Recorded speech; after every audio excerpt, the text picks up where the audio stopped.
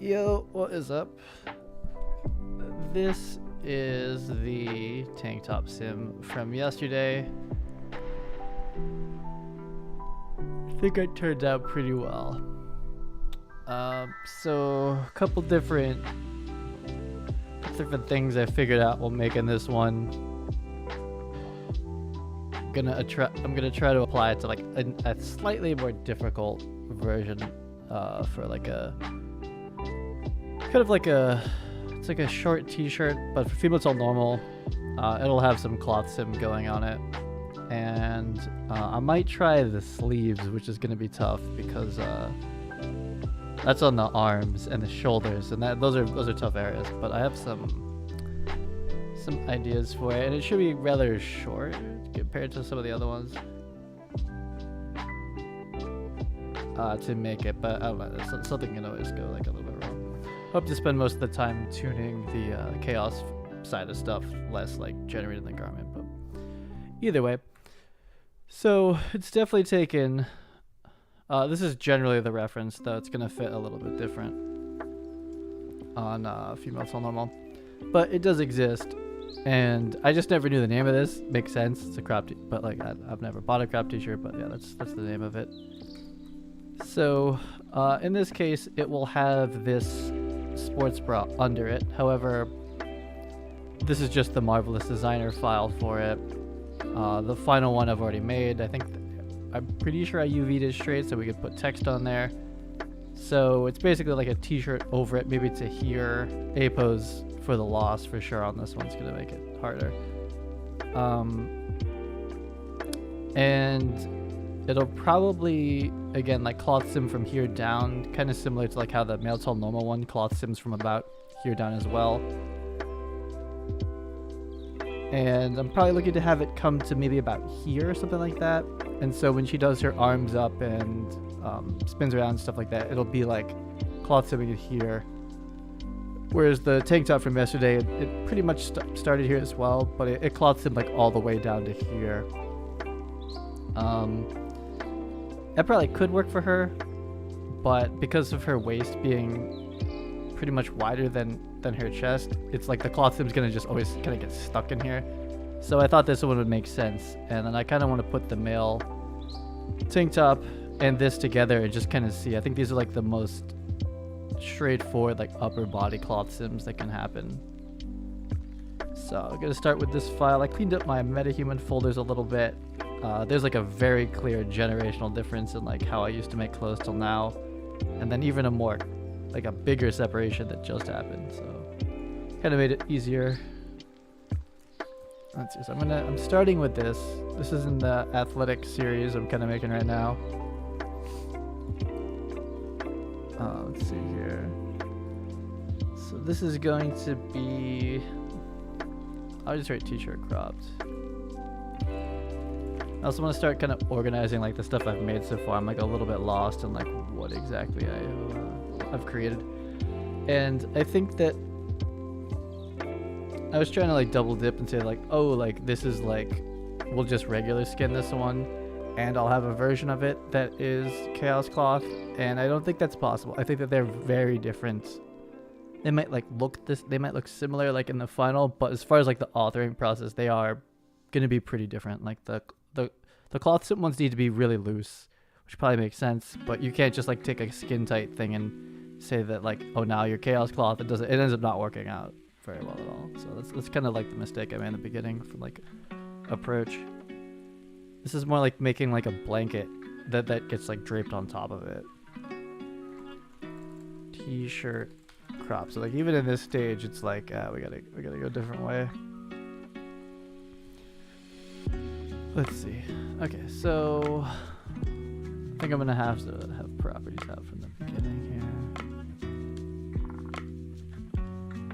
And I was gonna go to a different body type, but it's still something I want to do, but those body types aren't in Cine Tracer at the moment, so it's kind of like really like out of scope. So I think it's better to produce like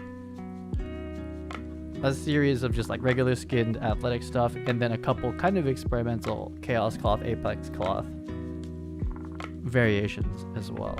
Just stay on the body types that I'm already doing. and produce, yeah, that for like Cine Tracer and for like an asset pack. But I do want to, now that I have this workflow working, I should be able to use any body type and the workflow will work fine. In theory. So let's see, I'm gonna start by dropping this down. This is only for collision ref. But I do want this like truly under the, oh, it's particle distance is 20. Huh, okay, well, we're gonna save as, right? Yeah, okay, so it's already 20. Just freeze these on there. So the idea is that the t-shirt will be like kind of loose here, and I guess through like really big movements, depending on where I cloth sim it from, it'll like come up and like reveal sometimes every once in a while, like the text that's here is kind of the idea. And I would want the sleeves to be kind of loose too, but in A pose that's a tricky proposition, but might be possible. Let's see. So these kind of like clothing concepts I've been working on, like these are kind of like run counter to each other. Like this series is very much about like skin tight, super stretched, you know, from like a design point of view, a rigging point of view. But then Chaos Cloth is either like, it's like a hybrid, like where like the shirt I made yesterday, like it starts super tight, but then I had to like kind of like scale it out. And that scaling out plus the smoothing out is what made that cloth sim actually work, I think. And then some of these other ones that are like partial chaos cloth, it's like they're just like actually really baggy, so they're kind of like different concepts. Kind of like the opposites of each other here. So a t-shirt, I should really make this. Let me check out the reference. So it's pretty crew neck, like pretty close here. I do want to try the sleeve. Like I'm pretty confident I can get the bottom of it to work pretty well. This feels pretty tapered as well, like not fully straight, but maybe just because her arms are down. Maybe not. I would like to try the sleeve ones, but these sleeves are hard because we kind of have to stop here because we're never gonna get a shoulder. That's like pretty impossible. But maybe just like the bottom part. We'll see. Anyway, starting. Oh, I kind of like don't want these like snapping around. Let's put these somewhere where they're not gonna snap. I could bring in the OBJ versions actually, but these will collide a little bit nicer. Let's see. What are my hotkeys? A, S, D, S, A. It's A. Okay. So let's start around here. Something like this. I don't want to come this low, but with her chest, it probably is going to be like here will end up being like much higher, so it's probably something like this. I don't know how big the armhole is on this one. I kind of, even though it's like a loose sleeve, I still want the armhole to be pretty small. We came way up, we already drew the shoulder out a lot, so I guess we'll start like here.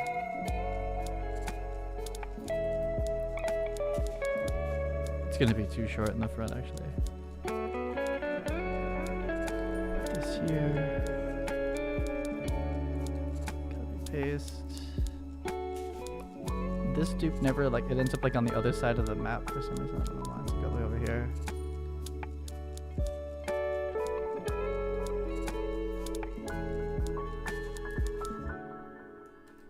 Control G.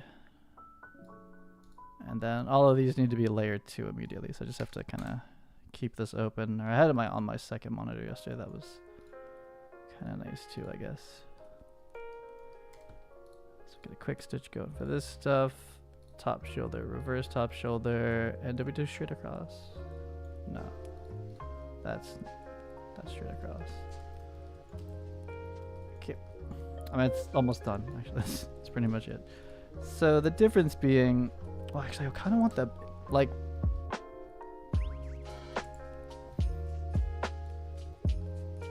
oops, let's do these evenly for now.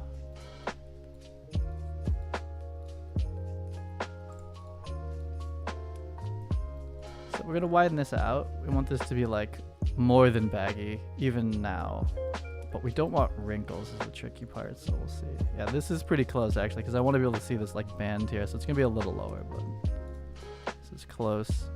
Armpit, as far as being down, is pretty good, but like the depths are like pretty wrong.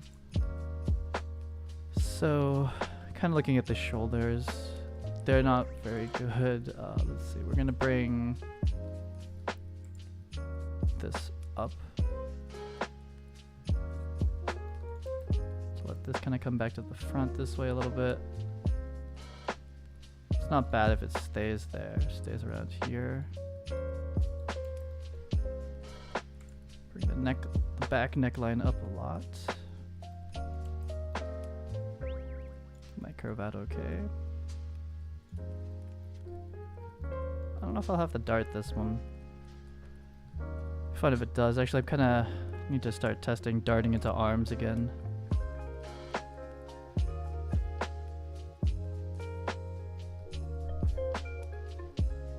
So these little 90s end up working out for me pretty well. This one's gonna need to get pulled back, but we'll still start from the 90. So maybe I like this shoulder angle. That should be pretty round now. Oh yeah, we're pretty clear actually. A dart's not gonna be a bad idea, because I don't want this wrinkle. I can either dart it or nuke it. I think darting is gonna be safer. I haven't darted with an insert sleeve in a while. I don't really remember how that works out. Mostly in the retopo. Here it doesn't matter so much. I'm gonna bring this down a little bit. It's already straight kind of on its own. Yeah, it's a little far away from the neck, but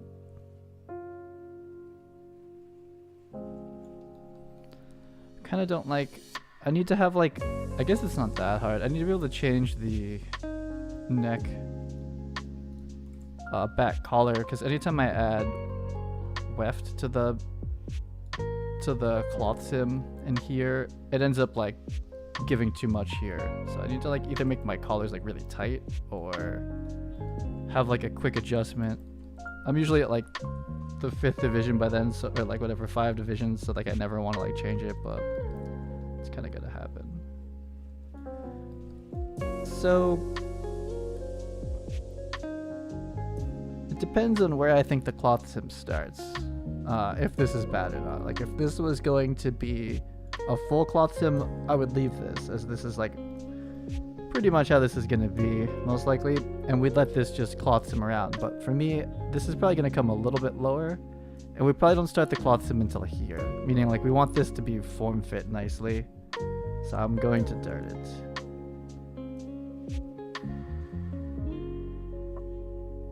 Like the only place we're going to have like cloth, it's like far away. Like this is pretty perfect already actually. I'll take it I might go jersey knit cotton. I wouldn't mind this to have like a little bit more like falling down, but the only place there's going to be like ability to like do a cloth sim is here, and this one's going to work out. I think it has potential to work out pretty well actually, because of we have a lot of air gap immediately, and basically if you don't have the air gap, it won't ever cloth sim. Which for some reason I didn't think about that for the skirt when I did it the first time. So I could definitely do like a short dress skirt situation. Anything that's like around here, having done like all those other tests, I could definitely pull that one off better now. I just have to actually pull it away. Should work fine. So a couple different ways of making the leg, hip, butt section with the collisions now that are close enough. So I'm trying to take this out so it ends about there. It's gonna be shift A for me. So we're coming from here to here. Gonna cut this, no so. Delete these out of here. So we're gonna have to turn that now, because we just kind of like chopped out a piece of the, but not too much. And that was a little sharp, it turns out, but we're gonna take this 90. Could probably either delete.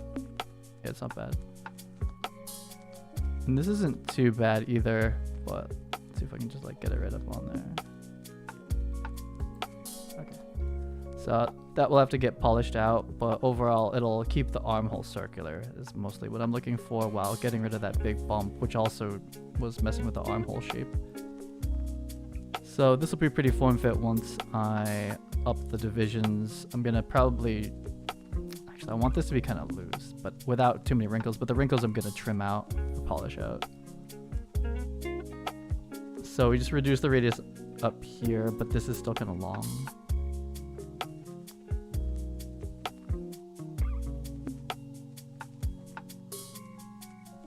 Could use a back dart as well, actually, it looks like. Kind of don't want to do the back for some reason. So when it comes to the retopple of this, the main thing is that I'm going to have this here. It's going to be kind of random. We're just going to have to count spans, and it's going to be a pretty rough arm insert merge. Because we're going to like break our spanning here kind of arbitrarily, and then this. So there's no like, well, no easy way to keep this even through here, and we're forced into this span. So it's going to be a kind of a weird merge. This is pretty good. If I cared about this being tailored like the front, I would dart this little piece back here too, but I think it's going to be okay. So I'm going to bring...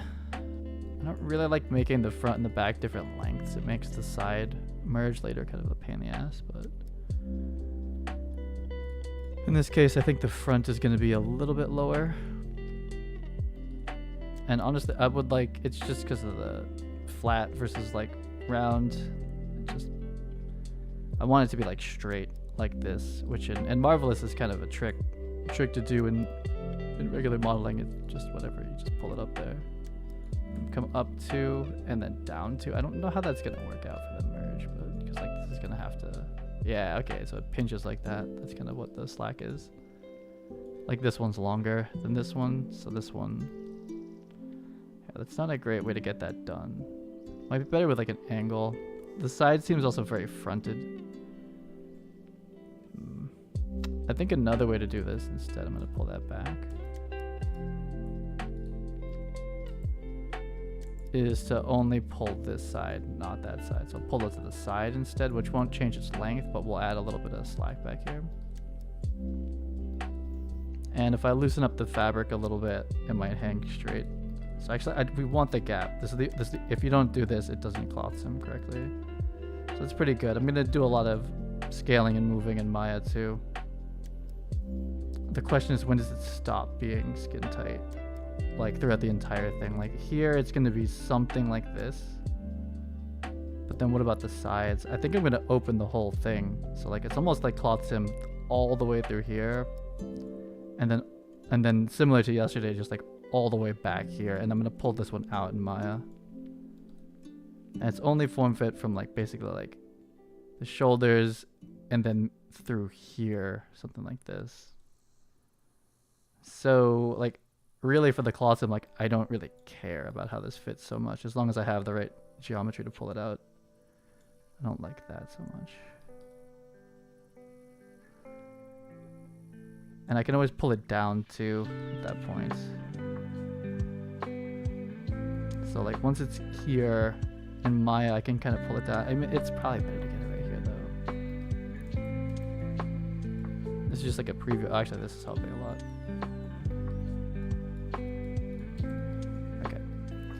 So it being a t-shirt, there is one of these, so that's like my main thing to hold. Then I got to figure out the sleeves, and there's an end, but I can't 3D detail it. I'd have to like ZBrush detail it. So, but I guess I'll put the sleeves in because that's gonna change the fit a bit, and then I'll do like the one collar here, and then this I'll just do as a ZBrush detail when I get to finishing one of these. I need to do like a layout in Unreal and make a map of all the different clothing I've made so far, the ones I think I'm going to keep, and ones I'll finish. So let's see, what did we end up with? The edge length on the arm openings, 25 and 13 and 7, so this one's smaller by a bunch. If I make even sleeves, it's going to be a bad merge, but I'd rather make the sleeves even if I can. So the front is about 21, the back is 25. Oh, it doesn't show you while you're drawing them. Let's do kind of like in between, then I'll do like 23 then. Like 5 to start. Seems very large, but might be right. I don't want these to be mirrored with symmetry won't work. This one.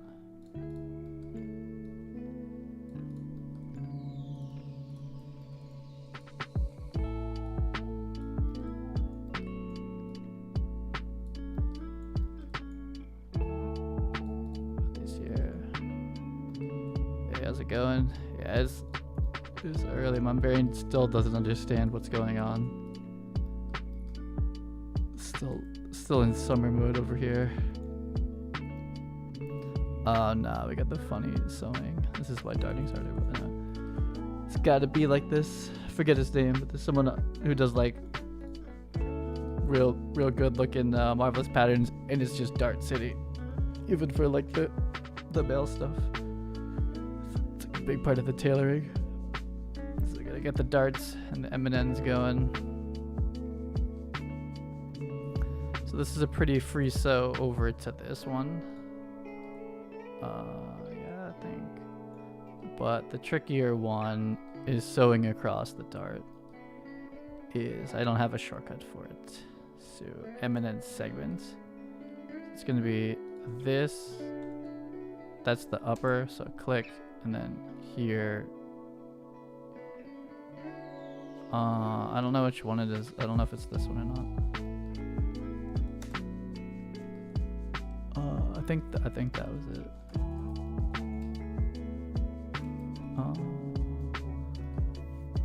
I think I'm having a layer fight. These need to be 2 as well, or 1, or whatever this one is.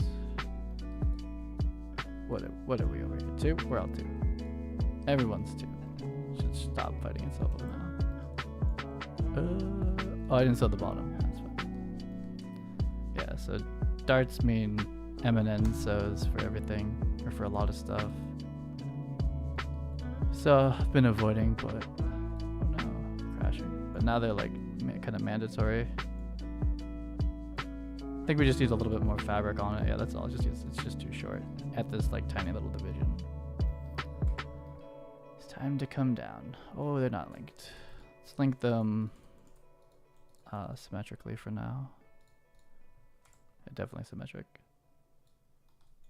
Oh no. Okay, well I gotta like fight it back on there.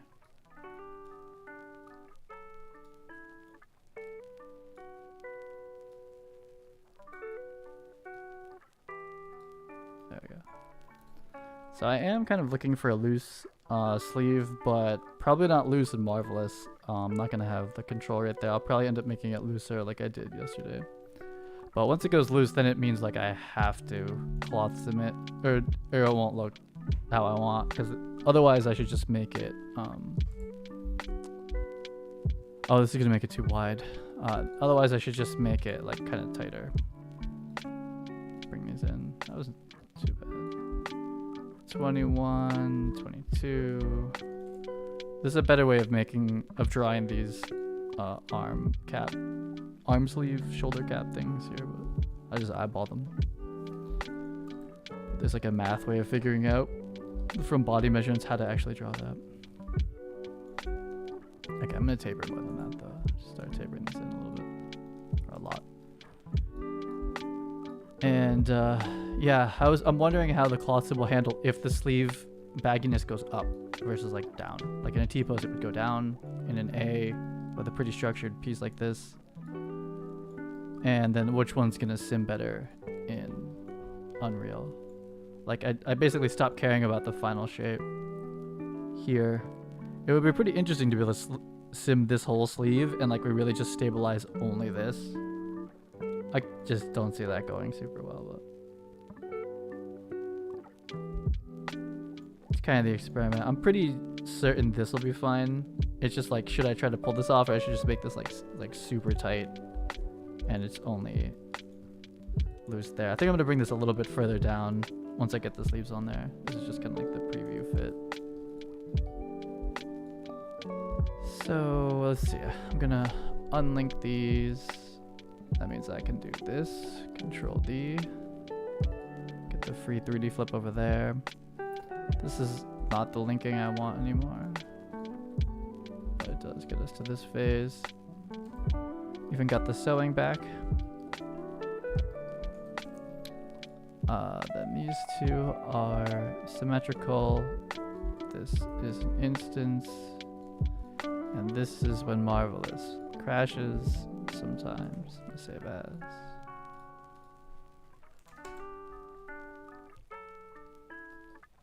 Okay. My like last couple of weeks of making clothes is like I was like, this is the complete opposite of what I want. So I think I'm gonna make it basically skin tight here, but then try to make it baggy only in Maya. It's kind of a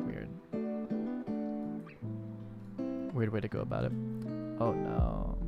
There's like a button you can hit in here and it does this. And I don't know where the model is now.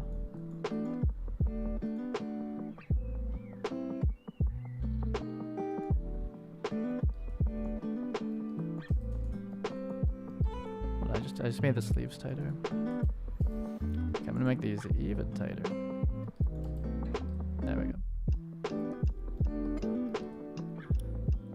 And the question is where to make it loose. It's a tricky one. Can't really make this safely loose in Marvelous. But to simplify things, if I make it like only loose here, I think that's the move. See how this kind of goes, and then it's like, okay, maybe I'll just make it generally a t-shirt that's loose, and then I'll try to go for the sleeves. I just kind of know this is gonna be really tough to pull off. I'm gonna reduce the arm openings, so we're at 27 for all of these. Ooh, we already darted though, ouch. This one's about 20. It's this back one that's a little off, a little baggy. But it has, it just owns more of like the back arm. It's actually hard to reduce on that. We're just gonna always have this A wrinkle here. I'll see if I can kind of trim it out, but actually it wouldn't be a terrible idea to trim hardware this whole thing. Oh, we're like poking up like crazy up here. Like this is not laying flat. So okay, so the neckline's like not good. I saw people darting the necklines too. Rather not for a t-shirt, but I think he was making like a pretty tailored like pea-coat situation. You gotta dart like all of these pieces. And then there's like collars that get connected and it gets messy. I wonder if, oh my. I wonder if changing the fabric will actually help this out a little bit for free. Nah, there's just too much on the neckline. Yeah, it's very loose. And the dart kind of changed it as well. Okay, so I guess we could come in. This is one way. This will reduce the radius in this direction. That's gonna have lengthened the shoulder on the back. Okay, that's doing bad stuff. We're just too big. I'm gonna pull these out for now. Start making these smaller. Could dart that, but I'd rather do it this way if I can. This might be a little bit.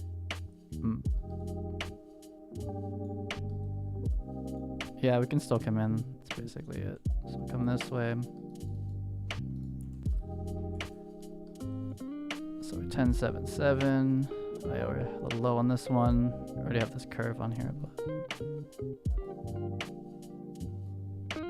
it's close. Starting to lay flat a little bit better now. Close neckline's fine too.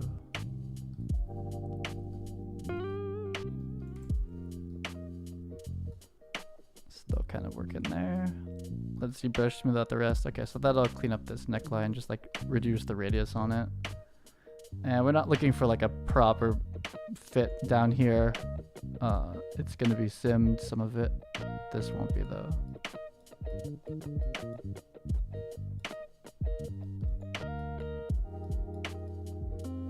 Yeah, this sleeve merge is gonna suck. Collar is pretty good. Sleeves, this is I think how I'm gonna approach it, and I'll make them like a little bit longer unevenly. Zip original. I'll get rid of that. See, seam tape these.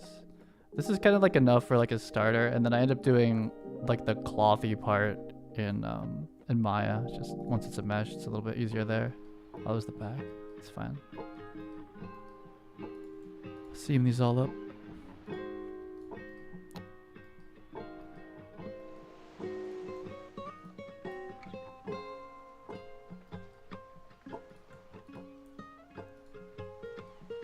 That didn't work.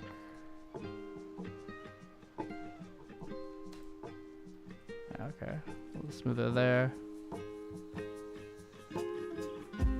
This is already kind of enough of a base. I just need to bring this down like a little bit more. Default fabric's kind of fine. I'm gonna end up polishing pretty much all of that out.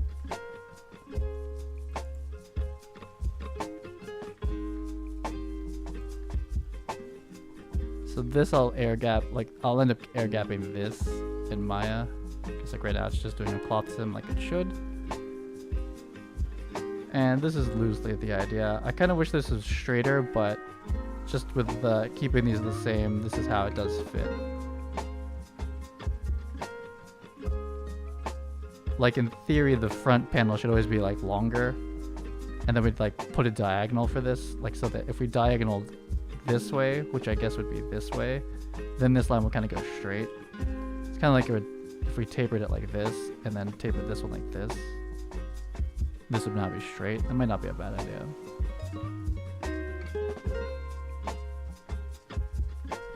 I think that's probably a decent idea. I'm just gonna do that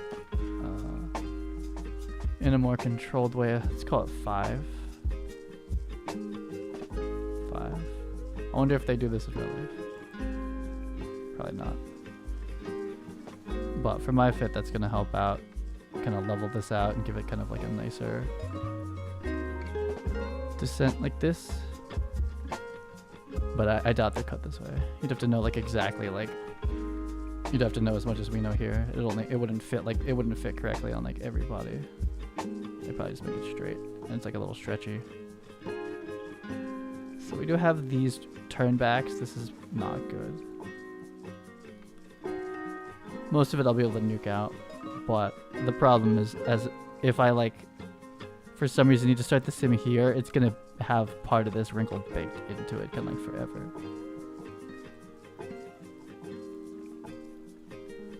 But it's pretty good from like the concept point of view. I'm not good. I just wanted to handle just one part. I don't think the sleeves are gonna work anyway, and I kind of like how tight arms are in general. It'll be more advanced if I ever try to like sim like one of these, because like the arms are so active, they just like they rip out really quickly. I could put a cylinder in there, but it's like just kind of stabilizing everything in there. It just kind of explodes really quick. Versus this one is basically like a dress. It's just up here. So it should be very similar to yesterday's tank top. Mostly this I don't like. It's kind of a big one. I wonder, like this one, this side, it pushes out. I would prefer it to push out. This one pushed in. I don't know the difference. I could pin it. Once I like it, I could just like 3D lasso pin it out here. I think if I really like this like diagonal cut for it, it's kind of okay. This might not be enough cloth to sim. It's like just this little front part, just this little like skirt that goes like, kind of like a diagonal. She probably could come straight across. Might still want like a little more fabric in the front. How bad does it look if I do it this way? Turns into a diamond a bit. So how much was that? Let's do 4 maybe. And then round it. You can see this kind of working. So if I bring this down here. Yeah, that gets it to be, that's like, now it like really is a skirt on the bottom. And then the back isn't as much. Could do the same thing on the back actually. It's kind of like the opposite for some reason, like the back needs to come like up. Let's say 2. And then the circle is here. No. It's this way.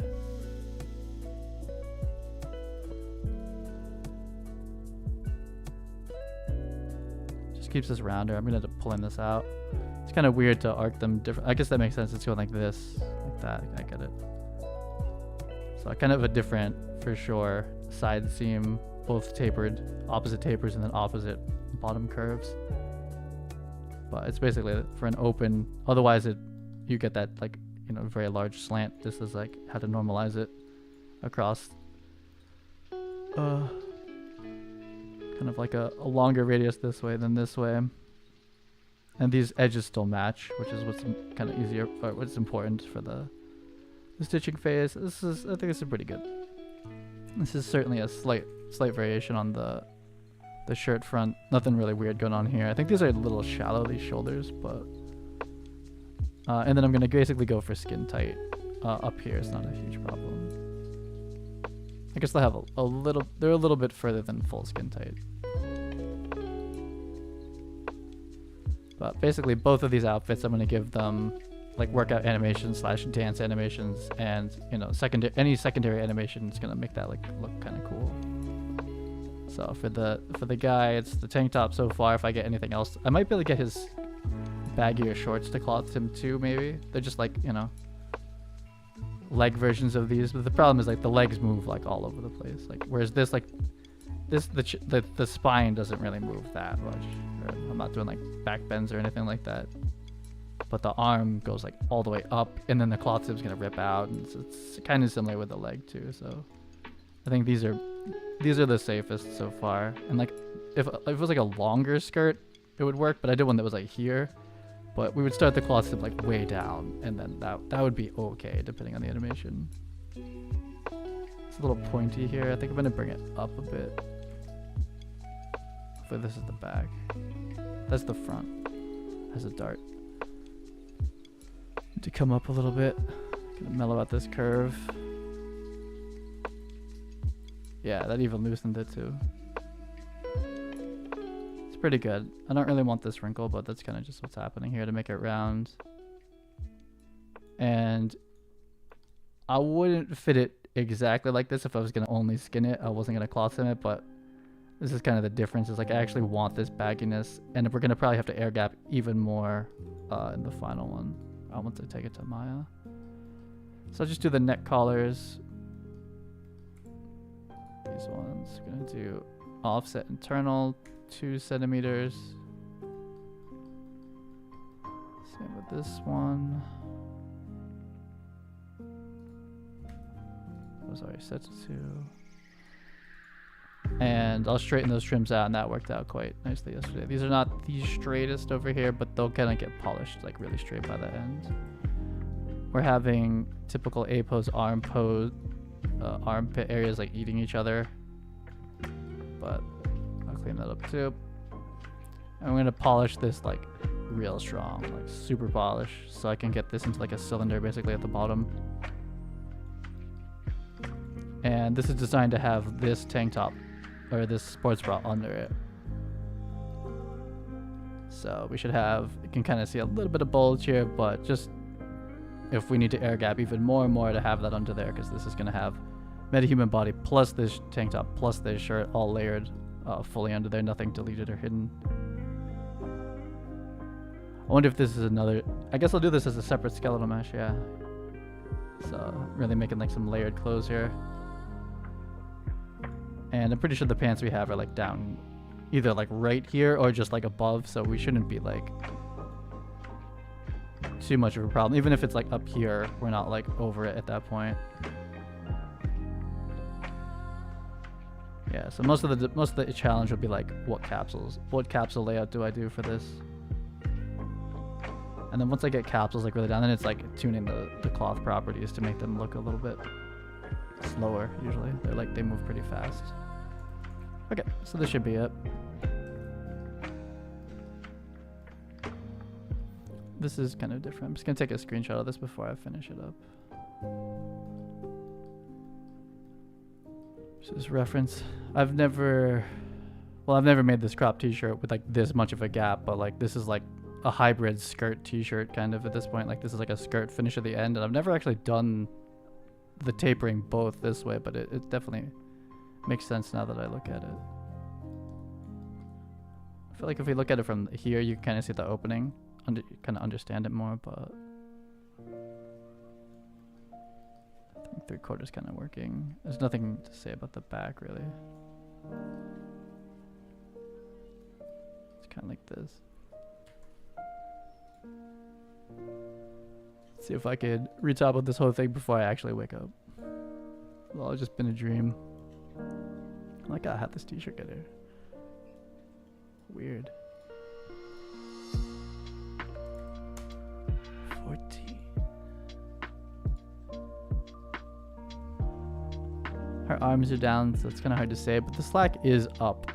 So I might pull this in that way of Maya and see how the sim likes it. I can still, even once it's retoppled, I can just like just pull it up and add slack.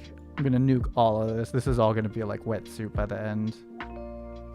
I could probably weft in the arms a little bit at this point, but either way, I gotta get to the final sim. That's not it.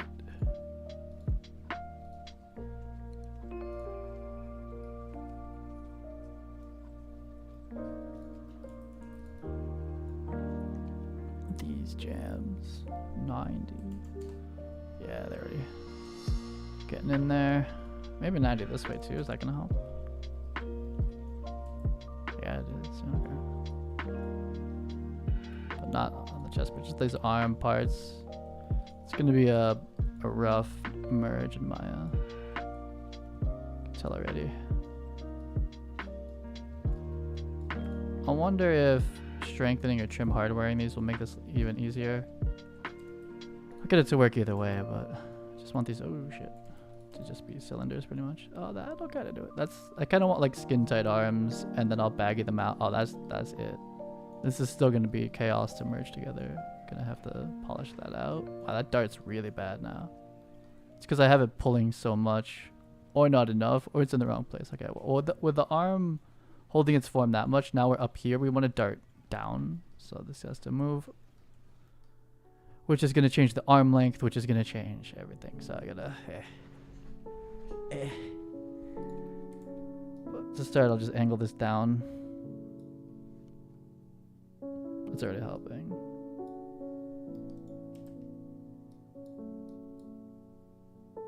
It's just in the wrong place, and it's starting too high now. It needs to be like here.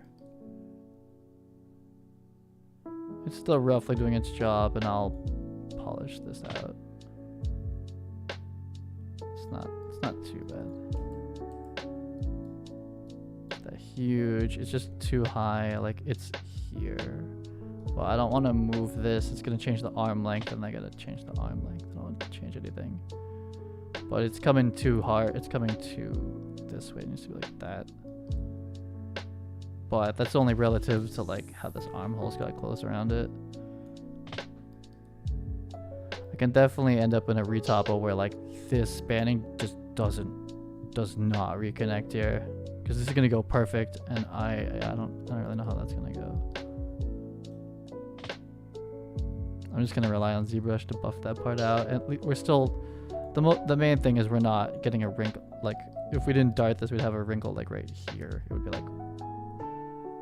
would be like this much cloth. It'd be like it would like poke up here. So it's not poking up. It's just kind of like not laying flat either. But pretty sure I can clean that up. I'm gonna try to polish most of this out, and then I'm gonna pull these out by hand after. And if I want to go baggy sleeve, which I don't think I do, but I'll pull these out like this in Maya. Which is technically going to stretch the top a little bit, but I'm not putting text across any of this, so you would never really know.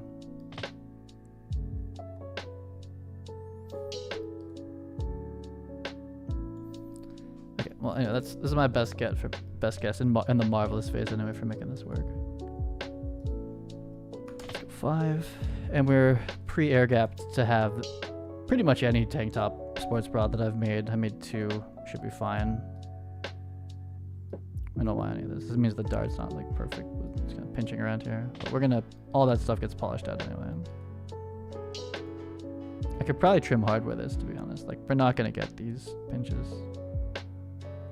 We might end up keeping that one. That's kind of okay. Okay, so the arm is like, I'm gonna polish that all out, but This is gonna be a horrible, horrible merge because of that. But once I polish this out, this is still the base mesh I want. We just like not all the little wrinkle details. It's really bad. Because we're like, what, like 20 to 25?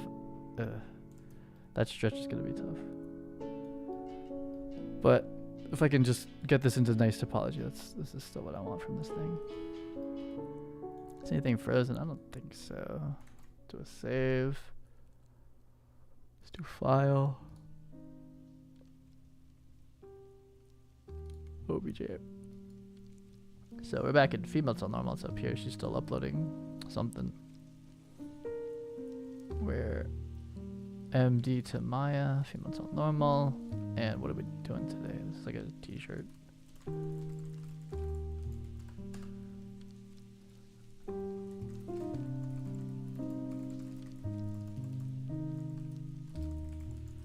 This is the sim.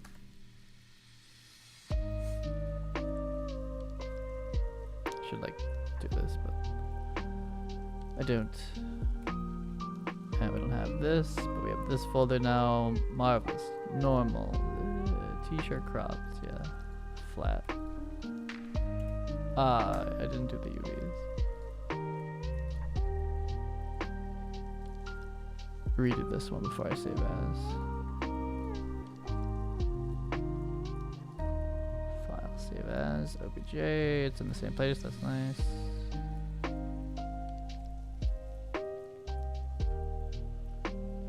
What's up, Mayaki?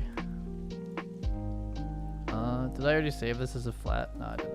That's what like triggered it. I was like, once I save this, it's like, what a pain. If I do something wrong, I was like, I did do something wrong. Cropped. Here we go. Oh no, we're still 2, but we're just flat now. UVs are synced up. I think if it's strengthened, we can still reset to 2D and it's fine. Yeah, it's fine. Okay, cool. File, export, OBJ. This is the flat version. Has like a couple like little challenges in there, but nothing too crazy. But it's a little different. Be a little bit funny putting this all together.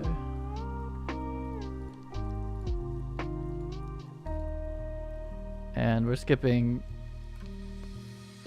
skip ZBrush and texture phase, go directly into rigging, into Unreal, cloth simming, and if the cloth sim stabilizes pretty well, then I'll make like a really basic texture for it. And I want to put the tank top yesterday next to this one, just kind of compare. And if I have time, energy, which I'm starting so early, there's no excuse, but what a sunny day. I need to test a rigid body thing again, so I give them like a tail or something.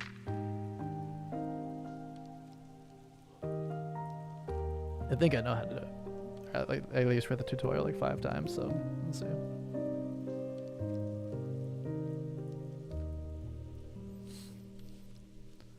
Still not positive though, because yeah, we'll see. UV5 is a little bit different. So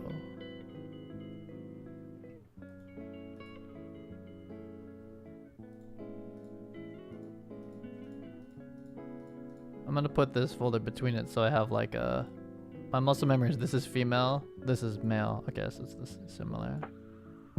The world is changing fast. I suppose that's true.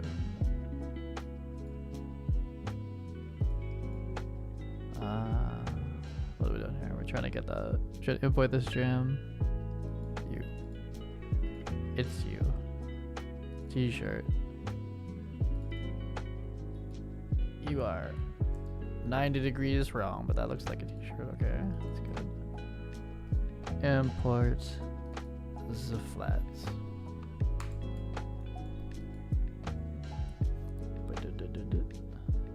90. Freeze it. Double check the UVs are chill. Still here. Yup. UVs. Same UVs. That's good.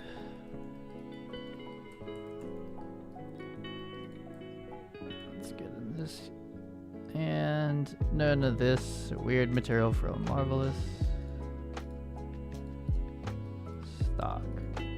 Okay, done the same. So this came with a bunch of like free wrinkles and stuff. Don't want. That's not the idea with these. But Marvelous is, it's kind of cool for that. It works for certain things. Other times I'm like, just give me the skin type versions and I'll sculpt them in with some brushes.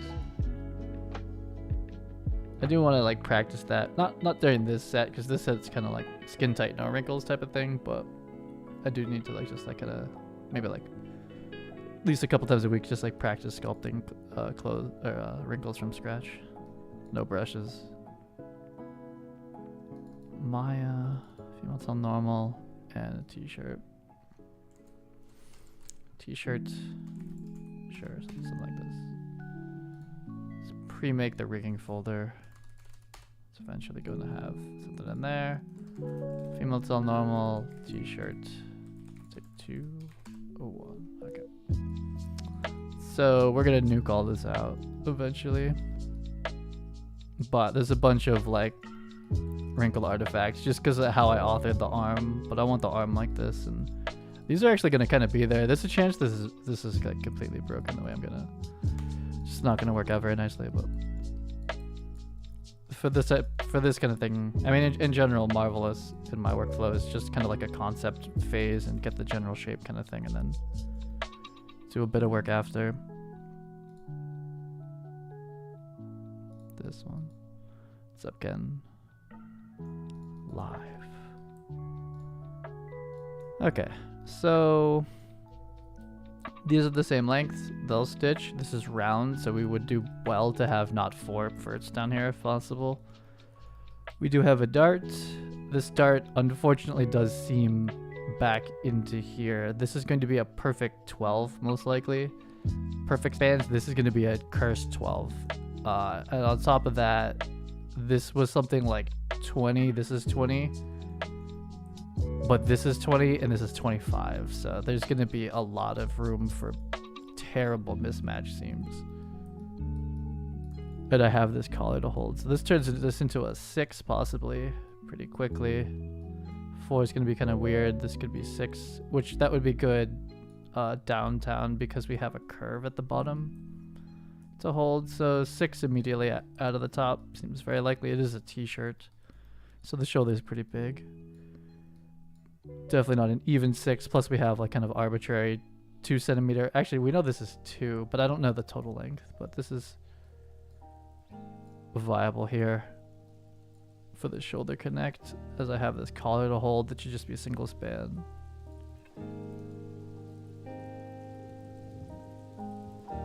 There's that. And if we go for 12, what do I consider this breakup? Like 8-4 maybe, something like that.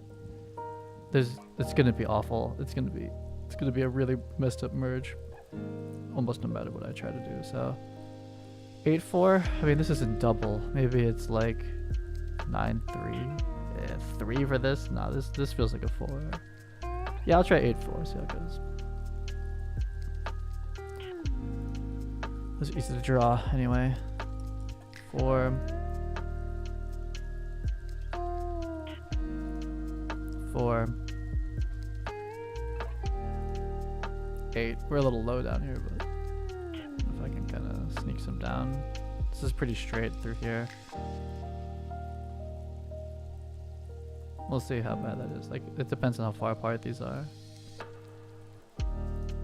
But that might be a proper pain in the ass to get that back together. So we'll just push this edge loop through. We catch that edge loop again. Starts here, ish. I have proportional on.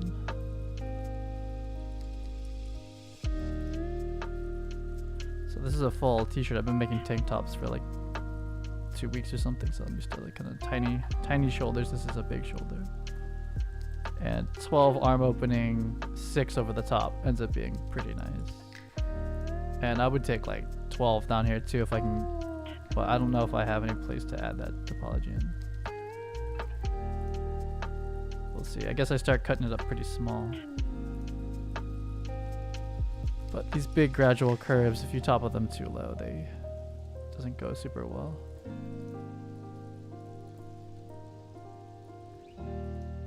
If it was straight, it could be like 2 spans, it would be fine.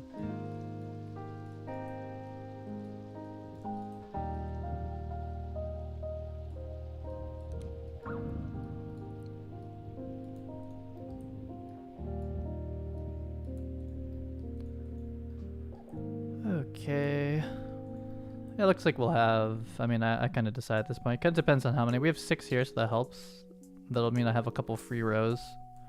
Because I'm just going to do, I guess, 2 rows, and then there's like a middle one. Where's the middle one go? I forget how this goes, actually. So I'll kind of keep this spanning here. Just kind of like, these are just squares-ish. Because these are most certainly going to go straight across. Guess I can just kind of draw it at this point.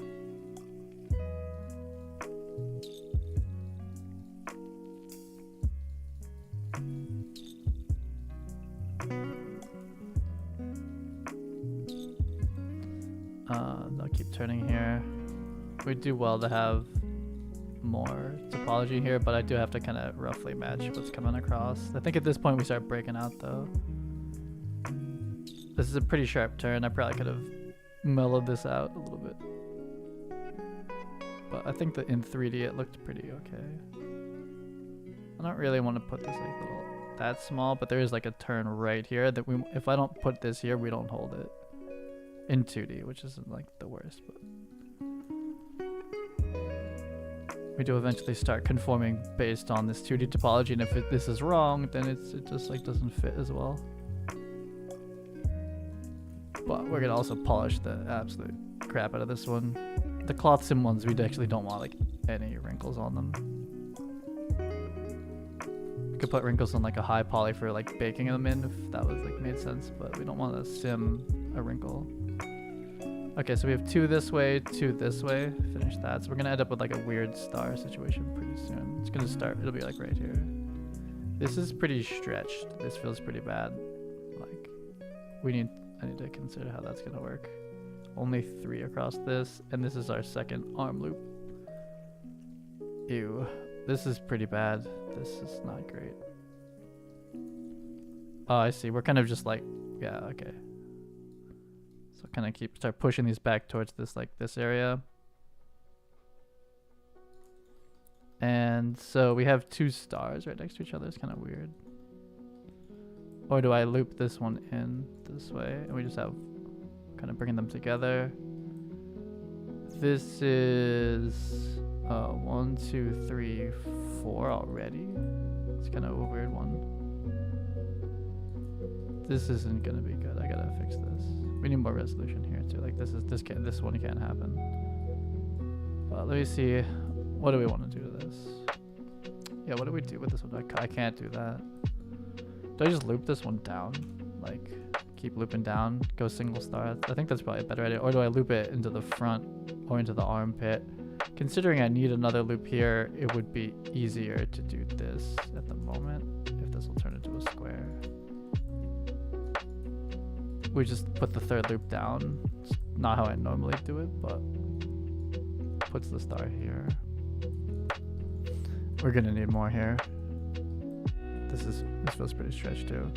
So we ended up with 2 spans here. That can't happen. Even this is pretty tight. Pretty stretched out, rather. So you all can have a push up. This way it's fine. There's no other collar we're spanning to. Collars aren't usually too bad to put back together, but just gonna give some extra here. Let this like not be so. I mean, it's already like 3 is pretty awful. So this, like I end up with like 4 polygons down here sometimes, like or less. We're gonna need a 1 more. No, respan these out.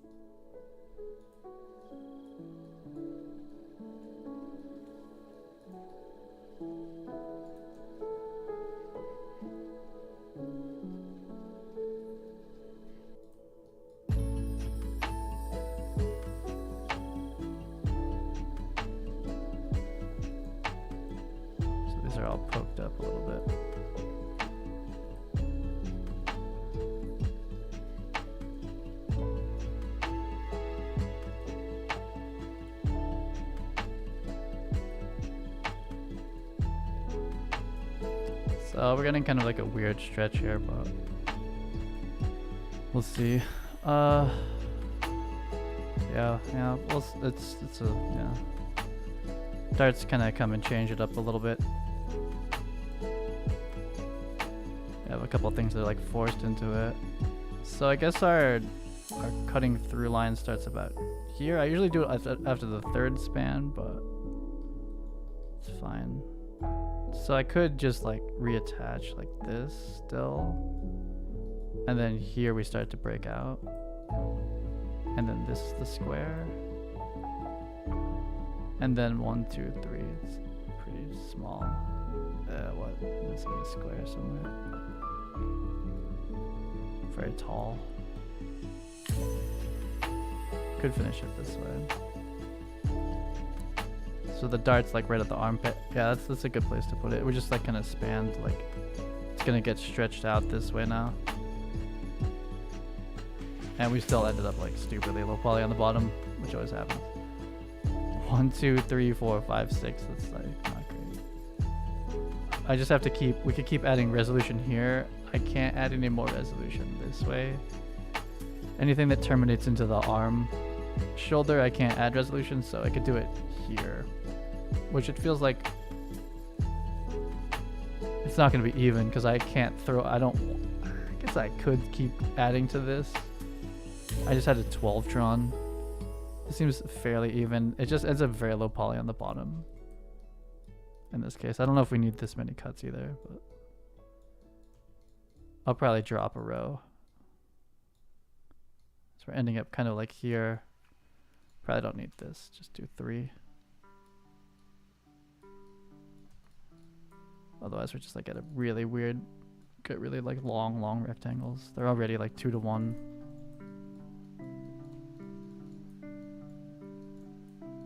I would like to kind of even that out in a second. And this, we're not holding this bottom like at all. So 6. Be better to get 8. I might be able to sneak in 2 more somewhere. I might definitely can't just think, is it gonna... it's not too bad. 6. It's more than I normally get down at the bottom. This is kind of square in the place here where we kind of want to be square-ish. It's a little bit wide, so we need more. Like 1 more would probably do it. So 7 on the bottom. We could certainly come in here. Any of these are fine. Let's do a 7, and then it would kind of average all this bottom flat area back to being a square. Now let's see. Is there any real difference? Yeah, and that'll pull that. Yeah, we definitely want at least 1 more. It could be like 1 here and here, and that would be 8. Like right at the star transition, so we could have 1 here, 1 here. So 1, 2, 3, 4, 5. So this is 7, 8. 1, 2, 3, 4, 5, 6, 7, 8. It's pretty good once I respan it out, I think, because this is pulling super hard across the armpit side seam. This is pulling a lot. Could have just drawn a nice 8. I was like kind of cursed. Hand-drawn 8 span.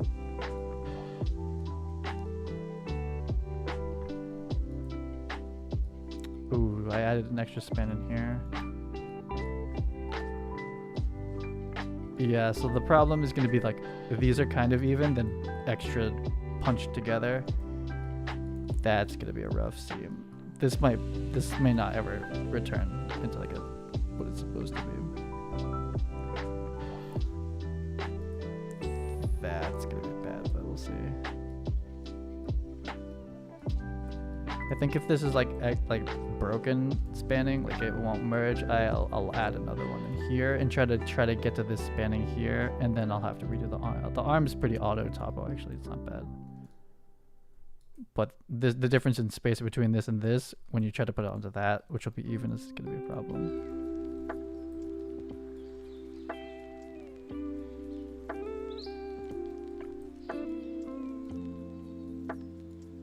These are already pulling up so much, but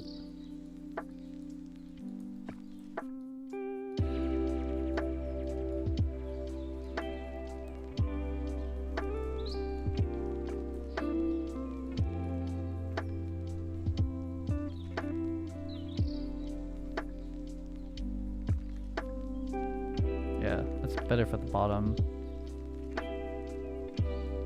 I think I was supposed to be holding a line up there too. I'll switch back into wireframe in a second.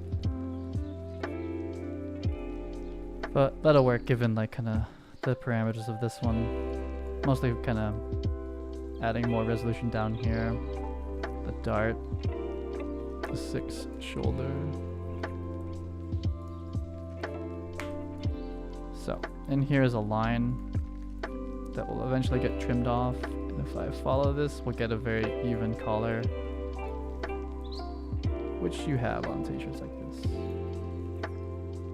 But it's a little bit off the perfect spanning smooth that the Quadro wants to do, but it's gonna be worth it. So with that one there and stuck, then I'll relax. This one, but try not to touch it directly. But let the rest of the ones kind of like around it like adjust themselves, like this can come down.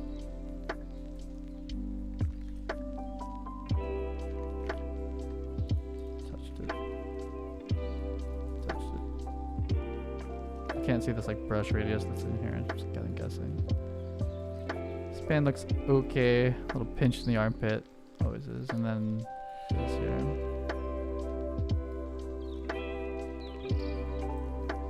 I don't super like how this goes up, but once we merge it, we'll kind of get something different. But for now, this will construct fine, and we're getting like relatively even spanning here.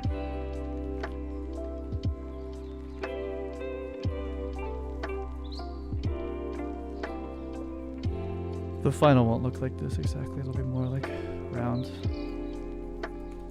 Okay, so yeah, that's gonna be a trick on that one, but so we have 1, 2, 3, 4, 5, 6, 7. And we ended up, is this still 8 or is this a little bit more? 1, 2, 3, 4, 5, 6, 7, 8, 9, 10, 11, 12, 13. So this is a 5. Okay. 8, 5. Ouch. We would like to match 8, 5, so 13 through this one, and then 6. So certainly different numbers than the tank tops. Should save.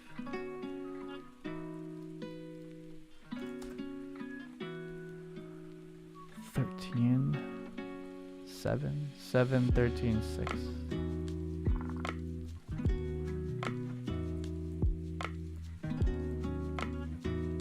7, huh? 7's weird. There's no middle point on 7. There's a span, so I don't really know what that would be then. So it's just gonna have to kind of offset it. So this is 6. So 7, I'll just do this like that. Do by eye. I gotta remember. Oh, okay. So actually, there's a way. Let me. If I flip this first. Let me register this one a little bit better.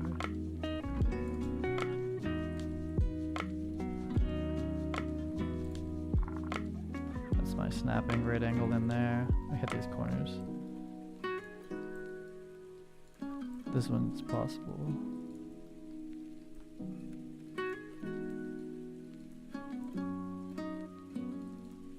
That'll be fine. As long as those corners are sat there, the whole thing has like something to anchor onto. Flip this. Wow. Okay, it's like actually symmetrical. I don't trust that though at all.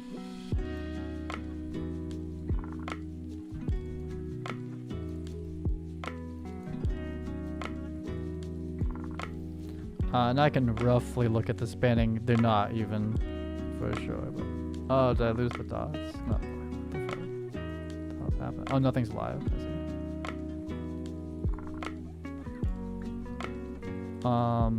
But looking at that one is like this one's like a little higher. That's like here. Yeah, so that would have got awful if I had tried to do that one. So it's here. Bigger. Oops, we're not adding dots, are we? 3, and then they get kind of chunky. That makes sense. So they're a little smaller near the arm, and then they're like big squares like this.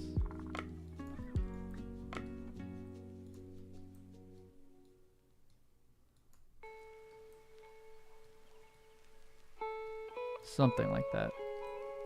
That'll be close enough. It's gonna be way off, but less way off than it was before. 1, 2, 3, 4, 5, 6, 7. 1, 2, 3, 4, 5, 6, 7. close enough. So 13. I don't know how to draw 13. Start with the 6 up here. We do have this collar hold. Into 6 is kind of like divided and then thirds. 6. 13.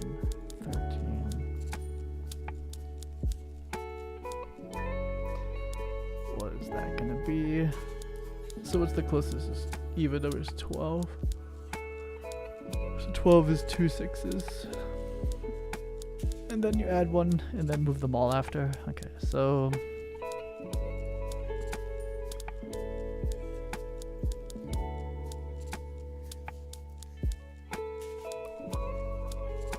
this is 4 times 3 is 12. So this is 12, and then 13 is like, fuck you, basically, and I have to move everything else. But at least that's it started off even-ish. Just gotta kind of like make up for this like middle one.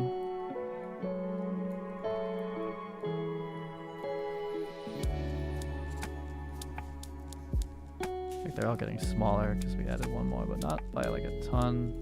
And on this one, there's a hope and a prayer of having even spanning. On the other side, there's no way because that dart just kind of end up with two different spacings.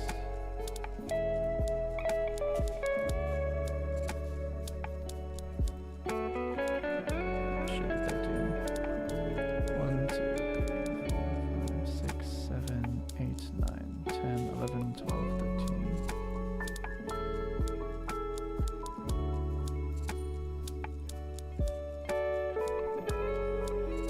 Should be it then. So those are the C matches. This doesn't have to be 13, but I'd prefer it to be. We are around on the bottom as well, and a sharper, so we could certainly use more resolution. I think we end up having, I forget if this is less or more. I think it's less, because this is a smaller little cut here, so this like tends to go, yeah, just less resolution, right? So it's gonna be a little harder to keep that resolution down there. We're gonna end up cutting like this probably. So this is like a pretty natural one, but we probably need like a little bit more by the time we're at the bottom. But the back doesn't, like this front one goes like in 3D. This one's just straight, so we maybe not doesn't need like as much the first time. 1, 2, 1, 2, 3, 4, 5, 6. Okay. And then just coming up with like some. Oh, this is easier. There's no dart, so yeah. I'm gonna do the double, just 2 arm loops instead of the 3. Though the 3 kind of was maybe because of the 6 top. I don't remember exactly how that's. Must have been for like the kind of like survival-y raglan shirt I made for the Male Till Normal. It was like, I think the last time I put sleeves on something. Yeah, I don't know what we do with the 3rd row, to be honest, or the 2 middle rows. Like they must just stay edge loops for a while. Probably just gonna do 3 for the arm, 3 for the neck. I guess what else would we do? This just keeps coming down. This just keeps going this way. Oh no. Okay, I can see. So like, do we just start going straight down into the body at this point, and let the neck just be? It's just like, when do we break off? Probably not yet. It starts to get a little wide here. It's not too bad. This will end up in here. Seems like a reasonable place to start breaking it. It's about here. And this is already a patch then. This one, yeah. Oh, the star's all the way out there. No, I don't like it. Let's break this earlier. Let's do it here.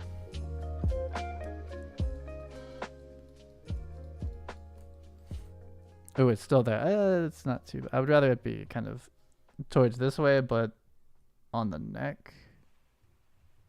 This is like right on the way to being the neck. I think we can do this somewhere else. So meaning we would keep this here. This is a 6 in the making, I think. We don't want this type of square.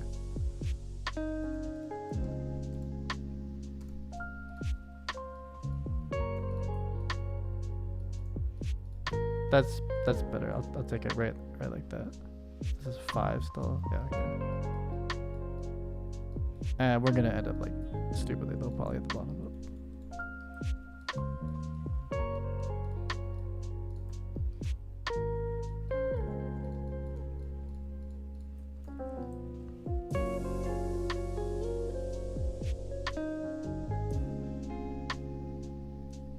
I'm supposed to hold that line. I'll come back and get it.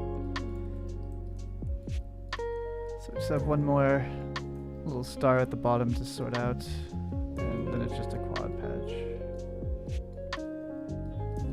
Oh, don't I? Oh, damn it. I had these all drawn before. I think this is just 1, 2, 3, 4. So it's 3 and a 4. Clear the dots. Forget about these. 1, 2, wait, 1, 2, 3, 4, 1, 2, 3.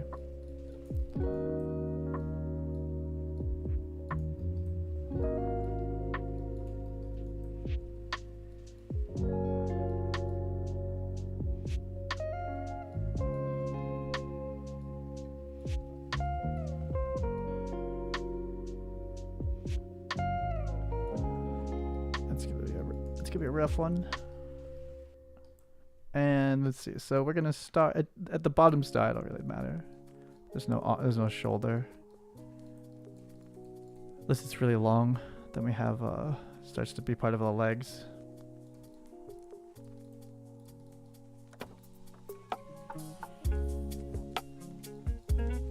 So that'll be here then. What am I breaking across? I guess like here.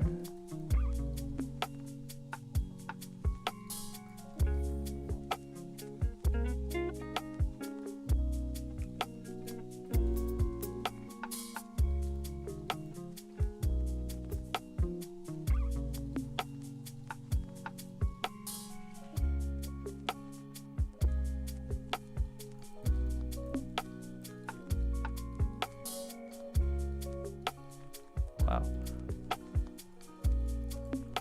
Where is it? Oh, it's there. Yeah, that's fine. The curve kind of threw me off, like this arcing.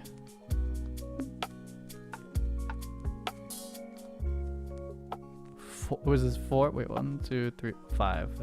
Okay, so it's kind of okay, I guess. I could throw this pretty short. Yeah, we have neck, neck, neck. We have 3 places, and I can't change this anymore. But if I needed it, I could start bunching up the neck up there. It might be okay. This part's not that wrinkly. It's pretty cylinder back here.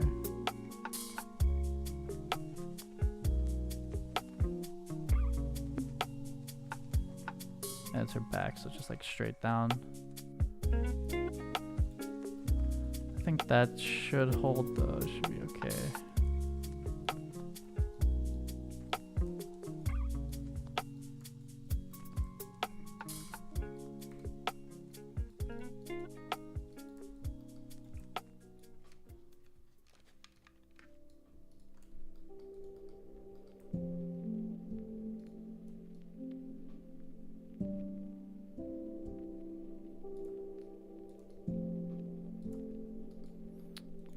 And then I have a design line at the top to hold.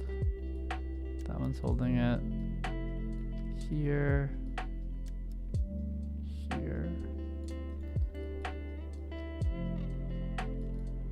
So it's just a little bit wider than like what this wanted to be.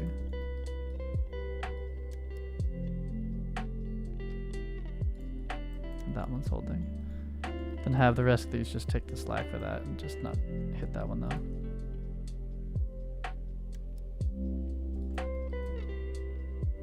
Yeah, it barely even makes it out of it. It's just that one row takes the slack. It's fine. Gonna pull this up a little bit. They're pretty straight, pretty good. Okay, let's flip it.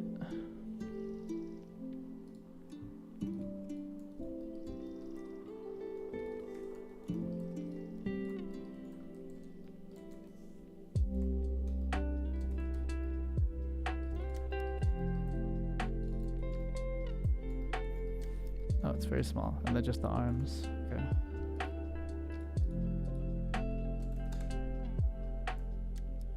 $13, huh? Let's double check that again. Hard to see, but 1, 2, 3, 4, 5, 6, 7, 8, 9, 10, 11, 12, 13 on the front, and I can't see the topology on this one. 1, 2, 3, 4, 5, 6, 7, 8, 9, 10, 11, 12, 13 on the back. There's a ton of wrinkles I have to get rid of. Okay, cool. Let's go live. These are all the exact same shape, hopefully. So I'm really only just drawn this once. There's no design lines on the sleeves, luckily. Just a normal sleeve. So we'll do 12.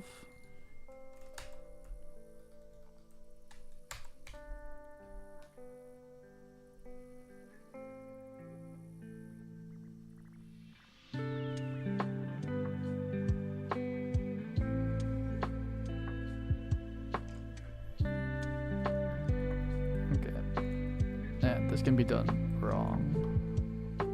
The idea is that this is not straight up; it's actually in, because this is longer than this is. So the immediate span, like the first one, it would be wrong to go straight, and it would be wrong to go this way. It's a little bit that way. Same with this one, and then that kind of sets it off in the right direction. Just kind of slightly inset all of them to make a slightly longer line. Though the thing we're merging with is just a full disaster. But they're all slightly in from where they came from, and that should kind of start to be even. And 13, I forget if there's a true middle or not.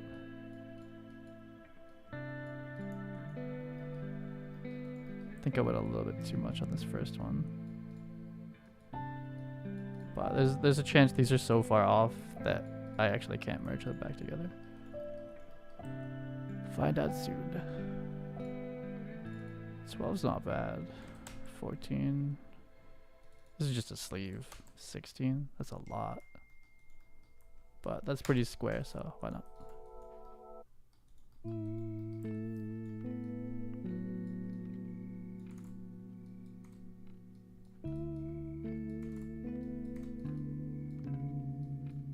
That's our point right there. So we don't need to be live. Let's do a dupe, center pivot.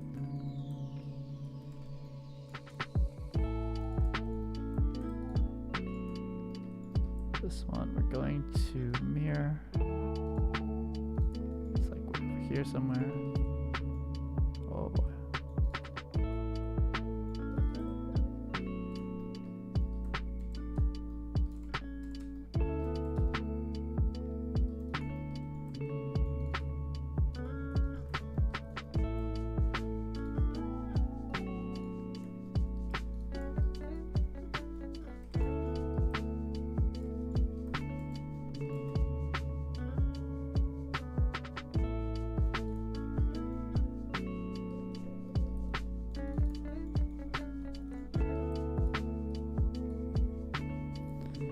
And combine, just gonna call this shirt, topo 1.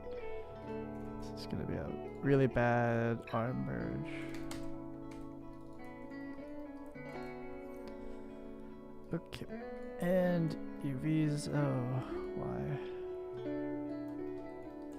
Let's do this one to here.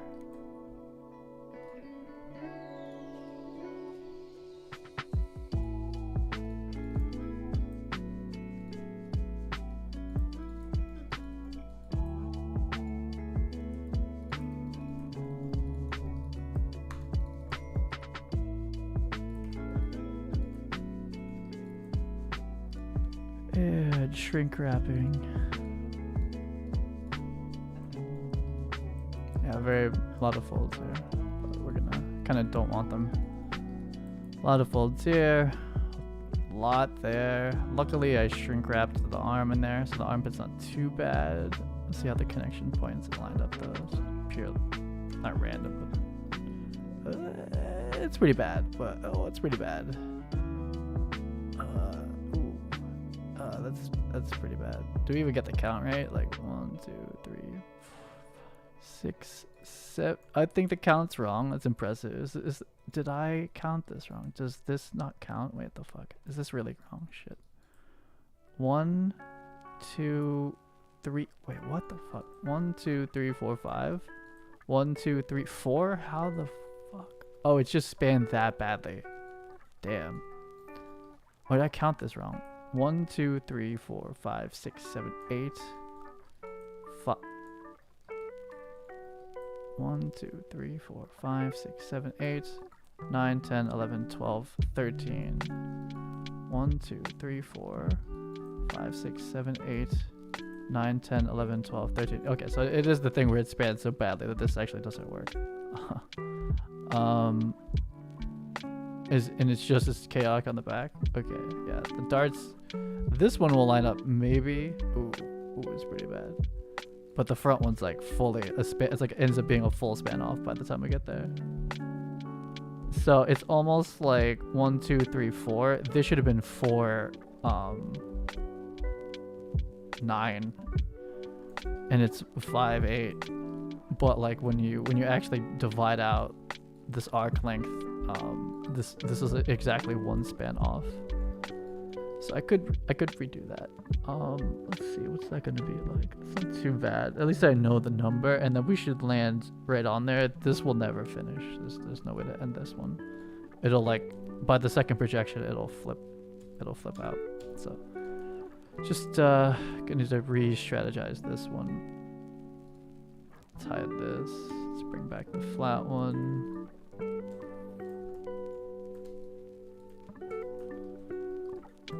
Okay, so let's make this thing live again. So it's not so much a problem on this.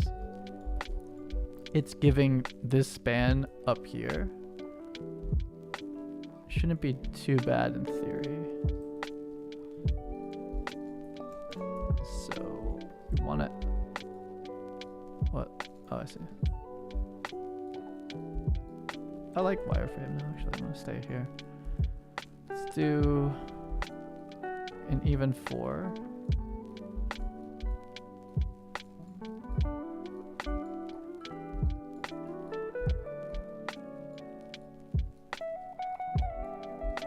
Ooh.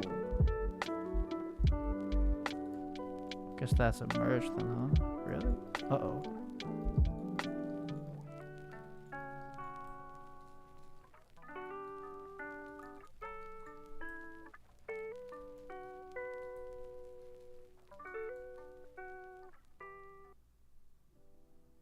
This is no good. This cuts through here. I mean, how do I want to draw that? Guess we'll do this. What the hell is going on with this tool right now? I'm Quadro. Gotta kill this one. So basically we're in a split now. And I gotta re-even out the spans, and we'll have a better chance of lining up. Why won't you draw? There it goes, it's like lagging. Why still not drawing it? We have too much history on this or something. Something's like super slow right now. Oh god. It's gonna crash. Okay, so that's the respanning. I just need to move that out, but this is something's going on. We're holding like a NURBS mask perspective.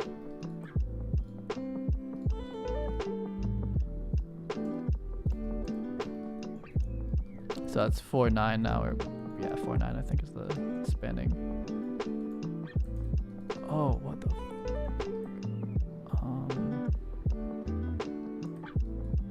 What is going on? Why can't I just get into? Okay. Have to restart my. What is this? Make live is disabled. Object mode. Make this thing live.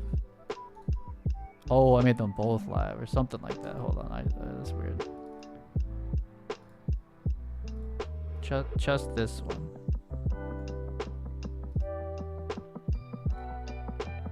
Okay. think I made them both live. So I'll do this vert mode. So we just want to attempt a somewhat even span now, but luckily the other one ended up like dead, like straight 4 on that spanning. So that's something. If it was halfway, I'd actually be screwed. So there's certain chance the darts come and make things a little bit spicier across every seam. So I've seen like properly fit like trench coats and stuff like that. There's like 4 darts on like every edge. So like we're putting it back together is like certainly a much bigger puzzle. So spanning those all out a little bit. It's not gonna be perfect, but it shouldn't end up a full span off. I imagine in like their worst parts it's like a half. But that other one was like a full span off. So when you reproject it, they'll like kind of fold on top of each other. Something like that. I've done it before. Does it work? So this shouldn't change the other shapes. Oh no, I missed. How far back is that? I don't want to touch that line. It's not that bad.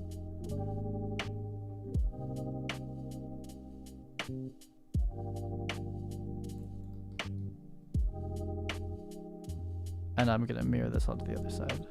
I feel like this is probably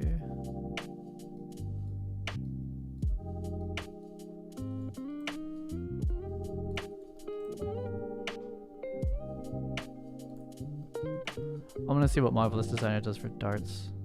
Their auto read topology.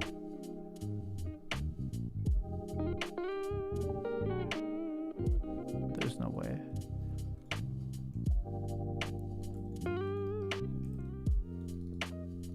Okay, so this panel is NG. That's the 5.8. This is the 4.9 one. Oh, and we're all merged together. Okay, so I gotta extract this one.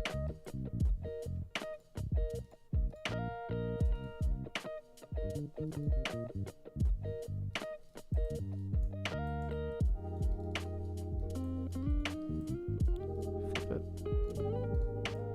Oh, it's like almost symmetrical. I don't know how that's so symmetrical. There's like no way it's like actually symmetrical. But looks like it is, but it can't be.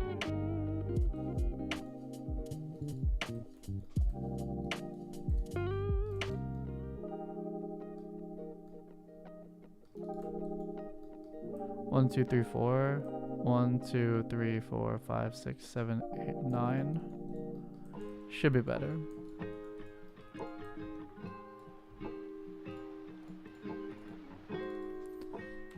Shirt topo 1.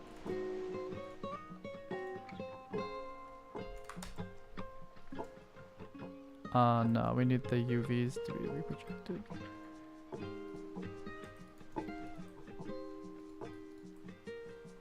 Doesn't even have. Oh, I just like the default light set. That's not good. Surprised. Oh, they're up here. I see. Okay, yeah, that's fine.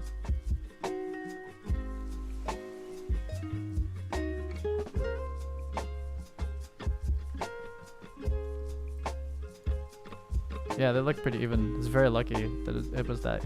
It like unit landed on like that. It landed right here, like this 4 is this 4. It could have been in the middle. Then it might have worked actually, but anyway. It's very even.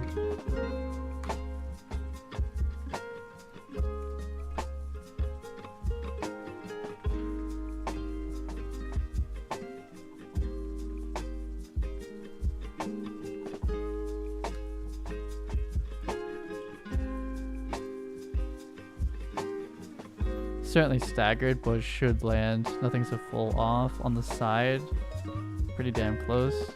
Gonna have a perfect weld across the armhole, armpit, weft on both directions, plus strengthen cylinder arm. It's good. And front, a little pointy, but it'll get trimmed out. And the darts, pretty bad, but will work out fine.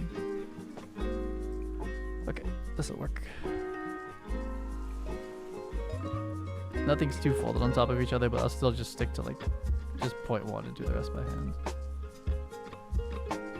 So I'll get like the actual free ones and then the rest.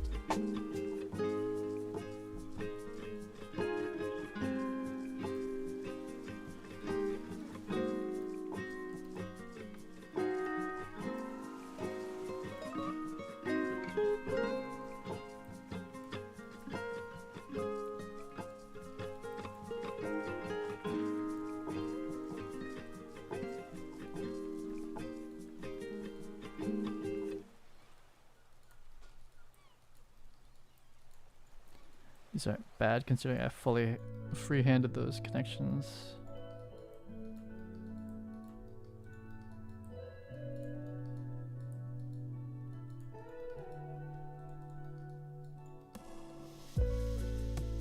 Shoulders are like very, very close.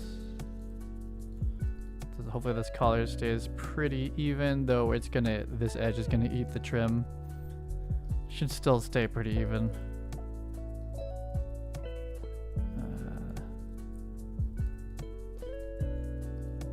Okay, so this one should be auto welded, hopefully. And we'll span towards the arm. Oh, we're getting a full off. This is, yeah, we're gonna need a ton of polish now. It holds the size. That one's perfect. That's perfect. And then, oops, wrong way. I want to register towards the arm. Got that for free on the way back. Not as good. Definitely crazier. There's a lot of folds back here. But it'll still hold. It's just going to be really razory. But it does reconnect. All the little wrinkles and stuff, we'll get rid of that. So starting from the good point, we're going, nope, wrong way, we're going this way.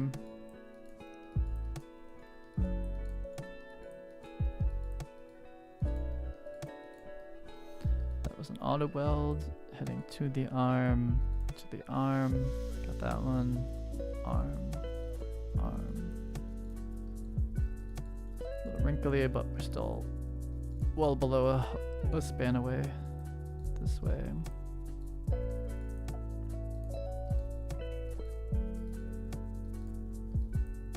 Okay, so not too bad once I spanned it out better. A lot of noise, but we'll clean that all up. Okay. The history on this thing.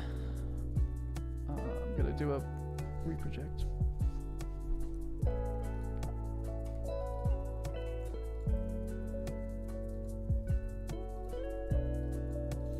Not much change. That's good. I think this can handle the full retop, like full the double smooth. There's like very, very low down there. Do smooth. Wait. That's very low poly. What the hell? Wait. There we go. Let's see. Is this a candidate for simming? I think it's too low. I think we can go. I think I can do the whole thing. We're only costuming like this like little back part.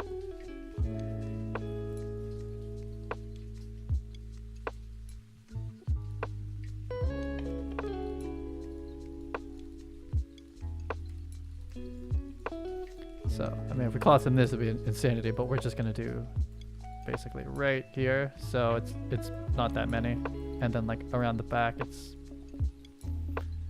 kind of. I think it's probably still even less than the tank top overall in poly count, and then I can keep the arms like. I mean, that's very high, but kind of with it, I could start to reduce. Once I do the trim, I could start reducing out in this axis. But in this axis, I'll take it near the shoulder. If it's low poly, it's harder to hold. So we'll have like, this is very clean this way, and I'm gonna nuke most of this. It looks like we're gonna keep some of this, which is unfortunate, but I should have gotten the fit a little bit more lay flat in the Marvelous phase. It was a very tight across the collarbones, but I'm gonna give this like a full polish, not the polish by features. So this one's gonna go to ZBrush. This might need more than one. Maya to ZBrush. T-shirt.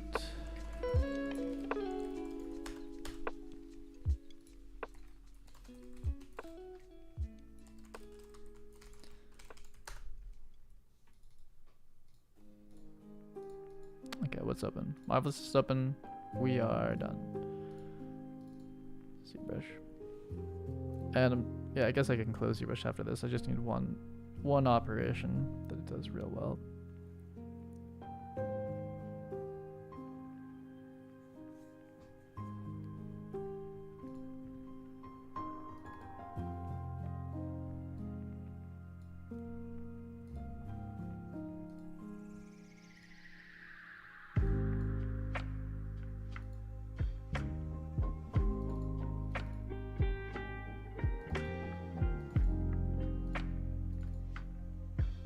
It's gonna bring in like everything. Yeah, I don't know why I like it doesn't. I don't know. Brings in both. Yeah. So, not the best job out of Marvelous, but I think enough to get done what I need. See a polish 10. Yeah, we're keeping these. Damn. I mean, I could go for them now, I suppose. I might have to go for them right now. I really don't want those, so it would be good to bring in the body. I should have something. Now it's actually such a pain in the ass to like add a static mesh. Maybe I can just do it without. I want to get rid of these. Just good old smooth tool should be fine. I could probably do it in Maya as well. I'll do this. So destroy it. Maybe we'll send back both in case I can't pull this off. So standard tool, shift smooth tool, probably bring this down to 50, maybe a little bit lower, something like that.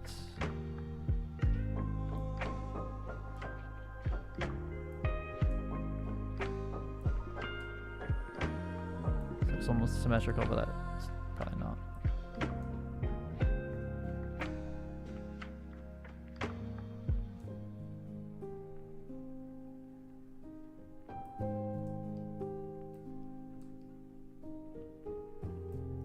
That might have been too much right there. I gotta ideally I'd have the body in here so I know if I'm pushing it too far, but I'll do that. I'll do those fixes after.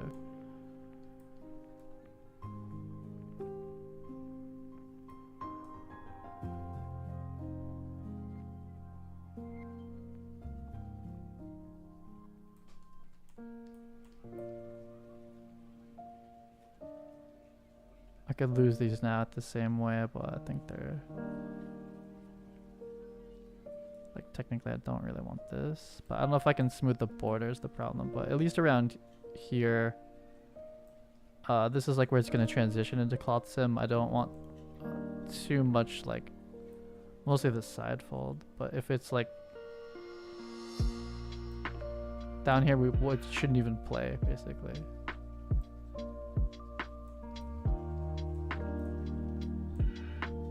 I mean, ideally I don't want this like double back, but we'll see how it handles. I'm just gonna air gap it a lot. Okay, so we have like basically super smooth, skin tight on the back. Nuked all those wrinkles out of there. Polish the openings, polish the normals, and should be pretty form fit in the chest area, but then at least beginning loose, and I'll probably make it even looser and even wider. To get even more cloth sim going on. It got it pretty flat too in Marvelous, which is a special trick for sure to get that to happen. That seems fine. Athletic. We're going Z back to Maya.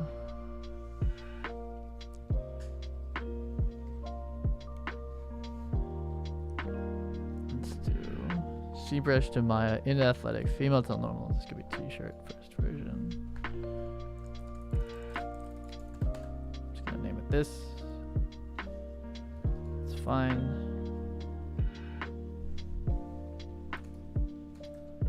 Okay, so this is the last projection one, and I'm bringing in the first like actual mesh one now.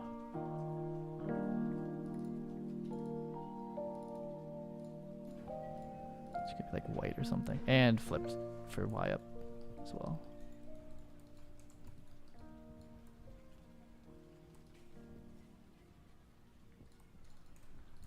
Okay, let's freeze. Get rid of this material.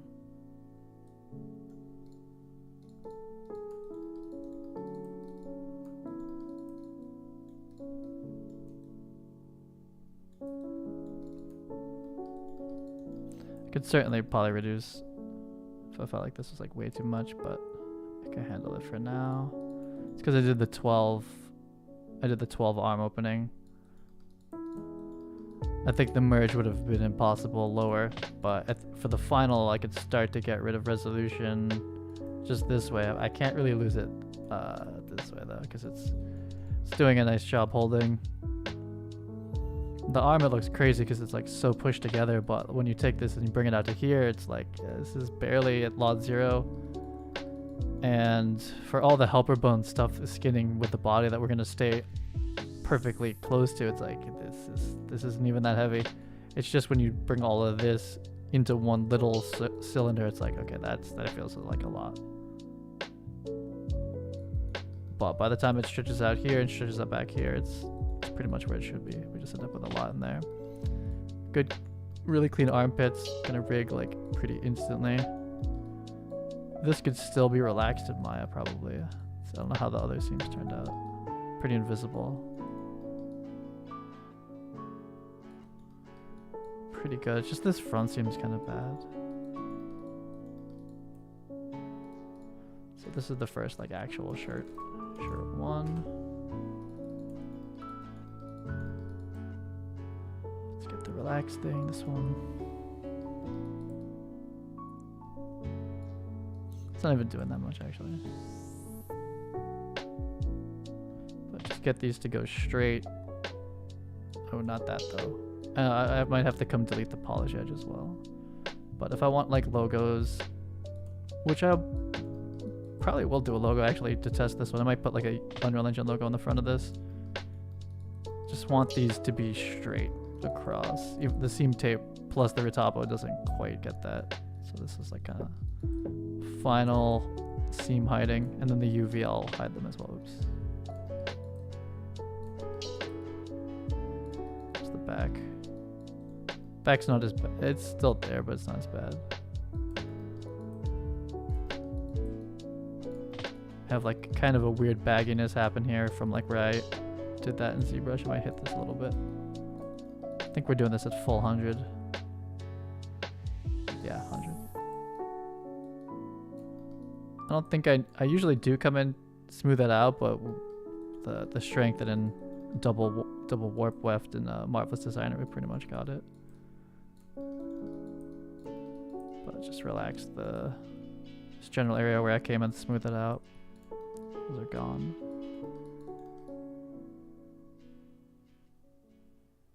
Okay, it's a little bit. This is the bump. That's the allowance for the sports brown to there. Might have to like pull that up a little bit. I don't love how we're like a little too tight, but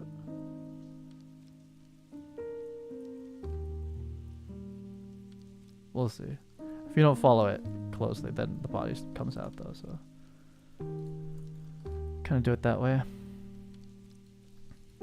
Okay, so it certainly needs a ZBrush like seam treatment. I'm still just gonna go right to rigging with this though, I think. I don't think if there's anything else. Just bring the body in real quick. Is it in here already? No, it's not. I shouldn't technically smooth anything without the body in here, but I'll do like the almost final fit here. Female normal. Just mesh combined. Let's do this. And so the other thing to test now is bringing in the sports brown that'll be under it. So just make sure that those things are kind of like fitting together. Technically, I should do them in the same rigging file. I will do that. So let me go get. Let's see if I can find that. It means I'm organized. But we haven't taken them all to Painter, so I think it was. Oh damn it, that's the actual Painter file. To Painter. So So if I have that, okay, that should have it then. Good, so it's this one. So it's under there, we just can't see it. It's this. So keeping these two, all three of these layers playing together is gonna be kind of tricky, but we'll see. So I don't know if I should air gap it now or in like the rigging file. I guess I'll do it now. I'm gonna dupe this. I'm gonna call this shirt 2 altered, like for the air gapping. And if I was gonna go for baggy arms, I would just, we have so much resolution here. I'll just take this and go like up, down, side, side, or just scale this circle proportionally against like a normal from like here. And just have it like the cloth sim doesn't want to, you like don't want like the curve, you don't want this stuff from Marvelous in the Unreal Engine one. You want this to be like a cylinder that got like scaled out. So like this is kind of a problem, but we'll see. I'm gonna not go for these just yet, but if I was, I would just take this and just kind of scale it that way. But the main concern is kind of similar to yesterday's. Like we need like a bigger cliff.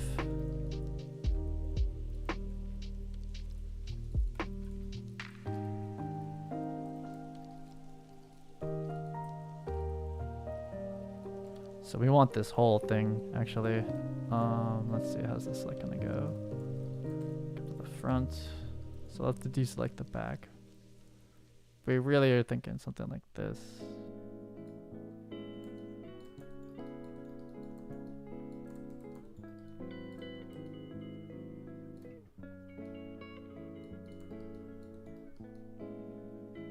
So we should be like a centimeter, like actually further away. Wait a minute. There's 2 of these in here. What the hell is this? Oh, damn it. Did I just alter the original? I did. Damn it. That's how I always do this. Didn't hide the original. What's up, Doomer?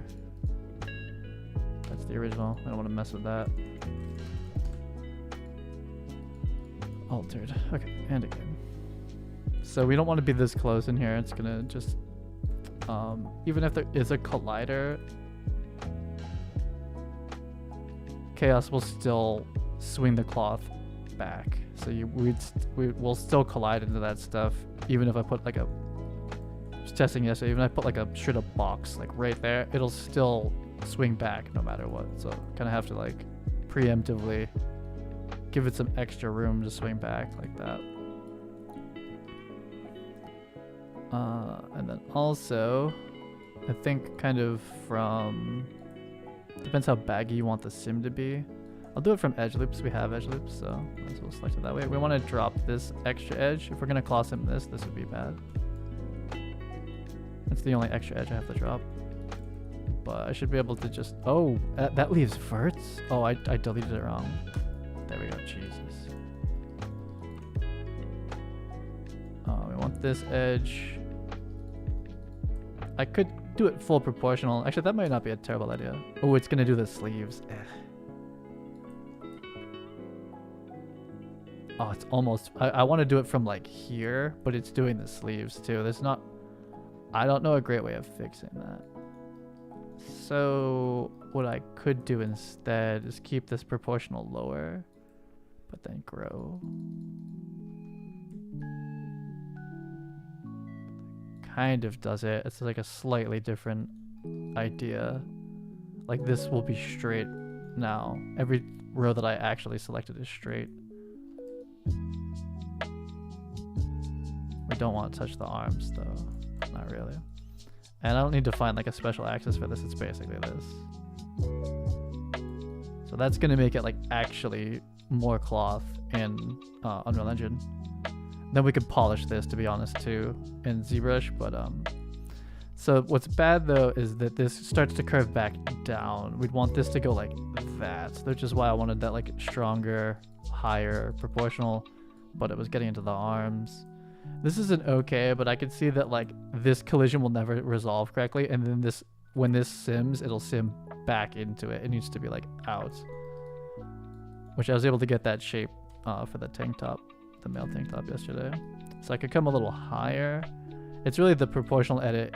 The male tank top doesn't have arms, so I wasn't running into this. I could just like, however high I needed to pull it out. So I don't know if you could mask. I don't know if I can mask that out somehow. I could separate it. The UVs are kind of how they are though. I could technically break those off. They may not reconnect though. I'd rather not. I want to do this, but not do the arms. I guess if I'm like really careful, I could disconnect. It's kind of a pain in the ass, but I mean this whole process is a pain in the ass or whatever. Like, where's the UV seam? So technically, if I, this is a hard selection actually. How am I gonna select it? Oh no, I can do it this way. If I select these and snap them off, then I can do the proportional edit as long as I don't go touch the armpit at all. Okay, this is a little extra surgery here. So I'm gonna snap these off. So they're separate objects now. And we didn't break the UV seams. The UV seams are still where they're supposed to be for now. So now this won't touch. But if I, of course, move anything touching this border, it will not reconnect for free. I'll have to go like manually seam it again, which would suck. Not what I want. Oh, they have edges selected? We have nothing. I lost it. Oh, it's a new object. It's a new object. Okay, so now I should maybe be able to pull off like we'll do these 4 together, but then proportional edit the rest. So we just can't go this high. I can't touch the armpit, but I could do it from like here. As long as this doesn't actually ever touch that edge, it shouldn't move. Even the black is like probably barely moving. I could go like one span higher probably, but kind of play it slightly safe.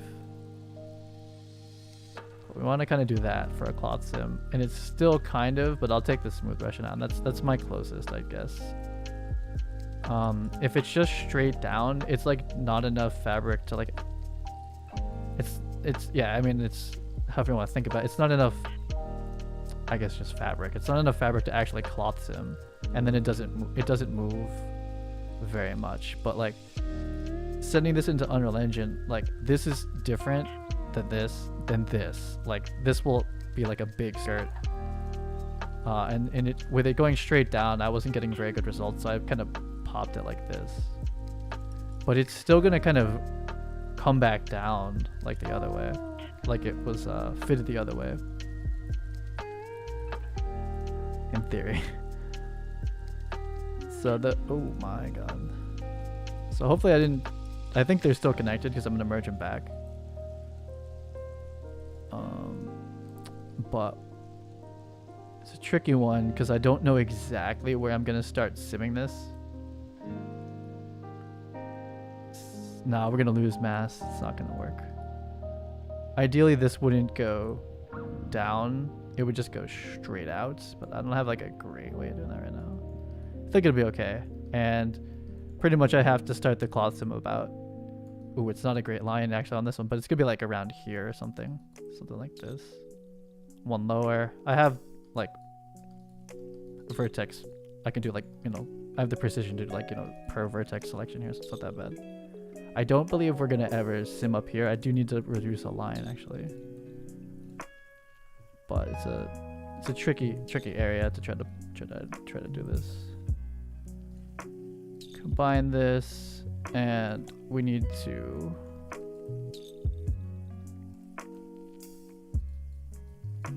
merge the arm back in there for skinning.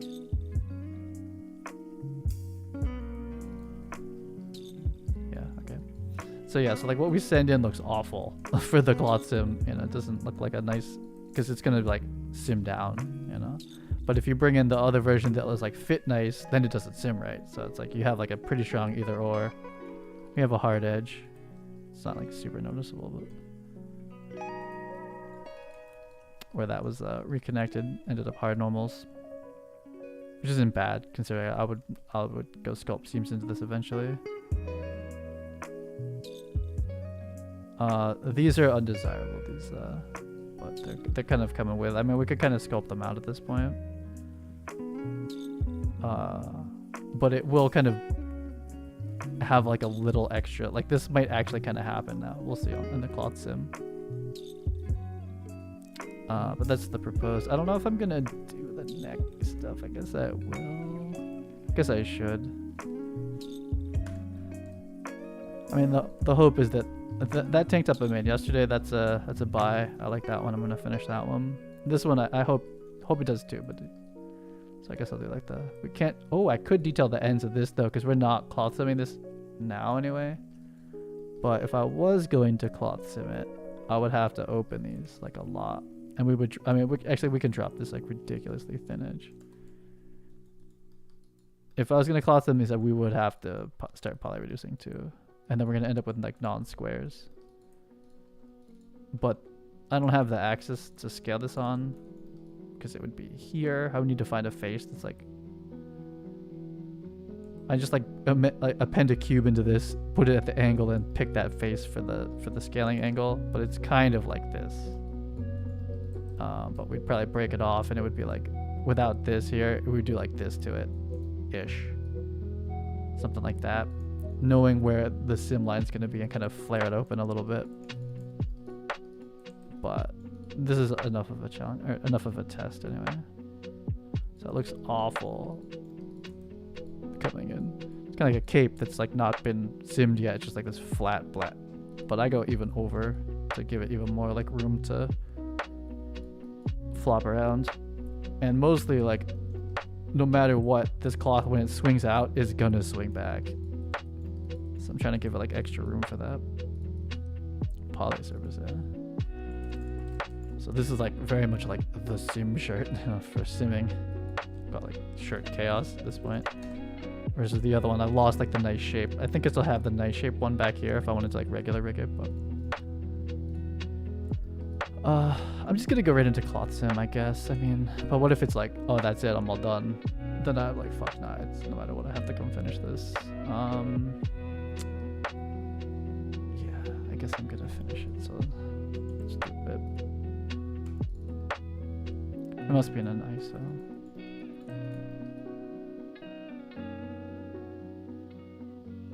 I wonder if we gapped enough in the back. Hopefully. You can see the, I mean, like, this is the cloth sim line. It's like right where that proportional edit ended. Under the armpits is going to be really dicey. Because this area moves a lot. I could still just take the smooth brush and be like, and this would be straight. But I'm somewhat interested to see how it goes. So, yeah, I guess I'm going to do like the detailing on the parts that's skinned. I'm pretty sure I'm not gonna cloth sim that, not today anyway. Let's do.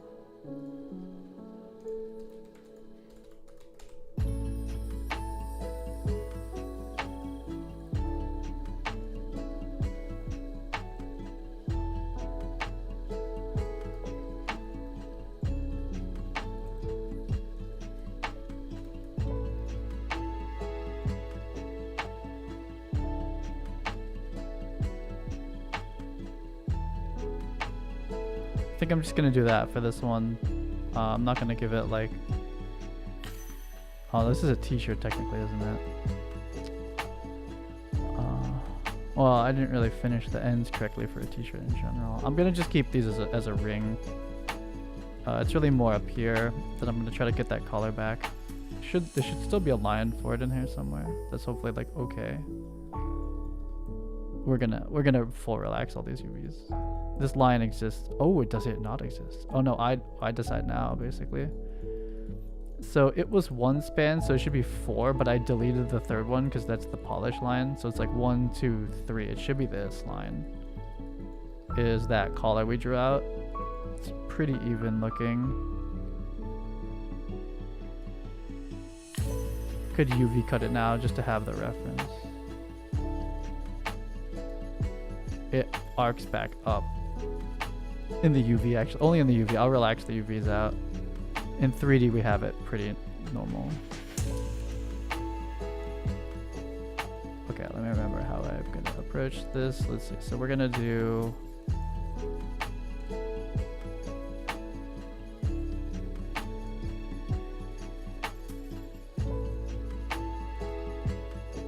I mean, technically the inners, but they're gonna certainly get deleted. But I guess I'll take them anyway to start. 3 down, 3 up. I'll delete those out, but if they go into the body too, that's fine. Hopefully don't crash. We're gonna crash if I attempt this right now. I'm gonna clear this history off. We have like a big global extrude over it, and it doesn't go well.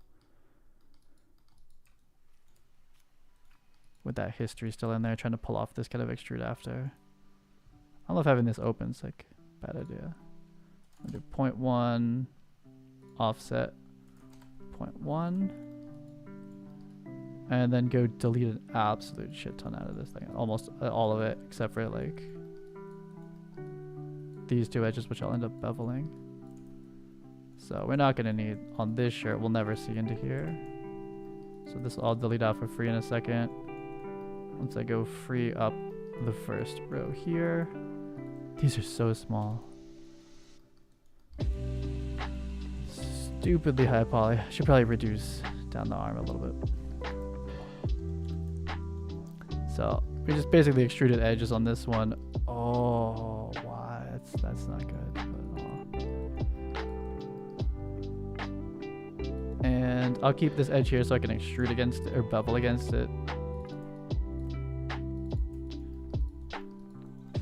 Like at this point, we're so high poly. It's like, okay, why not? I'll just like actually bevel these.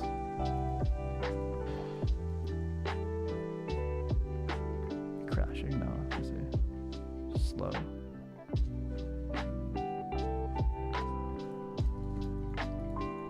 So those UVs are like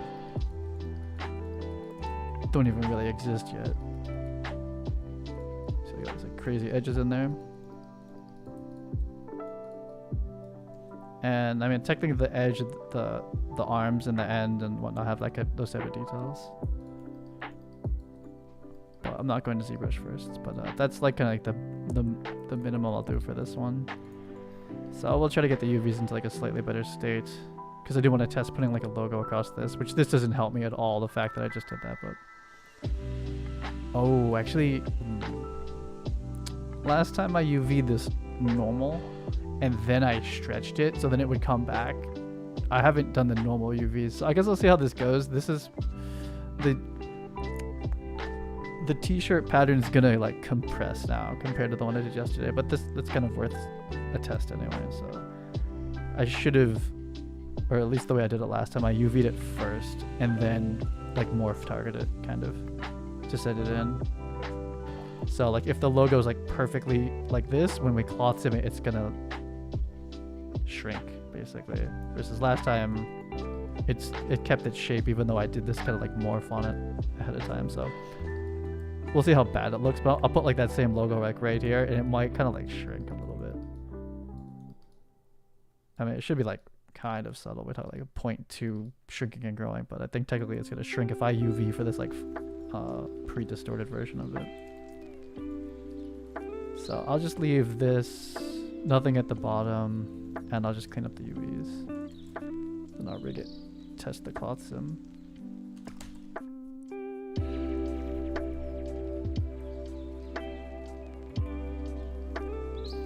Should just do a full, actually we can't relax yet. I'll do the, I gotta get like the UVs that don't exist yet first. Probably don't need this inner edge. I think I was ready to delete this. I just needed something to bevel against. I don't think we're gonna need this. Yeah, that's fine.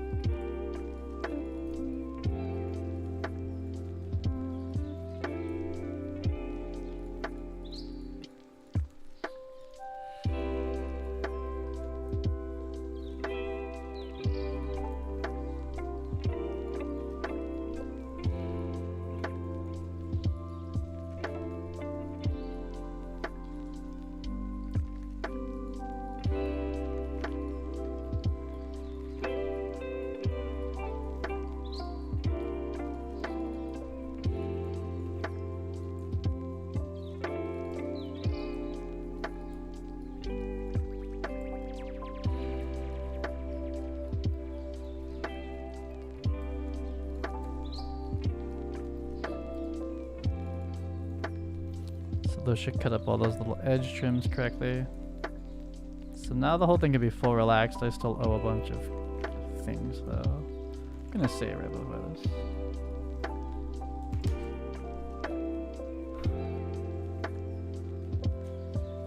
How about you done everything nice? Oh, that's good. Yeah, bad.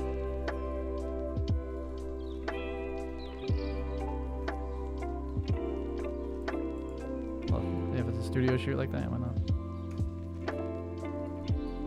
Okay, does not work.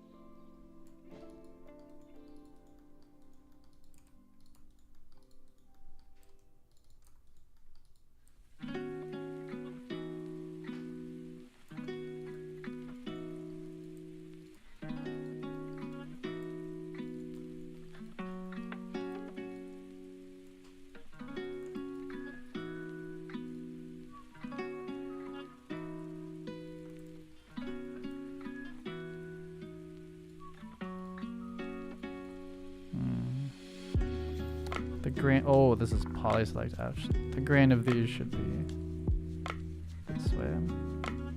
These I'll straighten out in a second. They're grained correctly though. This is not cut. This is not cut. How'd this not get?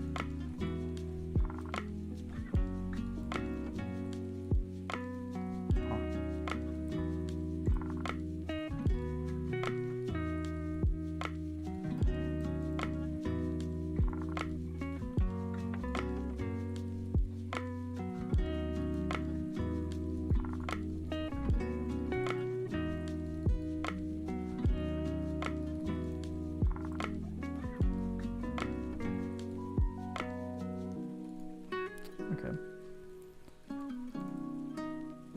Let's clean these two up. Let's see. Let's have you flip. I mean, they're gonna be straight, but that's the right graining. I'm gonna leave the round ones round, like whatever. So I can stack them together like a bunch of rings. But these colors look really bad curved. It's a big U. I wonder if I can just up this to 45. I'm gonna save as.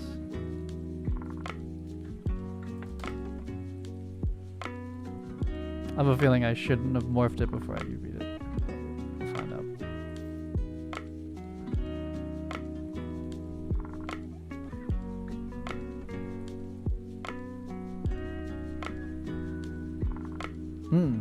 Okay, that's why we don't do it that way. Okay, cool.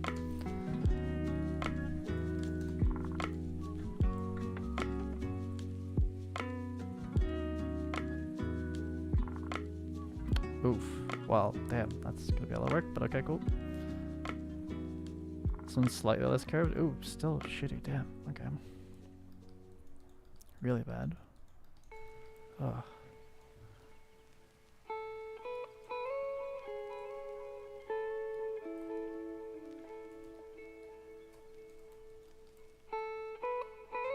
I missed one.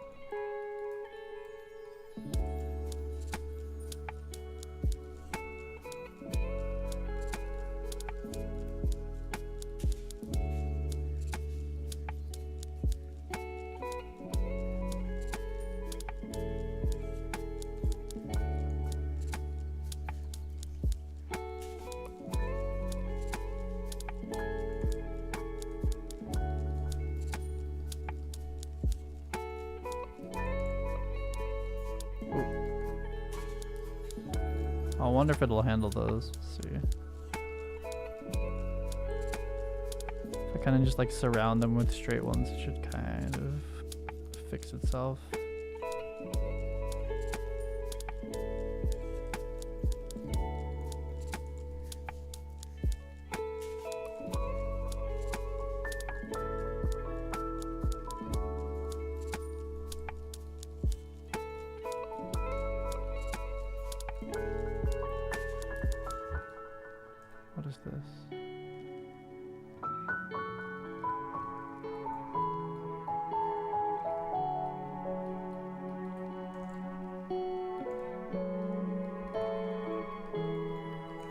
I don't know if I can solve this one on its own, actually. Might have to straighten out all of those, hopefully not. The question is, are those above 30 degrees? That angle right there? I could just slide them all back. Oh, that's what it did? Okay, yes, it can solve this.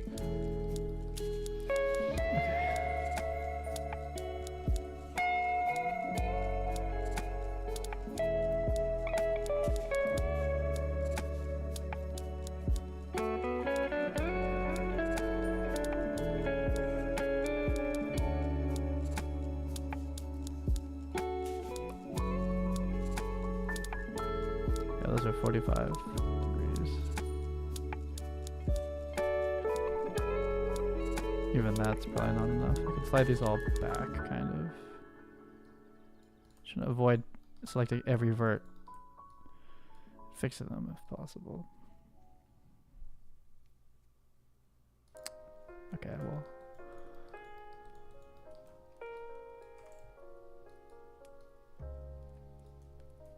Can I just move these?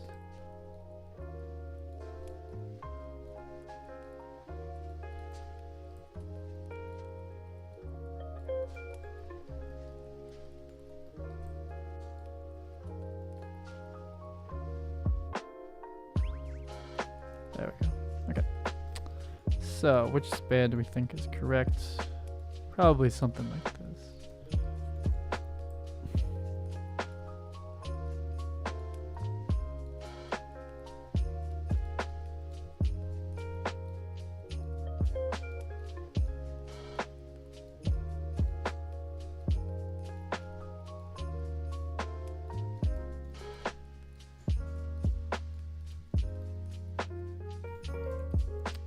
Okay. Pain.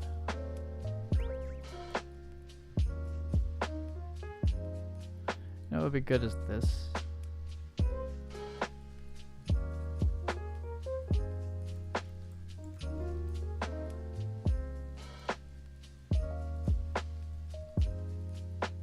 Could like straighten out each section one at a time actually.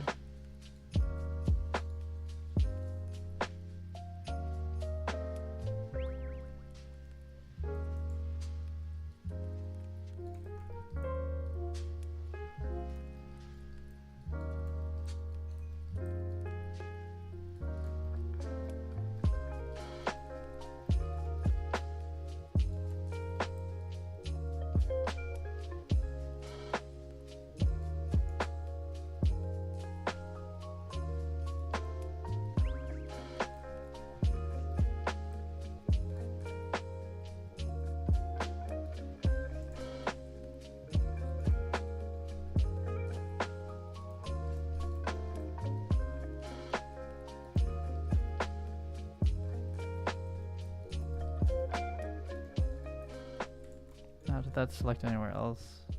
No. Okay, so that's an easier way of getting these.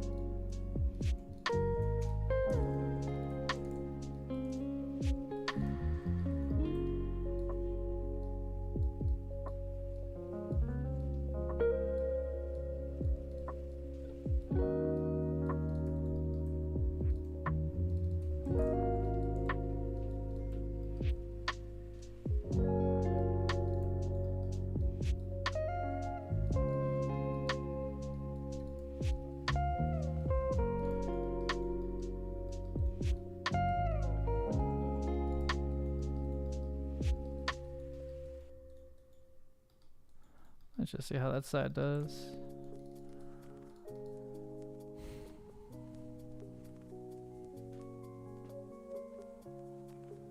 I should have saved as. It's gonna explode. Oh, you get to go in. Oh yeah, him in the back. Nice. Let's go. Oh, we have a bad right here. Shit, we have a collapsed row. I'm supposed to get these out now. Oh, they're selected. Oh no, they're not. Did I just do the whole? Did I just do the whole piece? Hold on. I'm gonna undo that.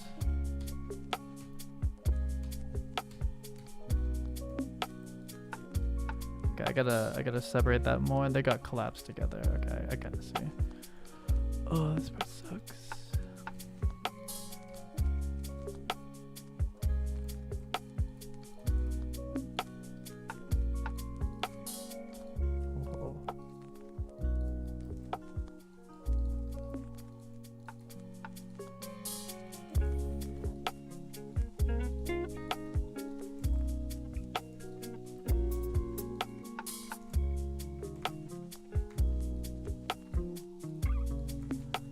Every single one of these.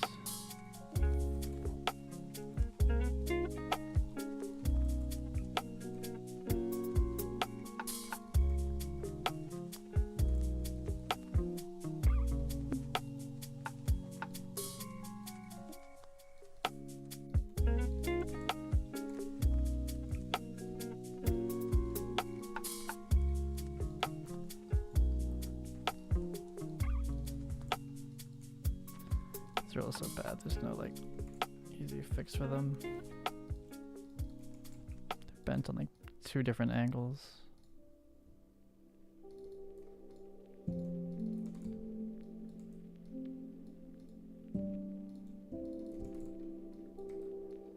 So maybe, probably not.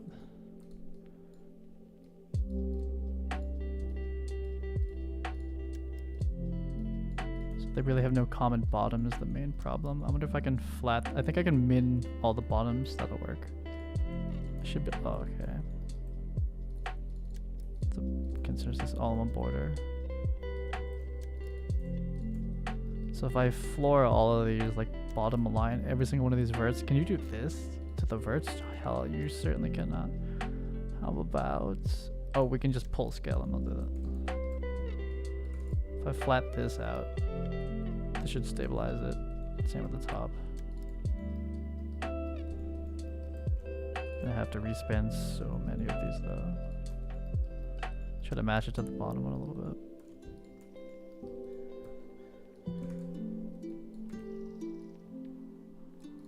So can this resolve it back down? I'm gonna have to respan the rows a little bit. Okay, save.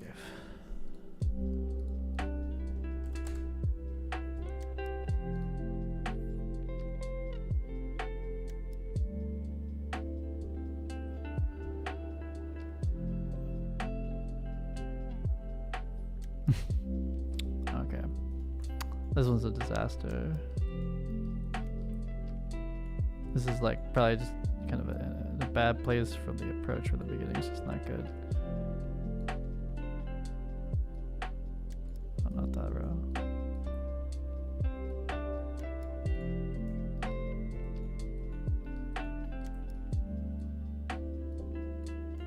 I mean, at this point, I'm just gonna grab each row, scale each one flat, and just go line it up next to the other one, try to match it.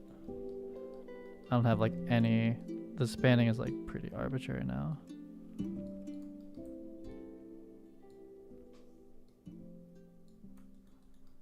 Yeah. Okay. Well, hopefully this just gives me like perfectly straight, and I'll kind of match it up to what happens over here.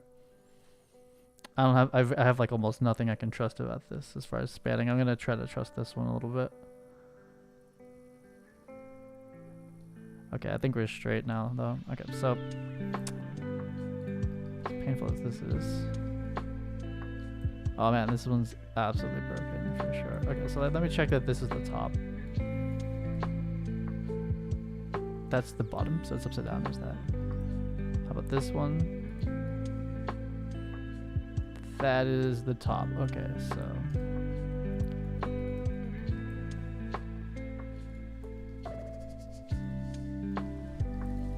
this is like literally hand UVing now.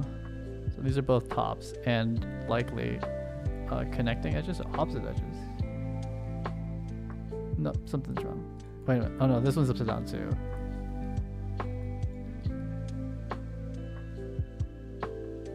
No, that one's fine. Oh, was it fine before? Where's this? Oh no, it was right side up.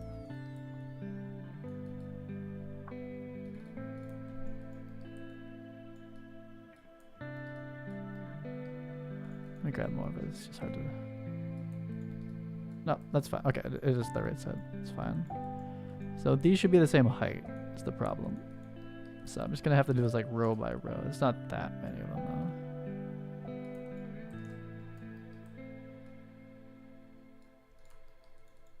And I moved this one like a ton. So like this is one of the weird ones, like the weirdest ones. It's like this one's like this. Then the next. That's pretty close to normal. They're pretty matchy now. Can I get this row for free? Is this gonna span the whole thing? Okay, if I can do it that way, that's not so bad. Except the handle's gonna be like all the way over here.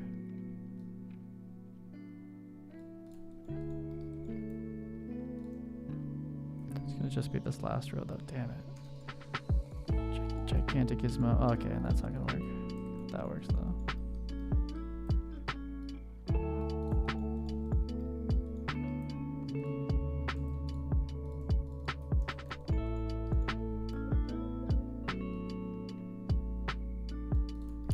This one wasn't as curved, so I'm going to trust that this is like roughly the spanning here.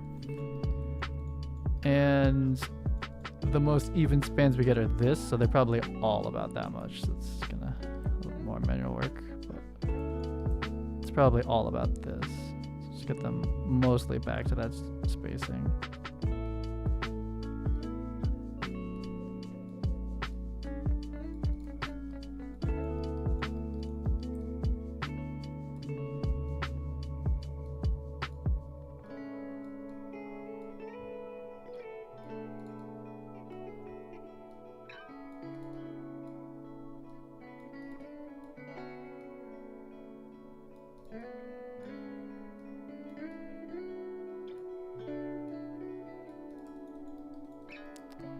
Close enough. Just no perspective. Okay. Give these the final relax for now. Unfold. Big one. The arms are gigantic. Let's do a quick layout. It's kind of okay.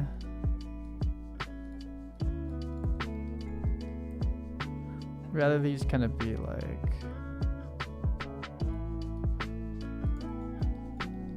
I could snap their edges kind of together, but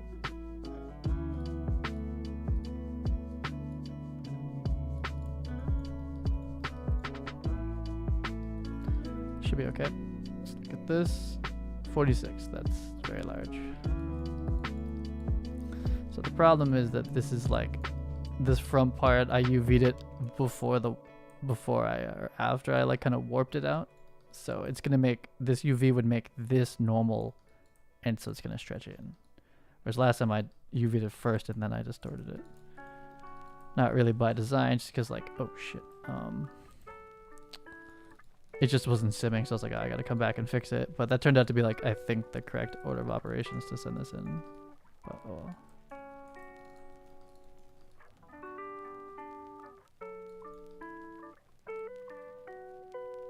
See if that's enough gap in there. Because otherwise, like when it swings back, it'll clip through the bra and you'll see it. Okay, so we're UV'd. Time to rig this thing. Let's just get out of here. This Maya here. Athletic. Wait a minute. I have an athletic folder already. Maya. Oh, I see. It's a shirt. Rigging. There we go. So to rig t-shirt. Okay, so save this one. This is UV'd. This should be fine to go on to either direction, to ZBrush, Painter, or rigging. Shouldn't have to move too much. So this is not rigged alone though. This is rigged with the tank top version 2, Sports Spread 2, which probably was just like a straight copy. Oh yeah, this could be like the full file with the source asset in it.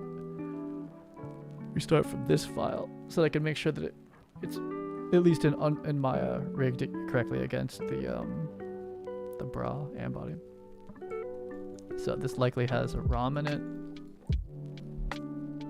That's it. It's the only ROM. Okay.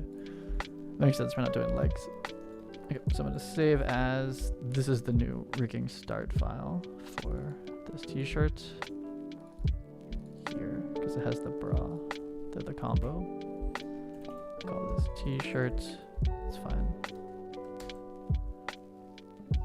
Takes a minute to save every time now.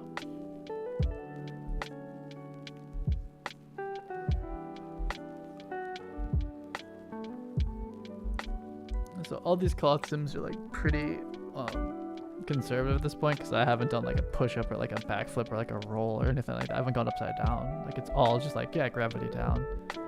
As soon as you're like upside down or sideways or something, I'm pretty sure it's like, it's the collisions. I don't have the collisions like that are probably needed to hold like all the things that could happen. Or even just like running in place or doing like big jumping jacks that they may not survive that.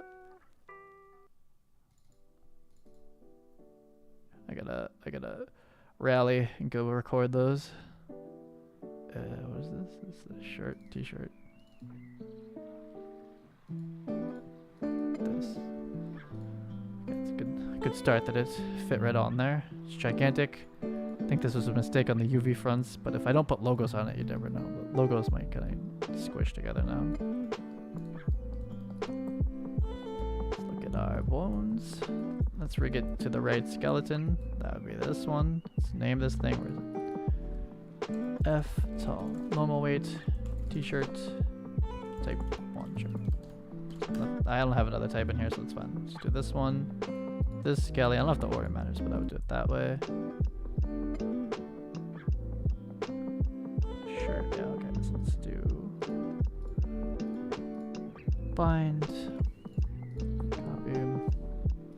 Oh, vertex weights. Jesus, what the hell does that even mean? Oh, copy skin weights. Vertex weights. Well, if something goes terribly wrong, well, certainly was that.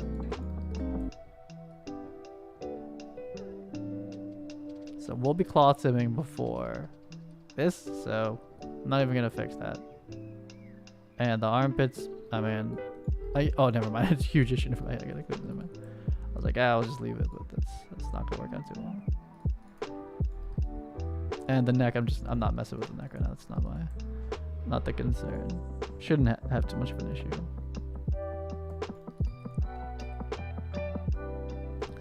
Any day now. There it goes. Vertex.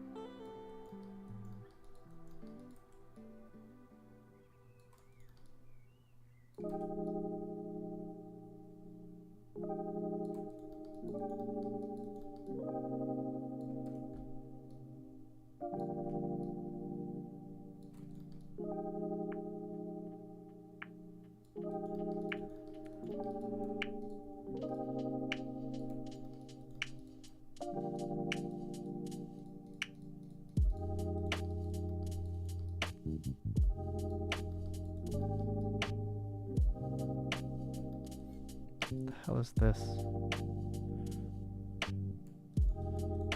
That looks like something got merged wrong. Hopefully it's just the weighting, even odd smoothing. Hopefully this next smooth will fix that.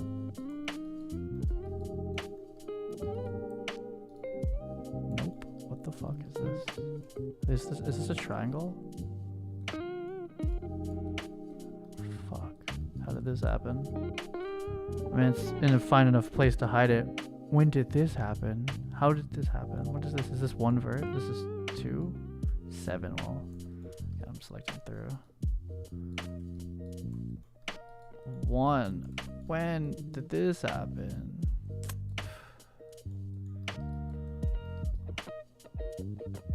I did a bad merge somewhere. Wait, how did this? How could this have happened? This doesn't make any sense. Oh, you can't even do that. I mean, you shouldn't do that. I mean, that's not good. That's very odd. I wonder.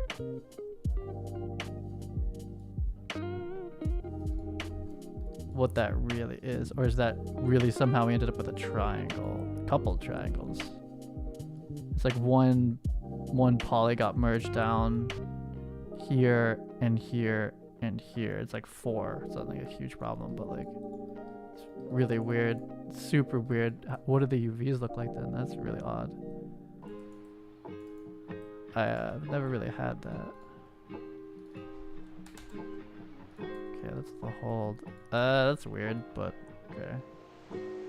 That's very odd. Should just look like straight across like this. Is it the weighting? Are they really just like, what happened to the? So this means I don't have edge loops here. What the fuck? This is like the easiest thing. The arms. It is an edge loop. Oh no, they're on top of each other. Okay, I mean that's equally weird, but that's wait actually.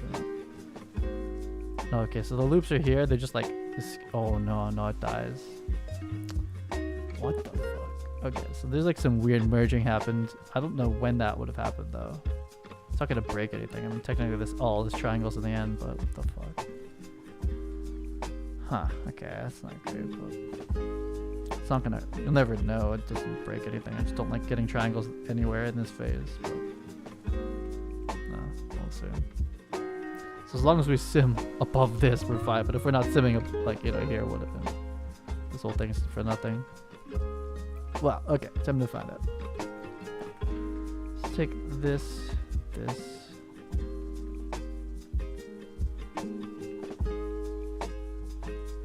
Just dump it in here, I guess, yeah. Let's just say SK, female cell normal, T-shirt. I think that's it. It's gonna work out. What's up here?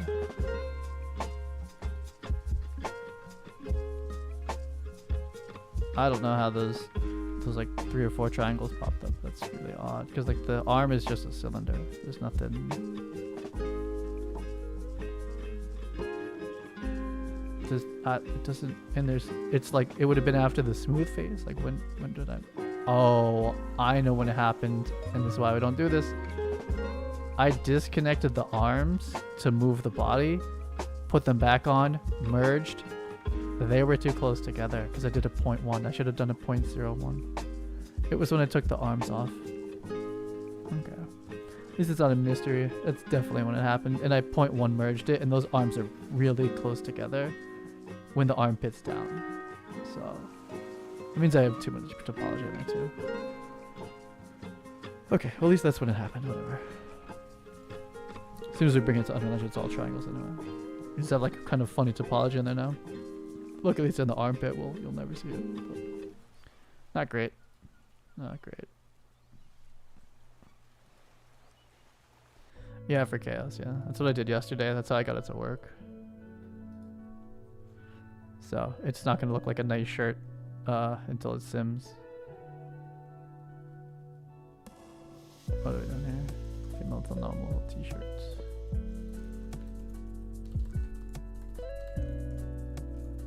So, I mean, if my theories are right about making these, it's like they're completely different. Like I can't also skin that and have it be normal, and you can't also cloth sim the normal one and have it look right. Just they don't work. They need like different things to behave correct or to look right. I have a folder for this, where it's this one. I could color code these, be kind of nice, but it should just be this.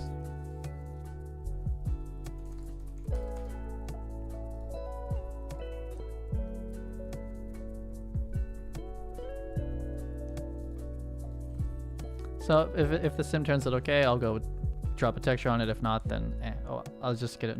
No, actually, I don't even know if I want this to get normally. I'd only want to do like a shirt like this really for cloth simming.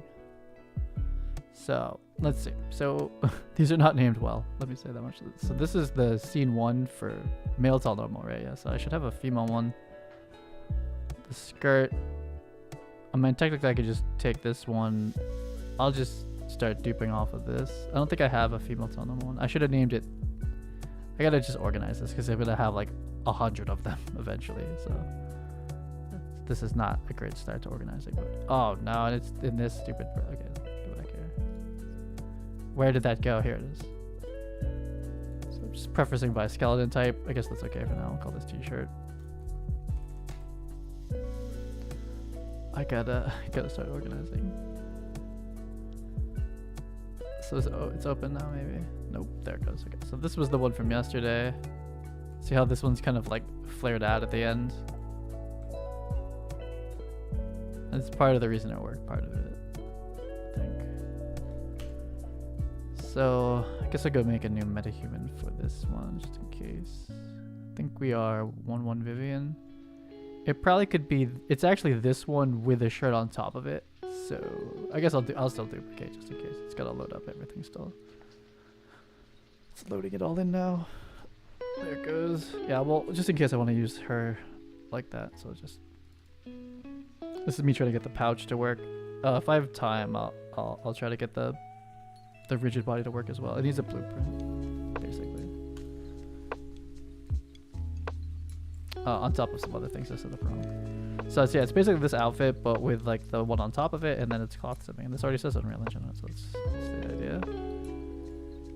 So cape is just a static mesh.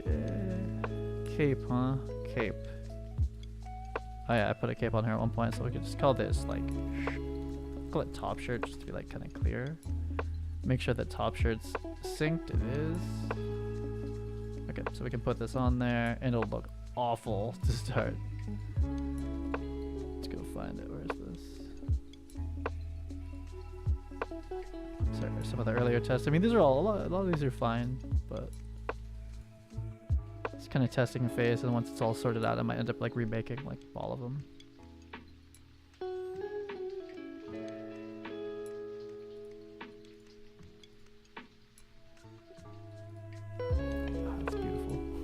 At least it fits for now. Let me stick out the generic white double. I gotta move this file. I need this one material every time I'm testing this stuff, and it's like in some random folder in here. And I can never find it first try. Nope, didn't find it. Where is it? I can never find this thing. Okay, I'll do it this way. It's grayed out. Oh, that's why I'm so stupid. Okay. Yeah. Where is this? Put this here. Wait, where'd it go? I need to open this one. Okay.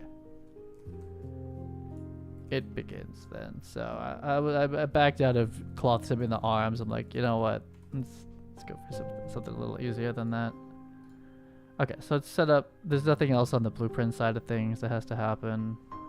But we do need to bring one. I'll start with just one. Then once I have the front simulating fine, then I'll do the back. Make sure the back's okay. So we're starting with it flared out. It's gonna help. It's not like the ideal shape, I don't think. It has like kind of like some weird silhouette stuff that I wish I kind of could have cleaned up, and possibly we should have UV'd it before I morphed it. Let's find this thing again. It's in its own folder. So this is the physics asset. That's a big nope. Also, let's see what is going on in here. We're gonna draw these from scratch. Our preview is this. That is not a good sign so far. What's going on here? Ah, it's male tall normal. F tall normal weight preview.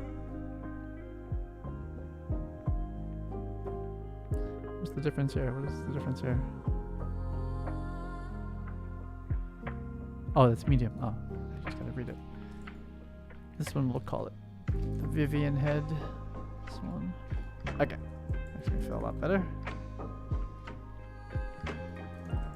So we have our physics assets. I will start by doing whatever spine this is, taper capsule, and then hopefully just one taper capsule, or just one regular capsule here, but it might be 2 spheres as well. And then I might need a taper capsule for like the abdomen for the back. Something like that. I think this is 3 capsules to get this to work. At least to start. And then maybe like some like helper capsules. All of them just off the spine. We don't have to deal with arms or anything like that just yet. The main variable is clavicles. When I start like, oh, my cloth's doing this, well, the problem is like as this arm goes up, it's like the clavicle shoulder starts to take over. So then you need to make like a, you kind of need like a sphere almost on every helper bone. But the problem is that like what part of the mesh this bone controls in this case is here. And it's not a sphere. So it's kind of, it's very hard to recreate this shoulder clavicle area. Whereas this might be somewhat okay. I think I've been able to do a relatively good job with the hips into thighs. They just don't have as much range of motion, but up here is definitely a lot. So we shouldn't even need a pelvis. That's spine 1, spine 2. Spine 3 looks like a good candidate to do the vertical capsule. We can start with just this one actually to make sure. I'll go paint the cloth on there. Because placing the capsules without them. Okay, we want to taper this capsule actually. For sure. But I need some capsule and then I need to turn on the weights and then I can start to go back and forth with them.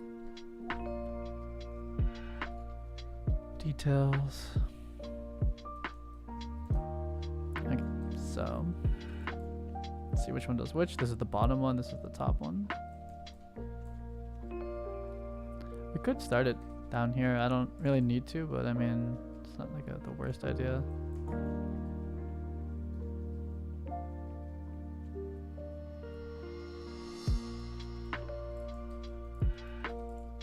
Start with like, this is the skinny part of the waist. Okay, we have like a lot of gap. We don't need this part really at all, so it's not really helping. What's this one doing? It's the other one.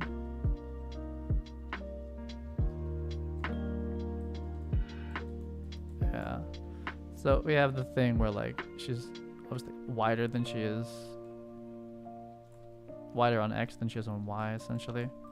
So just kind of come up with like the balance of those two, because you can't, these are basically just spheres. You can't squish them.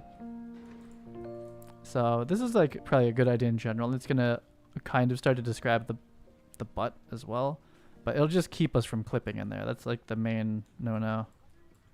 But we're still gonna clip this way here. And going out is probably going to be pretty safe now. Front to back, it's a little awkward at the moment. We're going to have like a huge capsule back. And this is why I've pre-gapped the cloth. Because if the cloth starts inside of the capsule, it's over. It won't work. So we have to like, knowing how bulky these capsules are, it's like I need to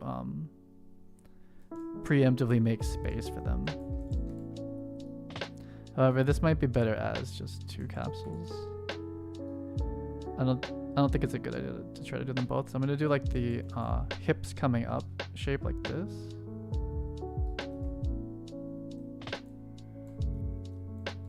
And yeah, there's like no way we're gonna ever touch the back of the stomach. So this is kind of for this direction. Then off of spine 4, I'll do the flipped upside down version of that. And then maybe off spine 5, I'll do like the chest ones. Taper capsule this one. Take the snap for now. I feel like we're not, no we are, we're fine. So it's pretty much the inverse of this. Actually, we'll do it this way. It's fine. It's the bottom.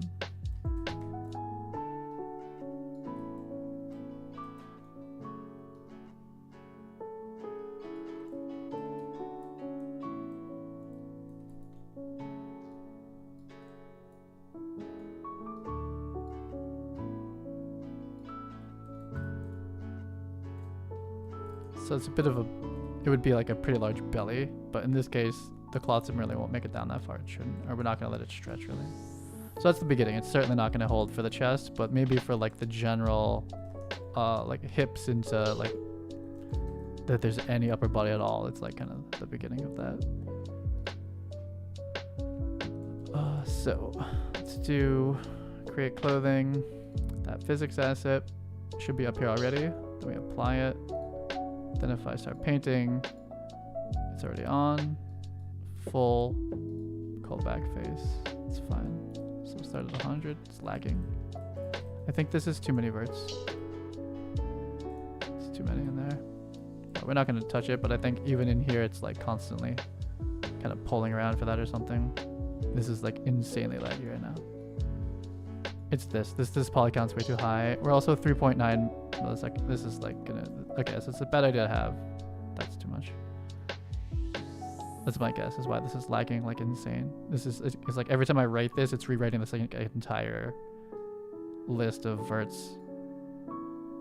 And normally that's pretty fast and you don't even notice it, but when it's this many, it's like chugs. So I can see this, even if we're not simming this, I can see this causing this to like be like way too slow. So we gotta probably reduce the arm down, which is like obnoxious anyway.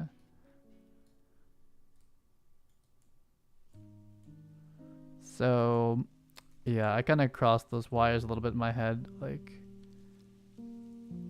I went too high poly on the retopo. I was like 12 armhole with the dart. I should have just kept it like smaller. And we probably should have just done the second smooth layer. If I was gonna do this 12, those like immediate, those vert counts in the beginning. I either should have like picked a lower vert counts, ended up somewhere middle-ish, or just taken this for account and not smooth it again. So I think this is too much verts in here. Too many. Still try it though. But this is like super laggy. This is normally pretty real time. There's no delay. You can turn off the brush flow. That might speed it up a tiny bit, but whatever. Because we're just painting down 100. We don't have to flow it to 100. It's just gonna immediately be 100. Oh, this makes this awful. This is how vertex painting used to be in like old UE, one of the UE4 versions, especially on like slower computers. We're trying to vertex paint. It'd be like, click, wait a minute, click, wait a minute. This is a little faster than that. Pretty similar vibe. And I can't see what's going on in here. Skeletons and stuff. I cannot see what's happening.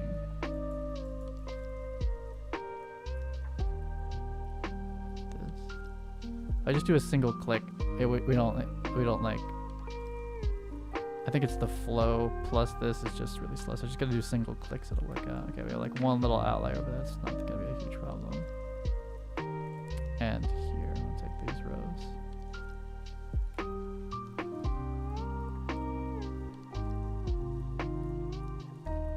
Okay, so that's a guess. I feel like we could probably maybe one row up. We're under the overhang, so we could go either 1 or 2 rows up. I would also be interested to see how it goes. And we're too high poly in here. Something's like way off. Very slow. There's the draping though. It's not a bad start actually.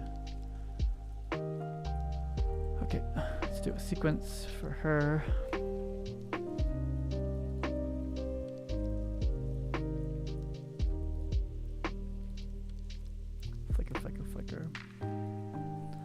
It's all normal. Scene. I don't know how these are named. T-shirt.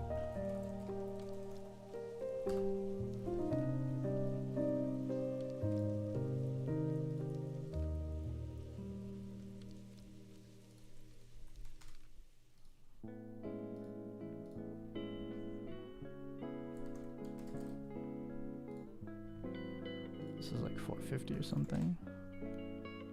No, it's not even 400. Or it's around 400.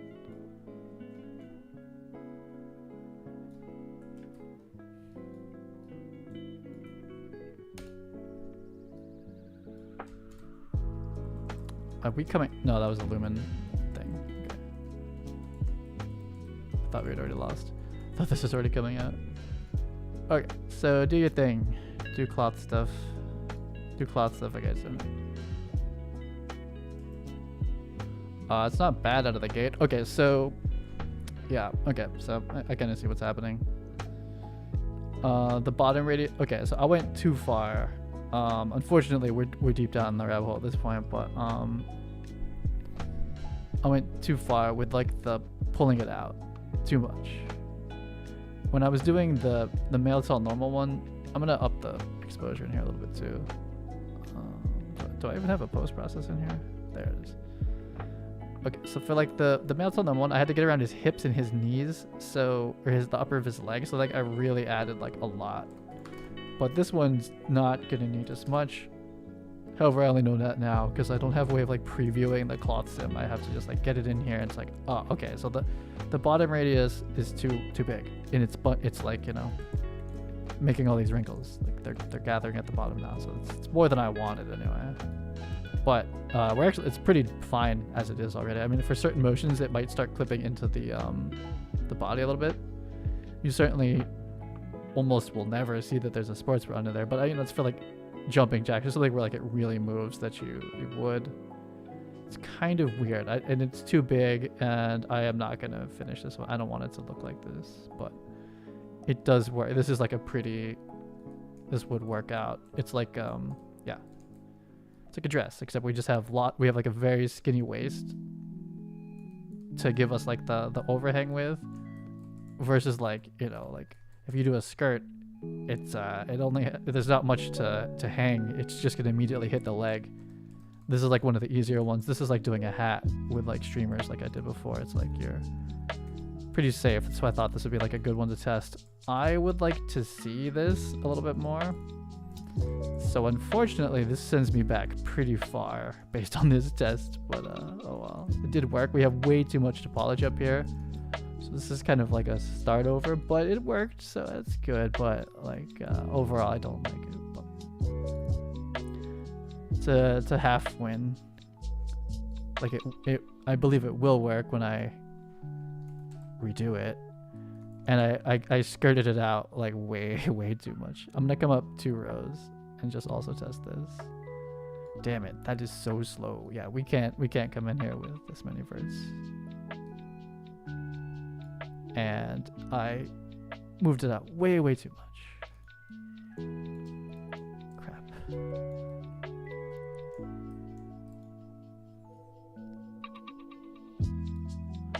But I think this one and the male tall normal tank top, like the tank top wouldn't work for her as well because her hips are wider.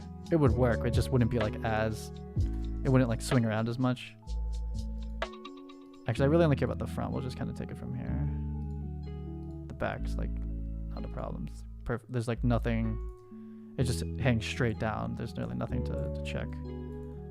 But the question is like how the skinning blends at this like higher level point at this point here. I think we're taking this one. Yeah. Okay, so if I am gonna redo this one, I'm gonna go back to the point where I morph it way less, and I should technically UV it first before I morph it, in my opinion. So fun. Let's do 0, and I should go even further back and like stop at like the first projection. So that's really far back, but I have all the assets. It's just extra hour or something. So we just gotta work on a collision that looks a little bit more like, you know, a little rounder or something, or not, and just have the like, I think that's the top of one of the capsules. It's not bad. It looks like there's a car under here. It's the front of a car. But a little bit of texture, a little bit of logo kind of hides the seam. It's kind of weird, but certainly this type of outfit will work, just like the melted normal tank top. It's like a belly dancer shirt or something. I didn't want it to be like that active, and I don't want it to gather like that at all. Not that much. It's like half of what I've done. But it does work technically. Just design-wise, I just don't like it. But it's gonna be cool. Like when I get that, I mean, it's not awful. I think like that, and then the melt on the one next to it. I think those will just be like cool, like semi-subtle secondary stuff. Maybe this one's less subtle.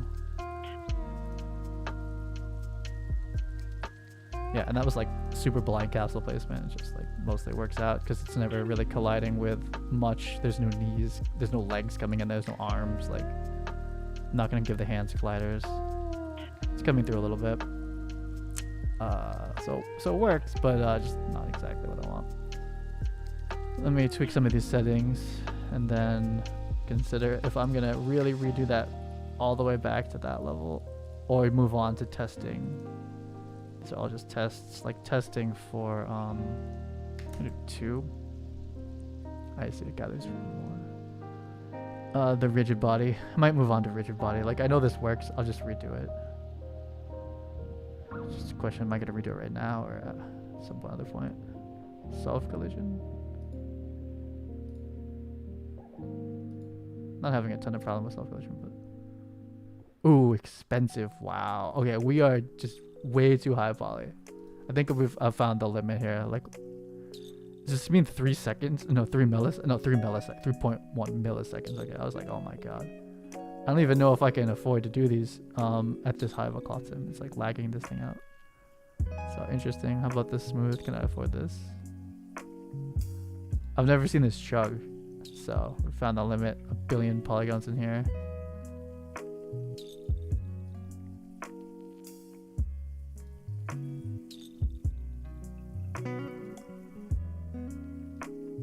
I don't even know if there's anything to notice about that.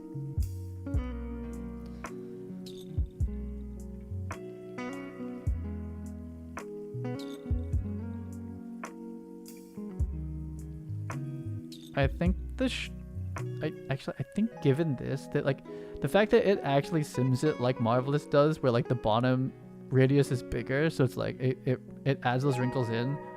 I haven't been able to test that before because the skirt didn't do that. The tank, I guess I should kind of render this. I don't like it at all, but I should render it because like it is a good like chaos test. Like this is like a, so it's weird to say. It's like a tablecloth. It's like a perfectly round circle table with nothing touching it, just like fully, it's just like falling, it's just like draped over the side. But if you make the bottom radius bigger, it will actually make these wrinkles here, which is something I definitely consider Marvelous. And I guess I have to think about that way here too. And this one I would rather not gather, so it's like just straighter down. It's interesting that they come to the center. It's definitely a different cloth sim than Marvelous. I mean, it's obvious, like, but it's very different. But this is a good example. Like, and so if I make it less obvious, maybe that's not as good. Maybe I should have a super obvious one first before I try to make it more subtle. I'm gonna go make a texture for this real quick, and I'll render it, and then I'm not sure if I'm gonna actually redo it or move on. Do I have that low poly? What is that one? To the 2 rig. I don't think I moved the 2 rig. I think I have it. We'll bake it to itself. I just need like a tester. It needs text on it so I can tell how much it's like shrinking in. But overall, that tank top and this t-shirt, they're gonna be my definitely my go-to cloth sim demos for this set.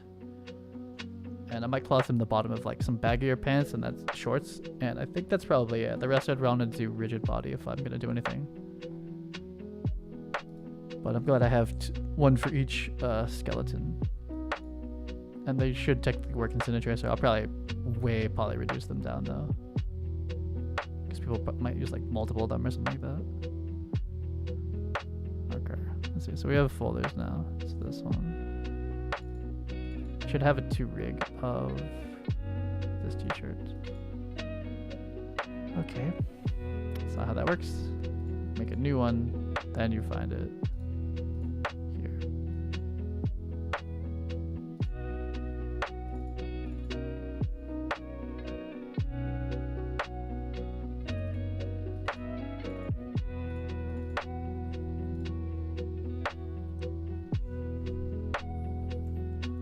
Pretty sure that's it. I don't remember changing too much about it once I was rigging it. I'm pretty sure I just like plopped the weights on it and that was it. So, let's chop this on there. I'm not going to even do the collar trims different. Like that's not the point of this at the moment. Go for something grayish. Maybe a little darker than that. 4 is where I normally scale it to in 4K. It seems very horizontal. This was too much. I guess it's kind of obvious. This was too much. Should have been like half of that scaling, which is like just like here. But when I overscale it, you do get like that. We can actually sim like wrinkle. What's it called? Like a full dress. I don't think it collides with the floor though. I'm not sure. But we can't. I've never done one where we have like the actual like wrinkles happening like that to that degree. So it's still a good test. Just not the fit I want. Okay, let's see how this remember how this works. Let's go to stencil. So I called this sub painter, I think. There they are. Yeah, I wrote sub painter in the name so I could find them. Okay, so we'll do this one. The brush. We want to do not the alpha stencil. So it is S, right click, scroll. Oh, and that's the wrong one. We're gonna do that 2D. So it's this front one. Yeah, this was a mistake.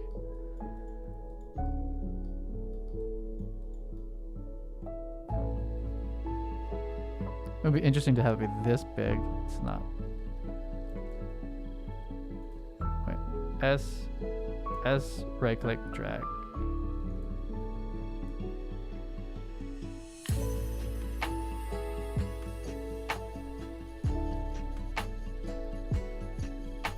So the problem is, yeah, so it's twofold. It's gonna shrink most likely, but I never ZBrush any seams into this or anything. But I guess while we're here, I'll do the same thing on the back. Oh, I don't have just the U. I think I do have the U somewhere. UE4, UE. No, it's this one. Oh, we got it. Let's do stencil. It's gonna go on the back.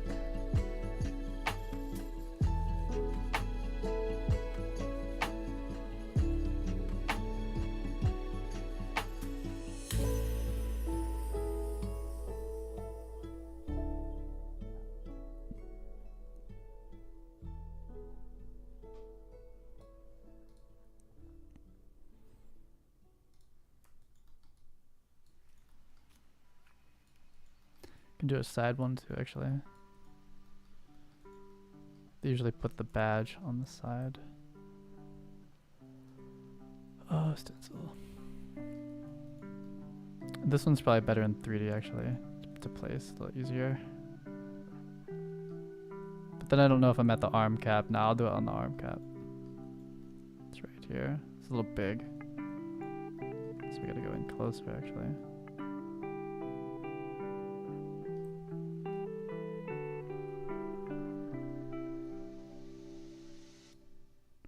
I didn't preload the material. Oh well, this is still just a test, whatever. That's too big. Whatever. This is just gonna get rendered and I'm not using it, so it's fine. I'm gonna redo this. Not sitting with the materials right. It's also not. I'd have to sculpt it for the final, so whatever. This is still just part of the test. So we have logos. It's just gonna help assess like the stretching that's happening, how the rigging went. I know there's something. Yeah, this one's screwed up under here because of the arm attachments, and yeah, this is like just tons and tons of reasons this one's bad, but still looks cool. But okay, I'm not even gonna save this. Let's just painter file. Save the textures though.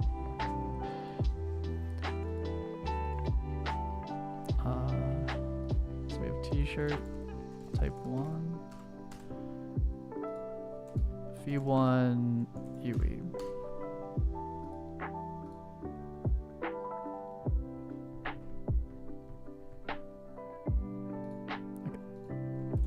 Hopefully that's the right UV set, nothing changed.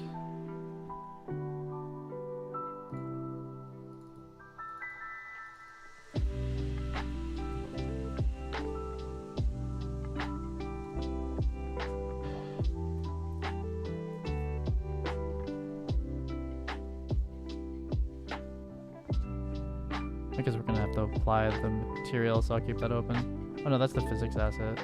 Somehow this is working. I don't understand. Because like I didn't even make the chest part yet, but it looks kind of fine, so I'm just gonna leave it.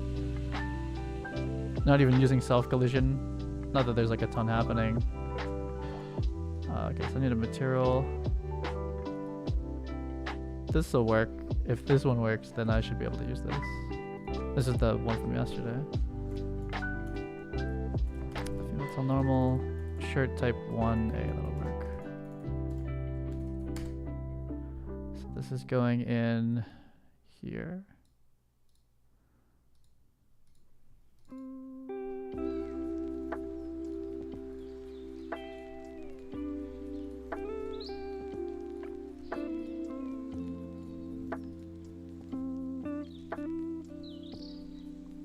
We didn't get this. I'm supposed to put this over the seam, so it needs to kind of come up or down. But let's look at it in here. Make sure that gets pushed. Save. There's no seams on the shoulders or anything. It's not quite doing its full job, is to hide that seam, but it's kind of doing it.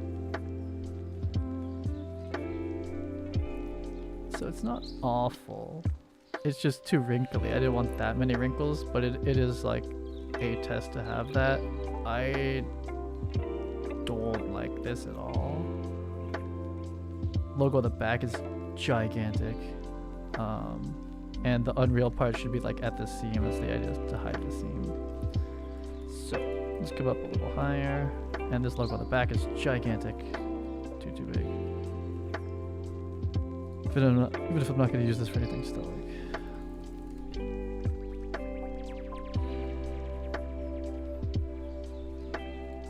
Okay, so I kind of need this as a reference so I don't do it again wrong. I need to come up higher. So what I could do is I could draw on a new layer and just leave this one under it to kind of know we not want this. So there's the stencil. We'll switch it back to this one.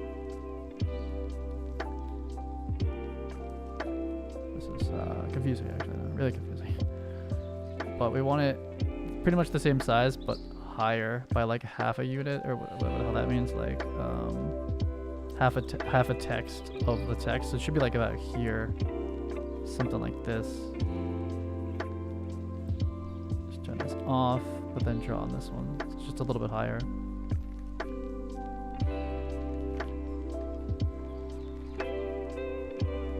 What's up, Dev? Can you sell these cloth physics? What do you mean? What do you mean specifically?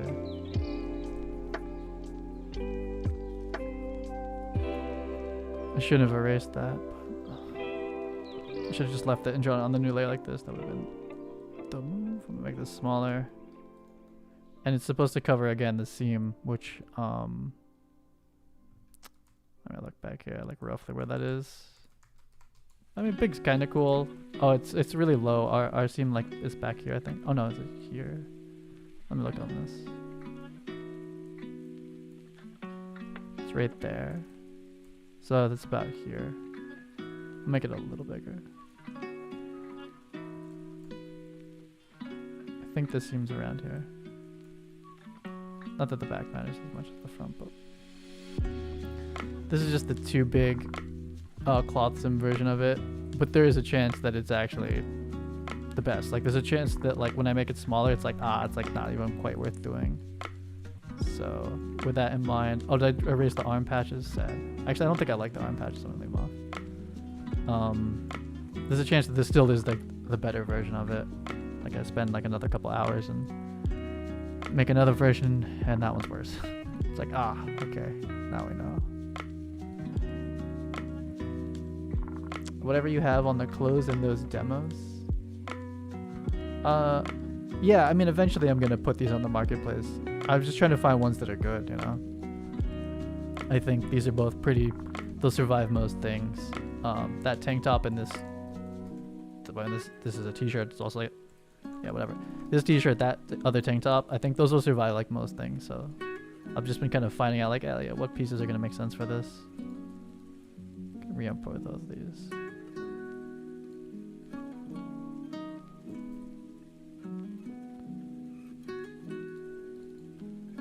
And then I'm gonna go make like the not what's it called? The not chaos physics versions.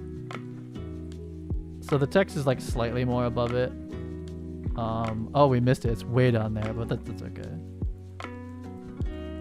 And the worry I had about it like shrinking, that's not enough at scale for like, it doesn't, it's not enough to notice. However, the bottom is just too big, and that's a cloth sim thing. It's not like any other thing. It's just like, I just don't want as many wrinkles, so we don't make it as wide down there, and then that'll fix it. In theory. I don't know how to copy paste. Is that not working? Oh, it did work. Okay. Around 500. I mean, his is different. He built like a whole city, and he has like actual characters in there, I think, too. I just make clothes. I can't like guarantee that what it's gonna be, but it's probably gonna just be $20. I don't know. That's like kind of what I consider like Unreal Engine microtransactions are like $20. And I put like the kind of amount that I put in there, and that's how I'm doing it for now. And then they're just in Cine Tracer too. These pants. Yeah, see it? I have like all these. Even making this set, there's all these like little things like that didn't quite work out, but it's coming around. The tank top one is like the first like real keeper of the set from yesterday. And luckily the tight clothes are actually really easy to make compared to like pockets and all the extra sculpting and stuff like that. They're pretty chill. It's just like getting all these like little things like right before they're like fully finished.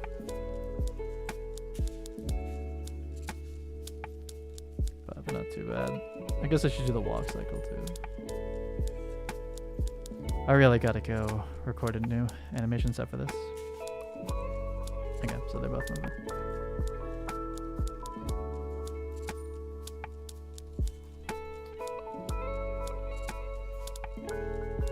Yeah, I mean, my stuff is, I would have even less in there if I could. Like, not for laziness, just like, I don't know. It takes less time to make them then. Versus like, this is kind of, it's like to make as many as it requires, like it's a lot of time. Like, but then it makes like kind of a substantial Cine Tracer update at the same time, so it's like, okay, that's fine, whatever. It was Andrew Price liked it when I did this is like the skinned version, this is the cloth sim version, but it's less useful for me really, because like, especially now, there's like such a big difference. It's like, I'd rather see the cloth sim from both sides. Like, I could still end up producing that content at some point, but at this point they're like so different that...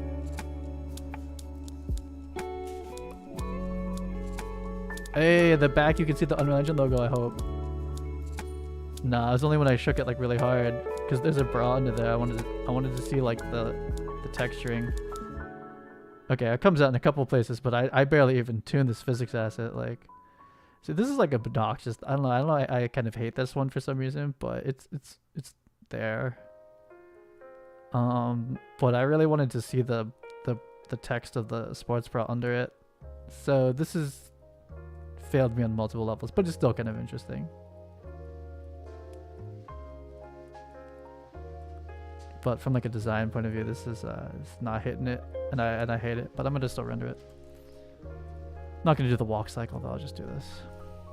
Gets it done. See, like when we do it like fast, you can see like the logo under it. I want to see that. Maybe if I just like do like a more active. That's so cool to see the the text under there. I think it's awesome. I'm also gonna remake these pants so that you can put the text on these and fix this. But I kind of have, I forget, this is also like a new rigging workflow I've been working through kind of, and so everything's pretty settled now. I kind of know how I feel about chaos, and yeah, I think I can start producing like the finals now. What's needed bases? Yeah, I don't know. We'll see. Are lazy to customize the assets? Yeah, I mean, you don't want to spend the time. I mean, like once mega scans exist, it's like I'm not trying to like change too much. Most people don't even go into like the material params, you know. You just make a preset that's good enough. Damn, I really wish you could see this stupid the shirt under it. But then it's like just all it needs is like faster motion like this, and you do get it. I'm just like moving too slowly. Can I play this twice as fast? Is that like absurd? Can you change the speed? I don't even know how you do that. That was like part of this test, was like I wanted to have, is there speed? I don't know how this works. Properties. I'm afraid now. Oh no, what's this? Oh, play rate. Oh shit, let's do that too. So at two speed, will it like come up?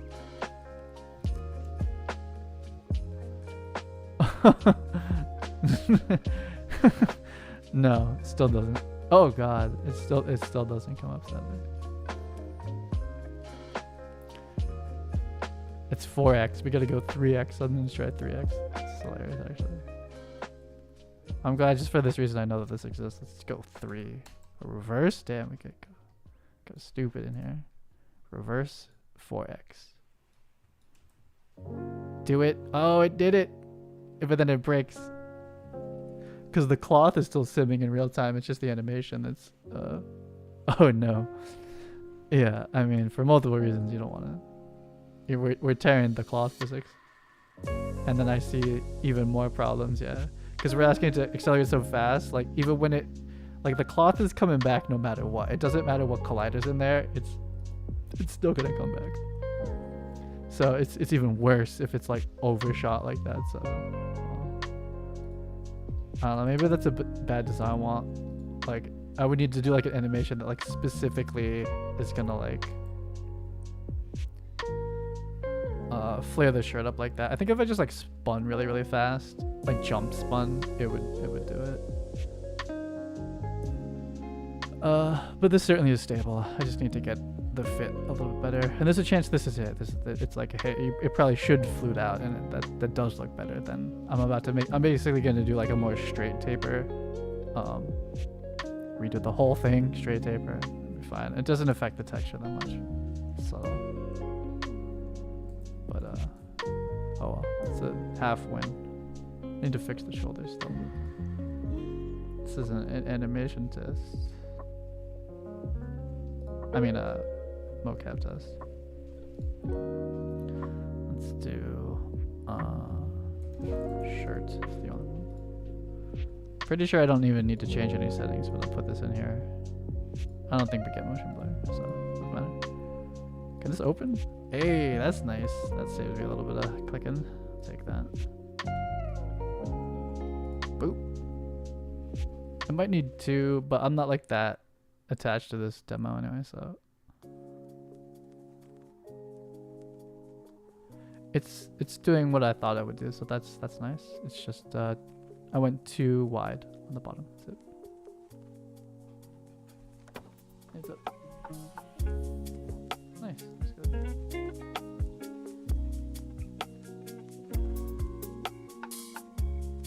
Yeah, her hair's kind of clipped out, but she's got light hair, so.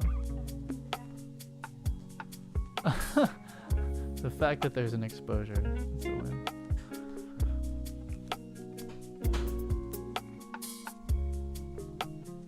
Well, add this to the collection here. What are we doing? Female till normal shirt. Don't like it, but shirt. Take 1. Just take.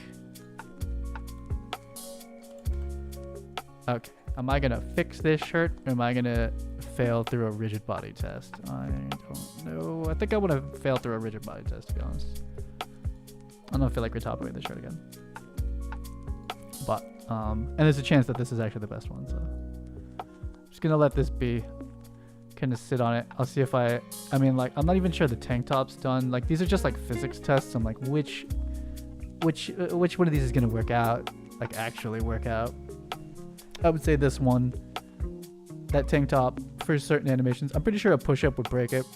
I'll go test it though. I'll record that.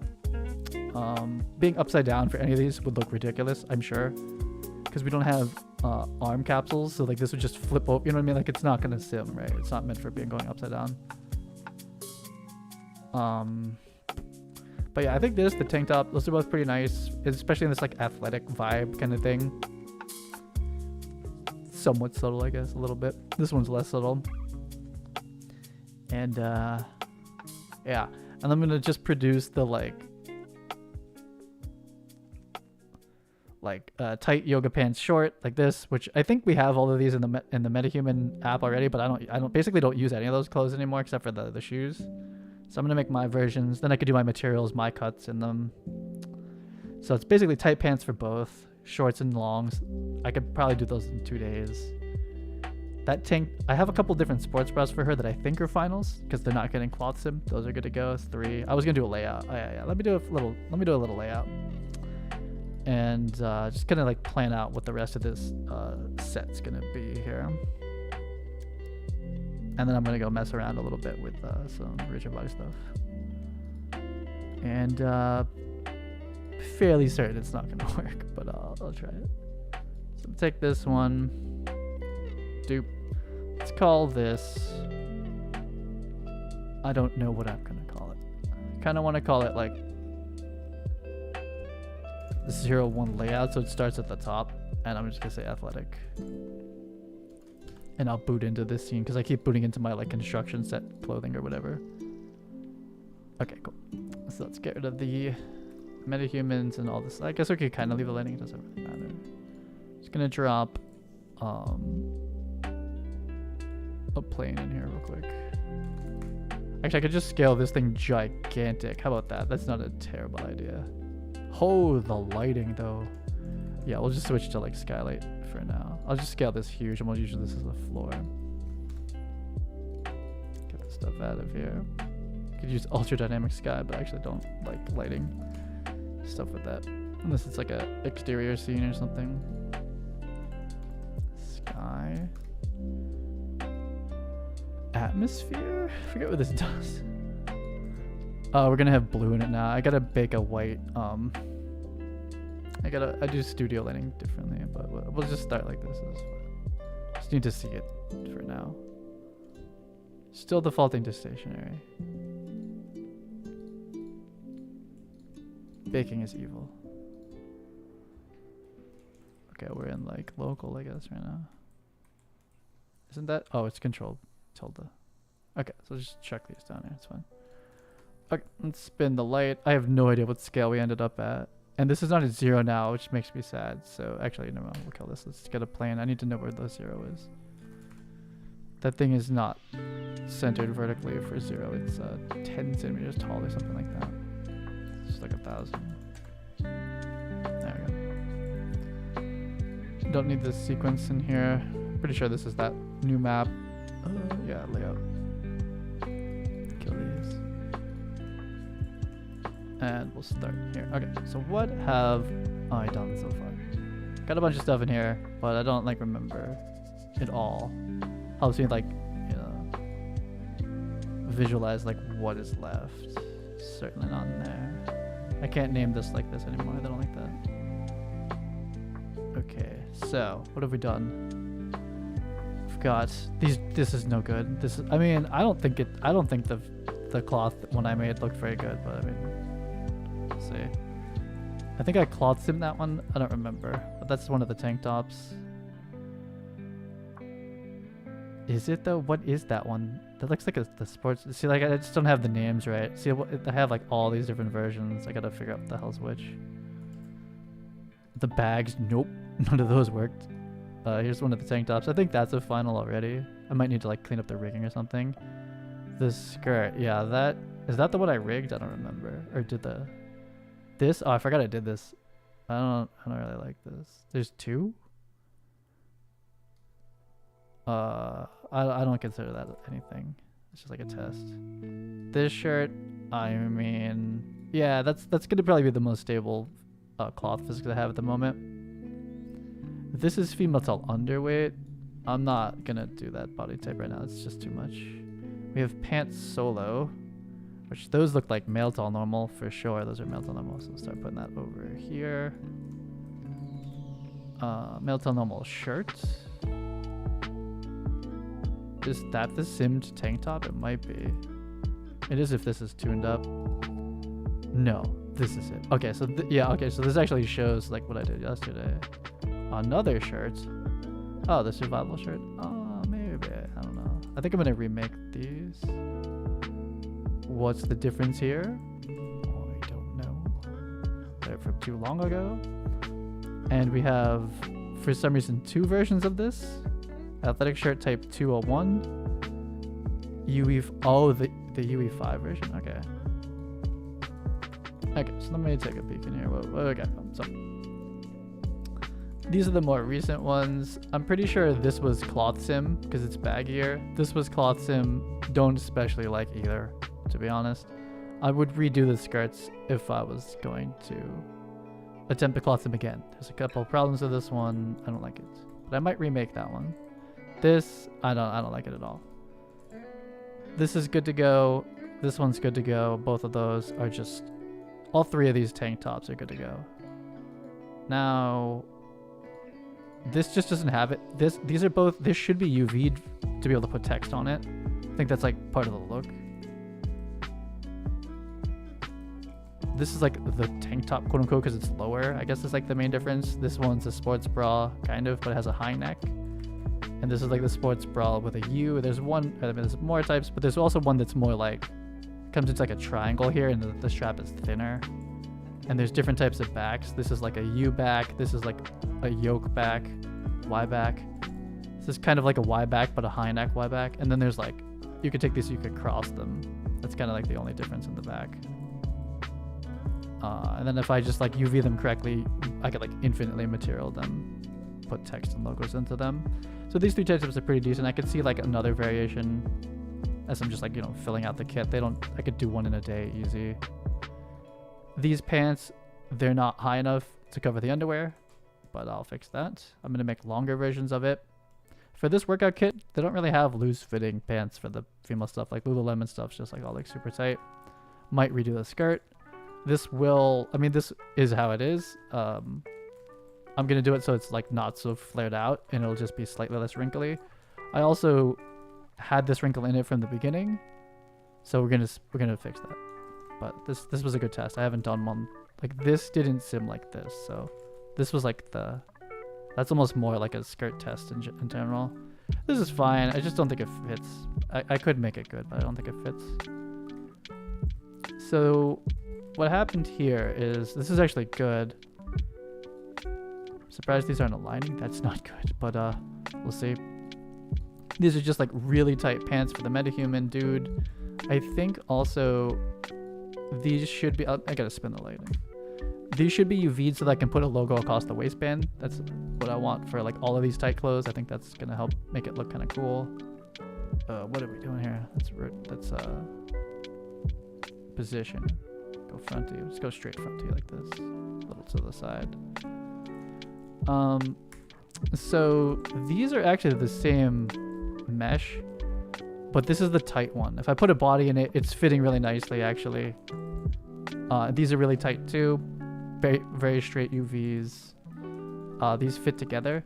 So this would be the one that's just regular skinning, right? No cloth sim. And it's gonna fit like really tight, like really, really tight here. But when I went to cloth sim that didn't work. So I took it and I basically smoothed it out and made it wider at the bottom slightly. Unlike this one, I made it stupidly wide at the bottom. This one's only slightly wider, and then it had enough room to cloth sim. So this is the cloth sim version, this is the skin version. But they're completely different now. In shape, this is an old, this is still possibly usable, or I remake it, but I was like starting to make tight clothes. Like little dots on it. I think it still fits in this kit. And I do like this tank top. You can't cloth sim this one, but this is more like a full finish, regular skin version, which to be honest is like more stable and probably safer to use. But it has like all like the proper end finishing, some seams, kind of sculpt into it. I conformed this one, I think, as well. So maybe these are still usable, probably. So this helps me look at, like, I'm just gonna take a screenshot of this, so I can kind of like review. All of the fits are pretty good though, I would say that. The skinning is all gonna be quite good. And then the only ones that are, I think, viable for cloth simming is this one. When I maybe redo it, it looks how it looks now, it's okay. I was gonna try doing looser pants for him. I think that would be pretty doable. A cloth sim the bottom, so we could technically maybe do this sim and these together. Other than that, I don't really see like another cloth sim for this current set. I'm gonna go ahead and I'm not doing that. This is like the cloth sim version of this one, so that kind of happens. There's always two versions. So this is like the current lineup. And I think I'm gonna make socks and wristbands. Not that those are very hard. They're both cylinders, but still, like, I think that would go with this kit correct as well. This one will, I think this one allows a logo. If it doesn't, I'll redo it. These pants will have a logo. I wonder how this kit actually sits with this. So I have to decide. I think I've already decided. Is that I'm probably gonna land these pants in the long versions, but this waistline is like my athletic Melton normal waistline, and then I need to be very, you know, clean with like, okay, is this an overlap or underlap of those? I'm pretty sure you don't tuck into those pants ever, so we're just gonna make sure that these actually cleanly overlap. When I made this, I obviously didn't have these ones, as these ones may not even be final yet. But I can remake any one of these pieces. I can remake in a day, like all the way through. Especially if we're not gonna cloth sim them, I can easily just do one. So let's see here. How many kits have we? Let me kind of line this up then. I'll make this version that's not skin, that's not cloth too. So how to order this? Let's think about it this way. So in this case, and I think in a lot of cases, the pants are like the base, because like most of the times the shirts go over. So it's kind of like this. I'll make these pants, I'll make them longer. I might make baggier versions too. But for sure this waistline set like kind of sets like the midline of how these other ones are. So this one had that in mind. This is the regular version, just doesn't have as fun a texture on it.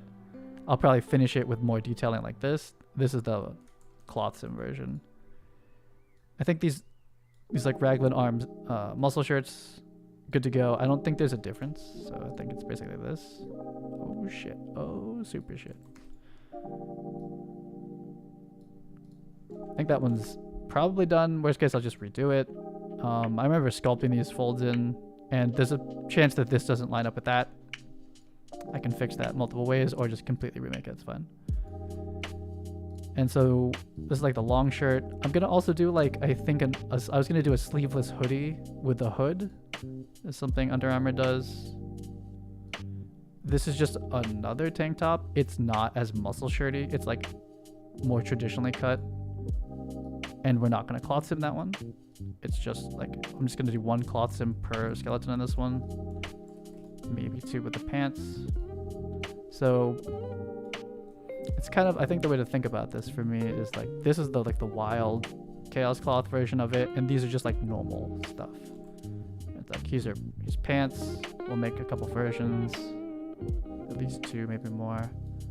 Here's like the wild cloth sim, and then it's like muscle shirt, regular tank top, raglan sleeved muscle shirt, shorts, maybe baggier shorts, long pants, and then I'm gonna do wristbands for this little 80s style for Melton normal.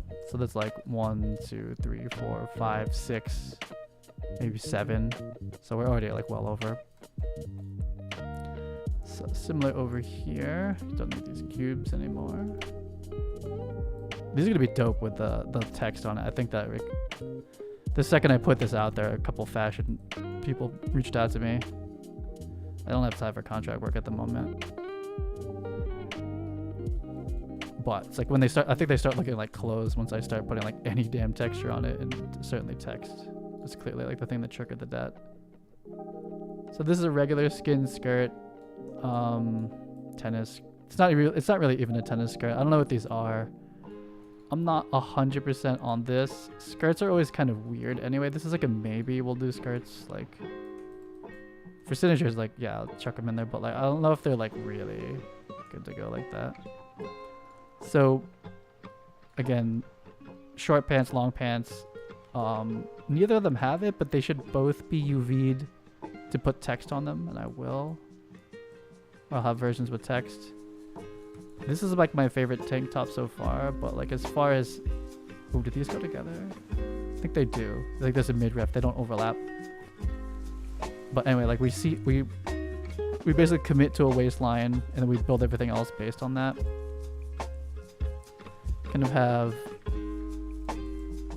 I guess, an order of like how much it reveals. Like this is like a tank top with like a very high back neck.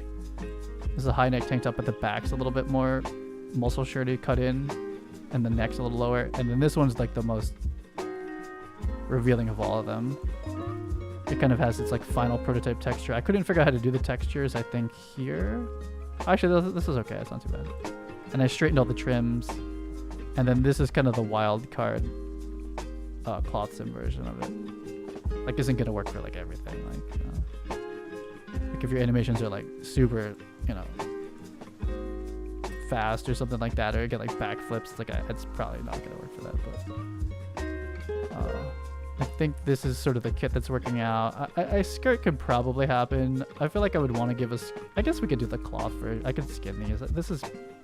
I think I could probably make a better cloth sim version as well. So it would be something like.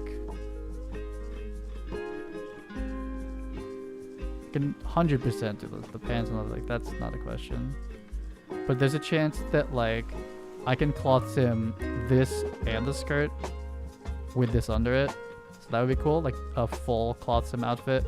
And there's a chance that I could cloth sim baggier pants with this outfit. So we'd have a full chaos outfit, and then just regular skin ones. Something like, I think this is the potential. I would need to do like a full, just like what I did today to see if I could actually make pants that look like they move normally. And then yeah, it's like the athletic clothes. Then I think with like the proper materials defaulting and logos in the right place. Like yeah, it should feel like Lululemon, Under Armour, Nike. I guess I don't know. And it's for me generally it's like these are just really tight clothes. That was kind of the test. And then some chaos cloth experimenting as well, which is like the opposite. It's like very loose clothing that's cloth simming over them. And you know, I can still make like, if they're just these one, like once I have like the waist solidified, it's like as reference, and then the underwear's not showing. It's like, okay, we hit that. I could still just make t-shirt, hoodies, like just little sport variations, just head to the websites and kind of build out like simple versions of it. And then also like, these are the clothes I'm going to be using for a lot of my mocap demos, because like you kind of want tight clothes so you can see what the body's doing, but cover it a little bit, and then, you know, adding a little bit of chaos cloth to it, always little secondary animations, makes it always like a little bit more interesting to watch. So these will also become probably like a big standard for like all my mocap stuff. And then this whole set goes in Cine Tracer.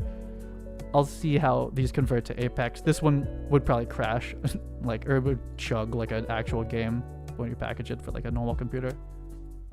This one might survive. It might turn out that for Cine Tracer I can't pull off the like the live versions, but I think that would, or the cloth versions, but that would be kind of cool. So there's a little bit of work to get these all unified together. It's gonna, I think, like, to really hold this down now, I should generate all the pants. That'll kind of do it. These ones are probably good to go. These might be. But I'm gonna generate like the longer versions, and I might look at socks. Like, I'm probably gonna put the socks with the pants, versus them being another static mesh. That just seems like too much. The MetaHuman City demo, they just put the socks onto the pants. I think that kind of Kind of makes sense, like, as well, because these are kind of like high socked, like 80s workout kind of looks. I'll see what it looks like for the guys. I know for the like for the Lululemon, that's like how they were doing it. But I could basically just have like an alt version of the pants. They have socks, and then we just have to make sure that the long pants intersect with the socks correctly, and they would just be alt of this basically. No cloth sim, straight skinning, real basic. But then that with the default MetaHuman sneakers, I think would look like a proper like workout set. And if there's some cloth sim, I think that'd be pretty dope. Yeah, socks. I mean, they're literally going to be like cylinders. I'm not going to model out the whole bottom of it because it'll be in a sneaker. So I need to just download some MetaHumans with sneakers, which I think I have. And I think if I'm pushing towards finishing and kind of ending this R&D phase is build the pants, fully finish them, fully commit to that waistline, and if I have to, I'll remake all of these, whatever. Like they're all one-day projects with the waistline in there, knowing which ones are cloth sim, knowing which ones are not. Finish all of them all the way. Like some of these don't have seams in the textures, and I don't remember which ones, so like I'll just have to sort that out. I could probably retrofit this one to here by just stretching it. Wouldn't be like too bad, but if it's really bad, then I'll just remake it. It's just a shirt. It's the raglan sleeves are actually more complicated than they look, but. And I think if I just do this one again, not so wide at the bottom, like this one didn't, like look how sharp this comes out compared to this one. This one's good to go, I think. I don't think there's anything needs to change on that. So yeah, so like basically short socks, long pant socks for both. That's like 2 days at least. If I'm gonna do a skin skirt, I could do a proper tennis skirt with actual pleats in it and not cloth sim it, because I don't think you can cloth sim pleats. I don't see that working out very well. So I can make this kit like pretty big, but they're all like really basic. There's no pockets. They're, you know what I mean? Like they're not as in detailed as like some of the other stuff I've been making. There's no belt buckles or like, you know, straps or anything like that. That's what makes things. That's what makes like one shirt take like all of a sudden like a week instead of, you know, I can do one of these a day usually. So like 1, 2, 3, 4, 5, 6, 7, 8, 9, 10, 11, 12 maybe, 13, 14 ish. So this might end up being like a 20 or something like that, but they're all very simple. So, and then like wristbands technically would be another one, but they might count it as a hat. When I gave the hat twice, they were like, that's just one.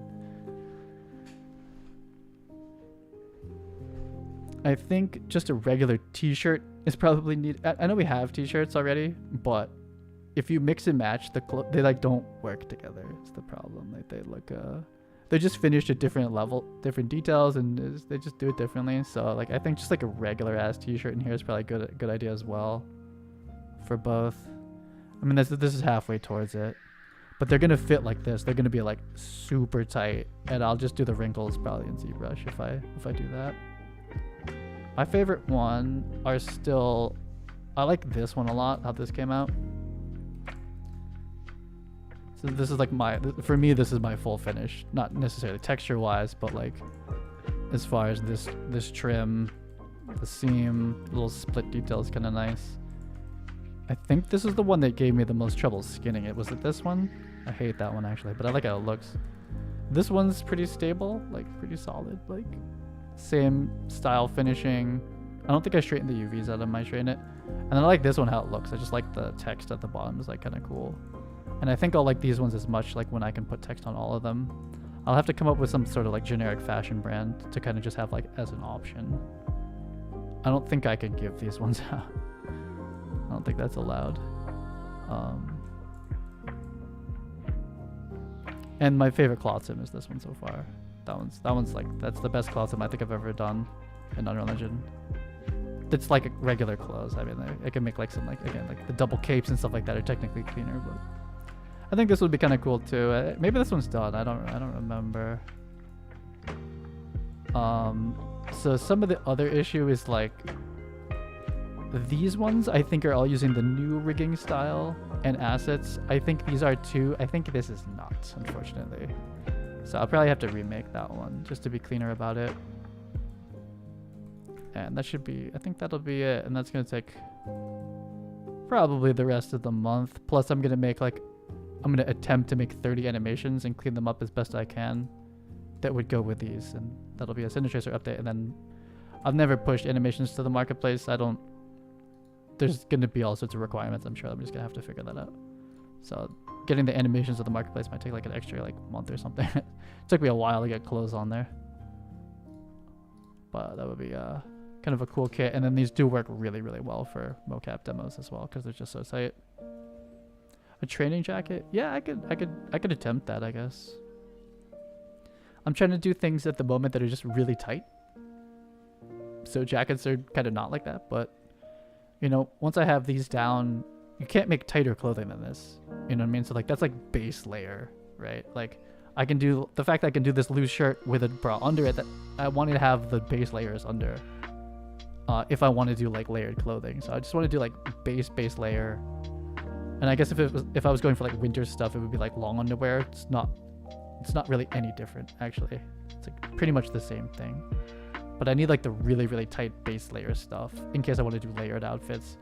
Because on top of this, I could do like, well, maybe not this one, but like whatever. You could do like a jacket over this. I have this now. Though it'd probably be more the form-fitting one. And in a way, these are kind of like reskins of like, you know, the naked MetaHuman because she has a bra already. These are just like slightly more like, I think, you know, nicer looking ones. And same thing for like what is basically a naked MetaHuman male. This reskins his underwear kind of. And there's a couple more variations. We'll see. This might end up being like a pretty big kit because again, these are all like one-day outfits, which I kind of like that. If I'm not cloth simming, I could probably do a top and bottom one a day, something like that. Get them fully through the pipeline, knowing that eventually I do like an entire week of like texturing, right? But just like do like the basic ones, get it all UV'd up, trimmed up. Really pretty cool. Just get these all like kind of uniform, and then we have the wildcard cloth sim ones, which they're like kind of okay. Yeah, the jackets. Yeah. Especially, are you darting like all of the like what's it? He's on YouTube. Like, he just posted like. I think I took a screenshot of this. What time is it now? 3:50. I might try a rigid body thing real quick. I'm not even gonna save this. Maybe I could remake that in like 5 minutes. But I was looking at, I don't know his name. Where are my subs? Subs. This is my MetaHuman YouTube channel finder. Hey, what's going on? Why can't I? Is this the sub feed? It's not the sub feed. There it goes. He just posted a jacket recently, and I was like, that's so much work. Like, oh, it's this. Yeah, this one. Like, he doesn't go through like the whole thing, but like, these are projects. Like, it looks like it's not that much harder, but there's a lot more when you're gonna take this to the full workflow. Like, the arm is curved, and yeah, so this is a different style. This is more for jackets where like you wouldn't want fold, so they kind of suits do this as well. You bend the arm. Has a little arm cuff button. The shoulder is darted. Fun. This shoulder is darted, and this inner part neckline is darted here. This is the over part in the back, like over the shoulder. His hoods have middles, which I'm going to start adding middles to my hoods too, I think. The way he tailors these are insane. They're like really nice. The way he gets the measurements. Plus the collar. All of these details you need, for my case, I need to model them properly in Maya and ZBrush them. So it's like this project, if I could even do it, like make a nice fit out of it, it's like, that's like a week at least to take this all the way through. Rigging doesn't seem like it would be too much of a problem, but there's just so many details on it. Like just one of these is like a week, maybe two, I don't know. This is a big project to do properly. And that's just talking about the modeling and UVing and rigging. There's people that, I followed a couple character artists for a bit there. They'll texture one like outfit for like months, just the texturing, you know.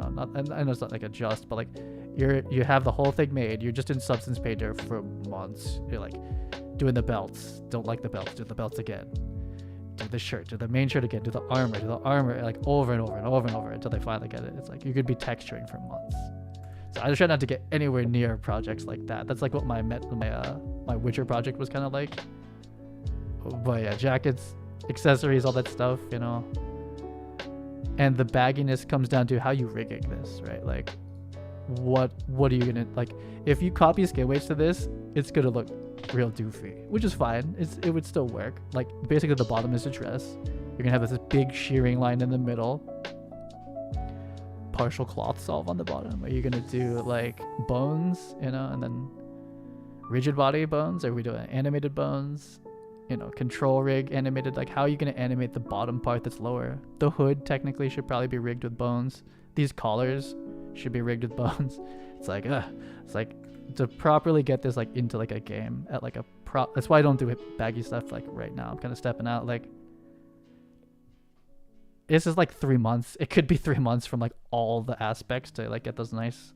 And it kind of, I'll just copy skin weights for now and it would work. But as soon as you start running like a proper mocap animation through it, you're like, ew, it's not so good.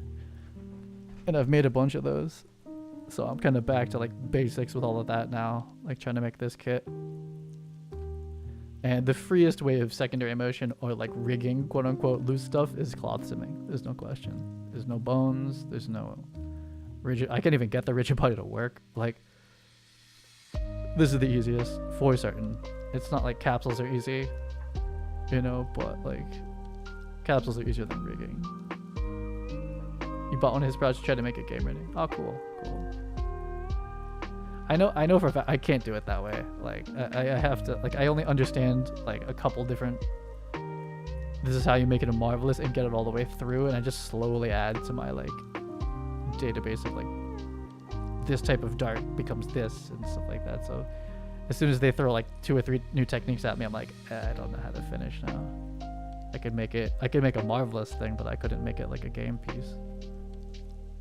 And then like my main thing now is like rigging, you know. Like, I think I could make like anything in Marvelous and Maya eventually, but how do you rig that thing though? That's the question. I'm gonna make a quick tail, basically. I'm gonna try anyway. But I'm glad to have kind of like, oh god, saving this takes so long. Glad to be using source asset. I can use any body type now. Copy skin weights. That's gonna work super well for very tight clothing. Chaos stuff works for like really specific cases. Rigid body would be the next, you know, before it's like fully like, let's stick 50 bones in every single thing. And then that's what Echo looks like. If you go look at the Echo skeleton, it's like everything that's not skin tight is bones. Lots and lots of skeleton, lots of rigging, lots of animation. So I could start with like the next like accessories, like hard accessories, or like maybe sometimes like a skirt, or like that jacket. Like if you have a big hood or big collar, you kind of have to rig that. Like, it's gonna look really weird if you don't. So then the question is like, once you rig it, skin it, how does it move? How are you gonna move it? So like that's like with the rigid body stuff, that'll be appropriate for like certain cases. Like, you could maybe rigid body like the hood. I think the MetaHuman hood might be rigid body. Their strings are rigid body. Like, there's a bunch of things that can go there, and that's not as bad as like actually having to animate it. Let's get a MetaHuman. We can kind of nuke all of this, which is wild. That this is all actually kind of garbage. It's like old. I could put this in a folder called old, and all of these things I did here, that's the old way. It doesn't work that way right now anymore. Let's see. No, that's not the right folder. I should get rid of them because it's just like confusing. I'm like, what am I using? Nothing. I use nothing in here now. Only in here. I think underweight's wrong, but I have male till normal working, and these two, these are my main ones. These are now pretty much set up. They should be. This one's not, and then eventually I'll do male till overweight. So this needs to get cleaned up too. Just make my life easier to like, where's the thing? This one. Okay, so let's add a tail. Tail's just one of the weirder ones, but kind of straightforward at the same time. Versus the what's it called? the bag is it's not that much harder to think about, but it's more of a hinge joint, whereas this is more of like a, I don't know, traditional like spine type situation. So let's do it like this. We'll have like a root that does nothing. Then we'll have the first bone, this bone, this bone, this bone, this bone. This is too bad, but whatever. Something like that. And so we need a mesh for it. So I'm just gonna make a cylinder. Let's make our lives easy. Make this a base 16. I don't need caps. Well, how am I gonna end it? I'll just bevel the bottom probably. This up here. I'm gonna delete the caps off in a second. So, I mean, I could just rigid bind this as well. Then I don't have to think about the skidding so much. Just hide this for now. But it's more the Unreal Engine side I'm worried about than like the authoring and skidding. Like I can, not like good at it, but I could get it done. Whereas right now I'm at 0% success on the rigid body side of Unreal Engine. It's just a binary. No, I cannot get it to work.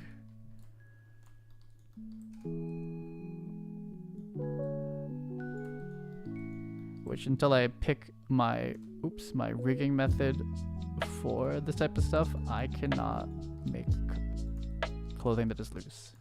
I can only make skin tight stuff, which still there's a lot. I could still make a lot. But... oh my good god. Did we extrude? What did I just do? Awful things just happened there.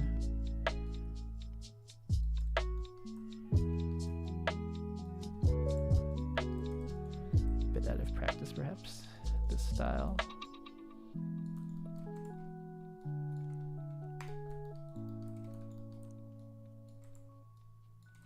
I want it skinned though, that's part of it. I don't want it to be just hard rig.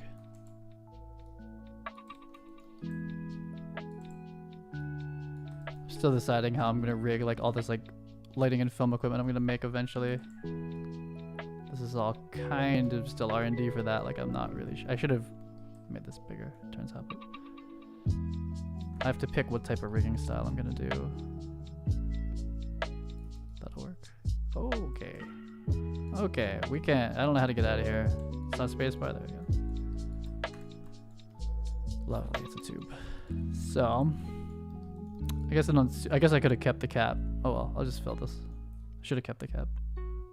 Let's do fill, and we'll just accept the end gun at the end. We're not gonna make a bone. Oh, it's not even I can't even select it.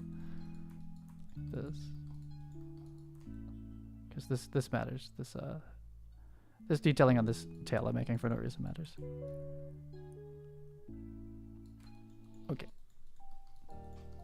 Very spliny tail here.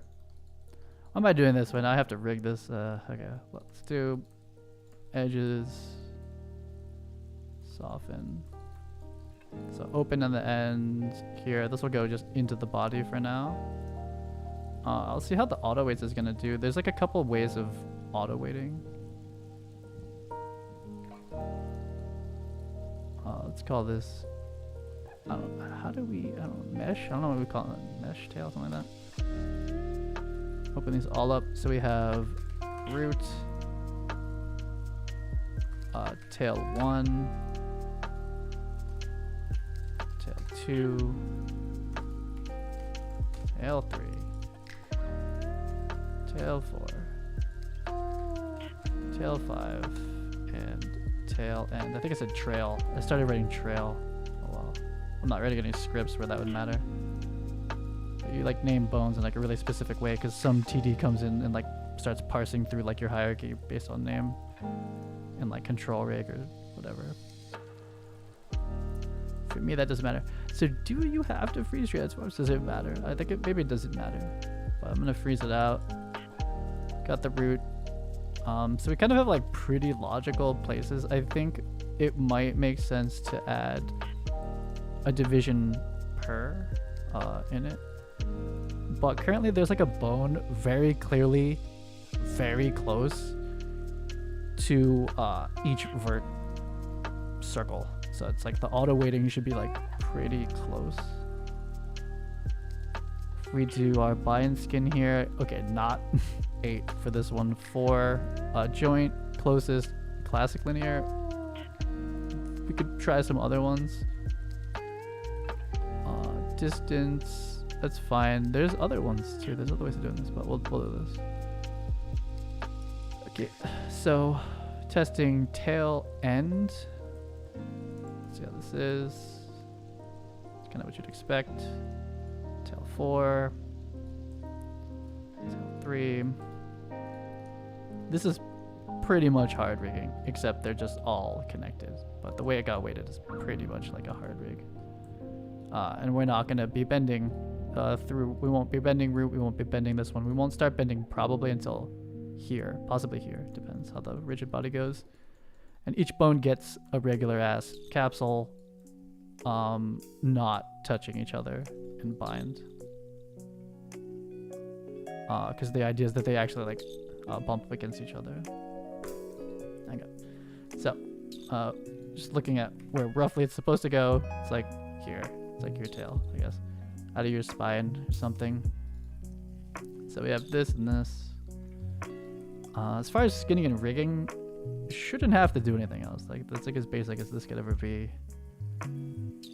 Athletic set. It's good in the athletic set, I guess, for now. Yeah, the AKS. I'll put it in here. So this is SK, female tail, normal, say tail, and yeah, there might be lots of versions. So. Okay. Oh no. Oh good, I didn't close Unreal. Nice. Okay, so. It's just this style of rigging is like how you would do like the bottom of a coat, or like the collar of a coat, or like a belt that's like flopping around, like a open belt strap, leather straps, purses, backpacks, anything like that. It's like all that stuff that's not skin tight clothing needs to basically be something like this. I guess we're kind of just doing it in here. That's kind of a, I mean, that's my like, that's like kind of, I'll just make like a new one, say tail. And I should be able to just dump it all in here. I don't think there's gonna be too much. There might be a bunch of skeletal meshes, but one physics asset shouldn't be too bad. Our tail. Here we go. Okay. Now it's its own skeleton. That's the idea. Hopefully not jumping off of the MetaHuman skeleton, because that makes things a lot more difficult. Because the behind the scenes of the MetaHuman skeleton is kind of wild. And not breaking all of it is tough. So it said animation, though I didn't bring any in, but sure. We have our skelly, we have our physics assets, tail with 2 L's, sure, and then the skeletal mesh itself. Okay, so it's time to make a cat MetaHuman. Start testing this stuff.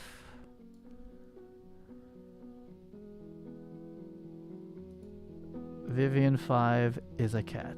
Actually, I don't want to dupe it off of the one with the thing in there.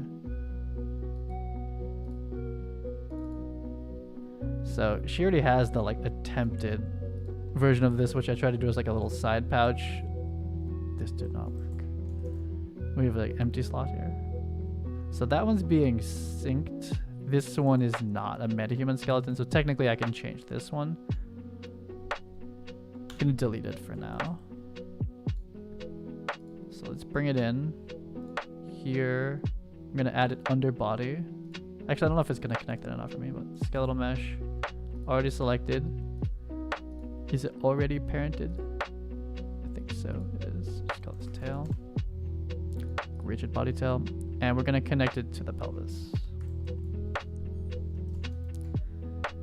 We're just gonna throw its offset into the over there.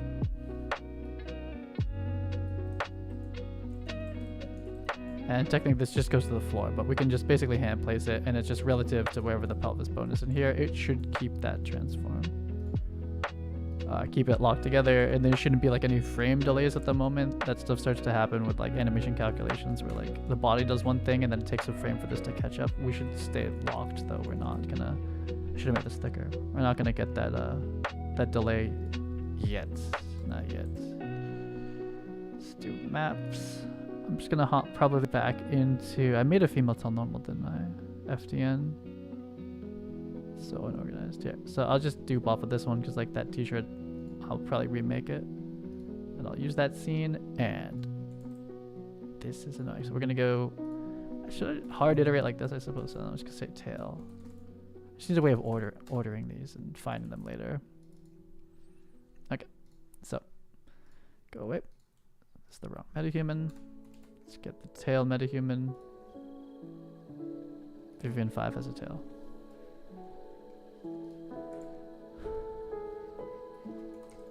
So we should be able to test with pure simulate. I shouldn't have, but I'll eventually put a sequence. But the way to test this, if it's working, is to simulate and then go like this. And like her ponytail moves, her cloth physics would be moving now. I want the tail to move. So I don't have to do an animation just yet. It's like slightly less things to juggle. Okay, so done. So currently, tail, skeleton mesh, its own skeleton system, like it's not a slave of the MetaHuman skeleton. No blueprint. Collision, I don't really remember. We're gonna have to do something here. No physics. Physics is not simulating. That's like a slightly different idea. So what we do need though is to start tuning this up. However, I don't really exactly understand what they're saying.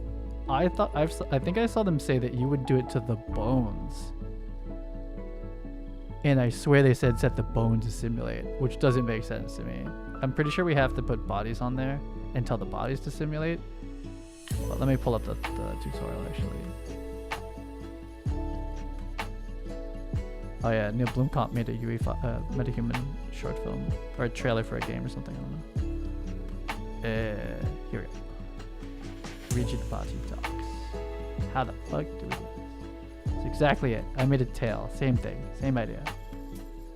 Make a physics asset. Boom. Okay.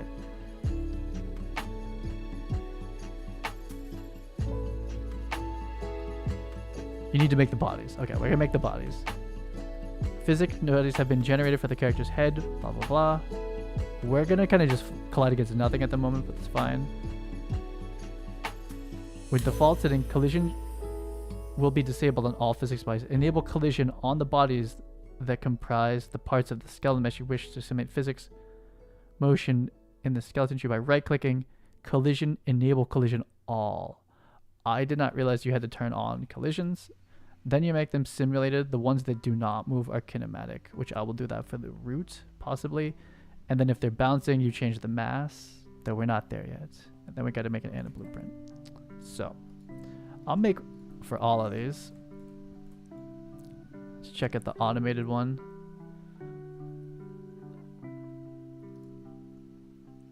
Is it not bad? It's not bad. Just kind of tune these up a little bit.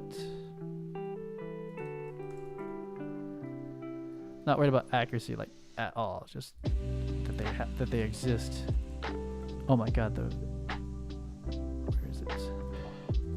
It's almost easier to just make these by hand than have to deal with cleaning up the auto ones. But oh, it's a sphere. Why? Why use sphere? Pain. Okay. Let's just do this from scratch. Take the snapping.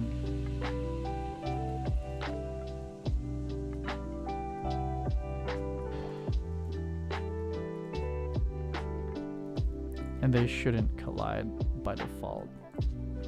This one's like kind of more reasonably generated. It's at a weird angle. Just kind of leave it.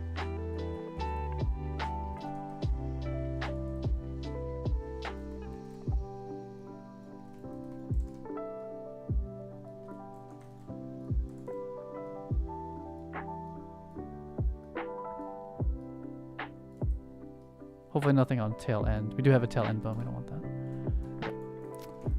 So all the constraints then we want to set to skeletal or whatever they call it. Skeletal. There we go. Yeah. No twist. Limited range. Okay. Next, all the ones that need collisions. Oh, this one's not set up just yet. That's not that far away. It's fine. This. Okay, so just make this one a little bigger. Sorry, root. I think I set this to kinematic, and I could make this the whole body collider. That's getting a little ahead of myself. I can't even get this to ever move correctly, so we'll see. But this could kind of be the body collider for me for now, because we don't have the MetaHuman skeleton. So this will never like collide with their legs correctly at the moment, but that would be a later, more difficult exercise to have it perfectly collide with the body. Let's see here.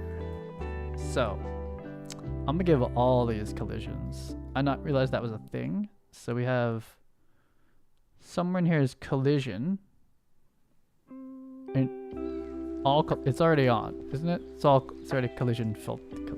This all collisions? Is that what they want me to do? Head back. Collision, enable collision all. Okay, I think it already is, but I'll just do it again. Collision, that. Maybe that changed something. I don't know, but for certain I've done the collision. I think it's this. I'll do it again. Enable collision all. Hope that doesn't like toggle it off or something, but I think that's. I definitely never did that. Physics type sim. So I'm probably gonna just start like here. We'll sim these three. Maybe this one. I guess this one too. Set this to simulated, and for now I'm gonna make these two kinematic, like they won't move. Shouldn't move. So we animate them. They're locked up here.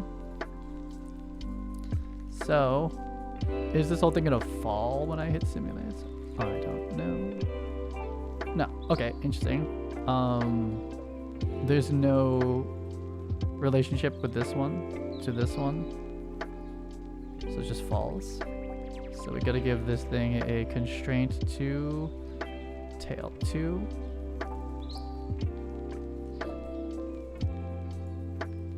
Wait, this is tail 2. I just did it to itself. I gotta do constraint to bone 1, tail 1. It's way back here. Make this skeletal, and these are set up really badly. They're gonna move like insane, but they should at least stay together. Gotta tweak all these. Okay. So I guess there's what? No, this is not constrained. I can't like trust any of these. I gotta like go redo them myself. Why does it just fall to its death? What's up with you? What are you constraining? Do I have to make these all by hand? Okay. Root. Oh, it's going to the root. Oh my god. Okay. I just make these by hand. It's auto-generated stuff. Oh my god. Okay, so who is not... Is this constraint NG? That's probably what's happening. So it's this one. We're going to constrain 3 to 2. I should just done this by hand, then I just know it works. So guessing. Skeletal. It's reasonable. There we go. Okay. So they're jittering because they have 0 mass. They're just like infinitely jiggling. Okay, so. However, in here, what's going to happen? Nothing. So, it's time for animation blueprint. NMBP MetaHuman tail. GG's. Kamar. Would you prefer to rig in UE or to do the rig in Maya as well? The skinning I like in Maya, but the rig, I'd rather do it in Unreal Engine because like sometimes it's like this, it's like a physics system, or it's a physics plus control rig, or an animation blueprint you know, or chaos cloth. So for like actually making it move and controlling that, I'd much rather do that here. Plus the control rig that I use to clean up MOCAP is the default MetaHuman control rig. So I'm just like already in here, and I don't have a control rig that I would trust to clean up MOCAP in Unreal in Maya. I don't really like HIK for MetaHumans. It could probably be set up right. I'm sure people are cleaning up in Motion Builder pretty nicely, but I like the default MetaHuman rig for cleaning up MOCAP. So pretty much all that. Anytime I like actually animate something or move it, it's gonna usually be an Unreal Engine, which is cool because it's like it could be up for offline or it's live. Like this could go either way. I could use this for either case. like put it in like a live game, whereas like anything I make in Maya obviously is like pure frame rendering. So I pretty much prefer it there. So we gotta tune some physics later, but anyway, so with physics asset, you could add the rigid body node to the character animation blueprint in the anim graph. Rigid body node operates in component space, so space conversion will be needed to implement the node within your character's animation blueprint. Okay, maybe we'll see. By default, the rigid body node will utilize the physics asset associated with the character. If the secondary, right, so you can override it basically. Like if the MetaHuman body has like the stock one that they use, but you have some extra shit, you can override it and it'll only do those ones. Rigid body have a bunch of clamping and stuff. And I guess that's it. And you can reset it, which is pretty important. And then you can set external properties. You can change the settings of it and activate it, I guess. But I wasn't doing this, rigid body. I don't know if we have to change that, or if this just does gravity already. I'm not sure. Hey, look at it, did the wiggle wobble over there. So there we go. Not working. Rip. Rip the dream. We didn't apply it. Okay, I'm just stupid. Let's do this. Tail. Pretty sure it's the only thing that has tail. Yeah, for sure. Hey, it's already doing it. It's beautiful. It's perfect. And play. And we have wobbly tail. It's just like crazy physics, but it's physics, right? Like, we just need to tune it to be better. So that was the step I was missing. I was trying to simulate physics and stuff, and so there's work to be done to have this actually be good. But we are doing, you know, live physics to a skeletal mesh attached to a MetaHuman. And so the other thing is pretty likely, I'm pretty sure if I do an animation, it'll follow the hips. Not that it's gonna behave like we want it to, but that was the missing piece, was this node. And then it's the tuning battle, just like any physics thing that's live. Yeah, I mean, if Unreal Engine didn't have the control rig baking in both directions, I couldn't do any of this. You know, like I can only do this workflow. Even if I had the Vicon system, I still couldn't do this if I didn't have like control rigs in UE5. I'd have to be doing it in Maya, and I am not good at Maya animation. How much? I don't know about this yet. But it does the gravity, which is what I was wondering about. So the next thing is to give these things some mass so they're not flipping around like crazy. So I'm gonna just give them some defaults as like the behavior that this thing is doing. If I got that, that would be great to start. So mass. In the first example, head hose physics body was set to a mass 2 kilograms, and the second hose was set to 1. Was that good? Finally, on all of the bodies you are simulating motion and collision with, set a value for the linear dampening and angular dampening. So this will like chill them out, they won't move as crazy. So I'm gonna make them all 2 kilograms and set the linear angular damps to 5, just to kind of find out. Animation takes time. Yeah, I don't even do animation at this point. I just like have like a MOCAP workflow and like a very limited ability to clean it up. And yeah, try to kind of build from there. So these, I forget if this one's gonna move. I think that one doesn't move. So I'm gonna set these all to 2 kilograms. Mass 100. Well, I mean, it's a lot. 2? Oh, okay. And so these damps are both like nothing. So 5 is like a ton. And let's just not go in there. That doesn't exist. There's no advanced settings. This is it. And you can turn off gravity. Ooh, what happened? I'm gonna turn that off in a second, actually. So I want to see how this lives. Actually, I guess we can just turn it on here, can't we? They definitely like just land and chill out now. They're a little bit like jumping all over the place. They'll wobble, wobble, wobble, wobble. Like this one too. Like you'd think it was just kind of subtle, but so I'm gonna. But we have binarily. We have turned it on, and it works. So that's good. Because before I couldn't even do that. Because there's some steps. There's some steps there.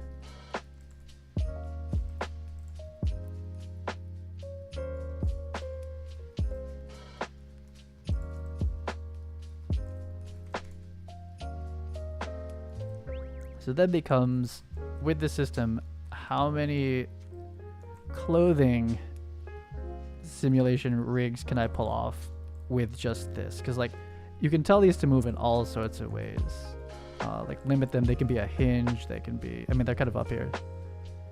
Hinge, ball socket, like, and then there's a lot of clothes that like the collars, if you made the collars hinges, the collars will just kind of like flop back and forth on one axis at a certain range and at a certain speed, and all of a sudden we have free secondary motion on our collars and like belts on a coat, or like the end of a coat, you know, like basically like where chaos is like not working, this sort of system could start to take over,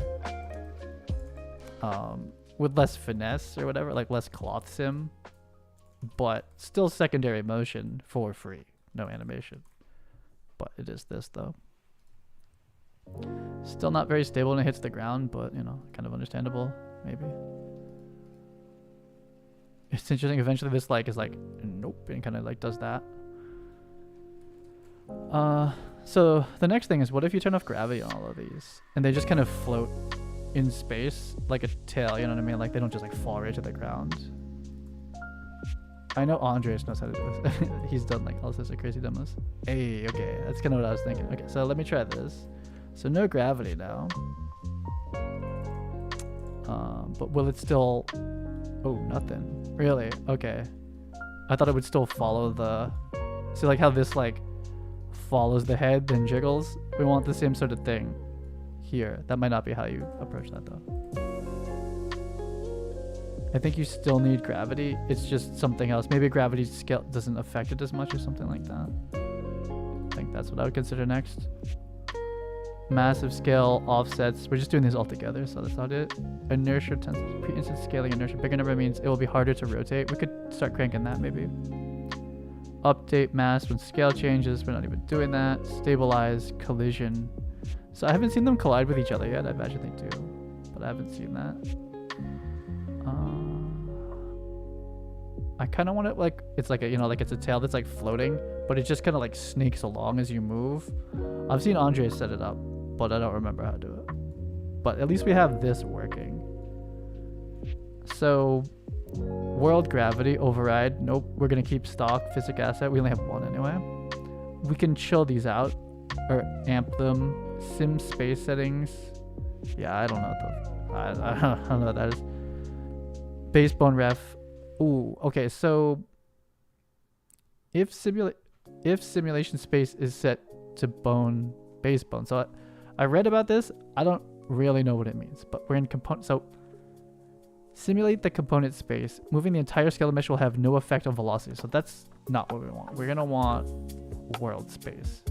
So world space means we still don't need a base, but not in bone space.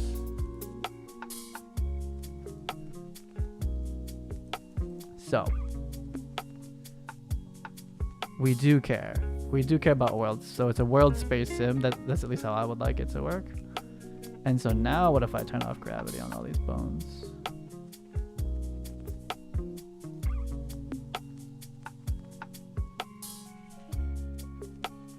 Oh, I kind of doing it. Okay, this is kind of like the floaty tail, like a little bit. It's just set up like terrible.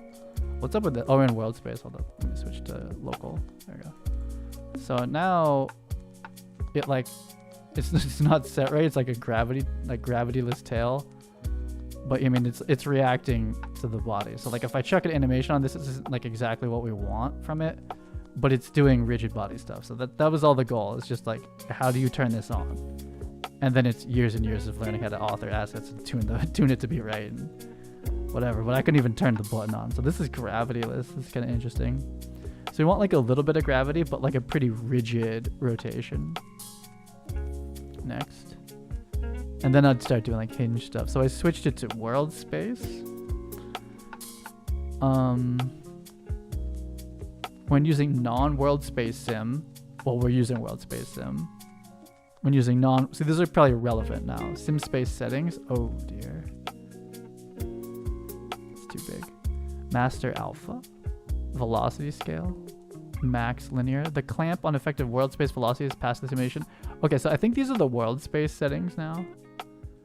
Max velocity scale Z. will accelerate is past this emission, usually from 0 to 1 to reduce the effect of jumping and crouching. I see. If you need to exaggerate it. Interesting. Yeah, years and years. Like, all this stuff is like, it's like, oh, I sharpened the pencil and now it makes a line on the paper. And you go. But I couldn't even get the pencil sharpened. A clamp on the effective world space velocity that's passed the simulation. So this is, this looks like a global, like, world space, you know. These are the settings right here. I don't know about external. This is where I need Andres. I can't do this shit. I don't know. Like, you have to like start rocking out each one of these and start to figure out like what's happening. At least I figured this out. World space. Disable collisions between constraints. No, we would want that. Transfer bone velocities. Previous bone velocity. I don't know. Freeze incoming pose on start. Clamp linear. It's a rev. Scale. I don't know what that means. Evaluation reset time. We can have some like functions bound to this possibly. LOD threshold. Okay. So for the behavior I imagine it's right here. And this is scarier than it. It's just 3 values. It's a vector. So for me, I would start being like 1, 1, 1, 10, 10, 10, 100, 100, 100, 0.1, 0.1, 0.1. Like, I don't know what values are supposed to go in here and what negative positive does. Like, I have no idea. Despite these very long descriptions, which is helpful, but like eh. Additional linear drag. When combined with external linear velocity, this can be used to add a temporary windblown effect without having to tune linear drag on all the bodies and physics assets. Oh, so this is like a global. You could go change this per, but this just does it to all of them. That's certainly how I'd want to approach this for now. Okay, exterior linear velocity. So linear drag V, linear velocity. What's the difference? What's drag V? Additional velocity that is added. We don't want any additional for sure. External angular velocity, additional. So we don't want additional, but this drag, I want things to move less, like slower. So how about like we just like full send it to 10. It could be this is supposed to be 0 to 1. It could be this is supposed to be 0 to 1,000. I have no idea.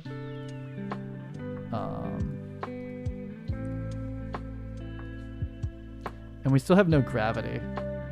So I think no gravity is like not it. I think it's about these velocity changes or ranges. So we'll put gravity back on, but we want to have it dampened so much that like it basically doesn't. Like, what's insane? Like 100? So like I'm having like there is no linear because there's skeletal. It's only rotation. So damping 100. I don't know. Still doing gravity. I'm trying to have gravity like affect it less or have these be more rigid and like robust against it. But I don't think that's what this necessarily is. It's like, or I turn the gravity scale down. I'm not really sure. Okay, so it's still just like straight falling to the ground. I want them to stay like somewhat up, right? But I can see that generally they're more resistant to like, you know, angle. I was still like super jittery and like this is probably obviously a bad setup here. But it is doing physics. It's just now it's like, okay, like what settings make sense for like certain behaviors, but it's kind of slowing down a little bit now, kind of. Okay. Let's look at the NMBP. This has a lot of stuff going on. Again, could I tell the difference between that being off and on? Like, oh, does it show here? That's interesting. Oh, okay. So we can kind of, I don't have to jump back and forth. So just going straight down. What can I do to this to have it stay up? Is it an external force? I feel like it's not, but let me try. What if I crank this to like 1,000? Like that value has to be registering now, but it may not be what I'm looking for. Compile. No, it's not this. Okay. It's not that value. I want this to kind of like stay up. I don't know if that means like less gravity or like somehow they're more rigid. These are, I don't know. I don't think that's it. It might be an external force up. That's my next thought. External force here, we'll just type it in. 1. I'm gonna put like 10, which is maybe gravity is 9.8 negative. Nah, it's not really doing it. 100.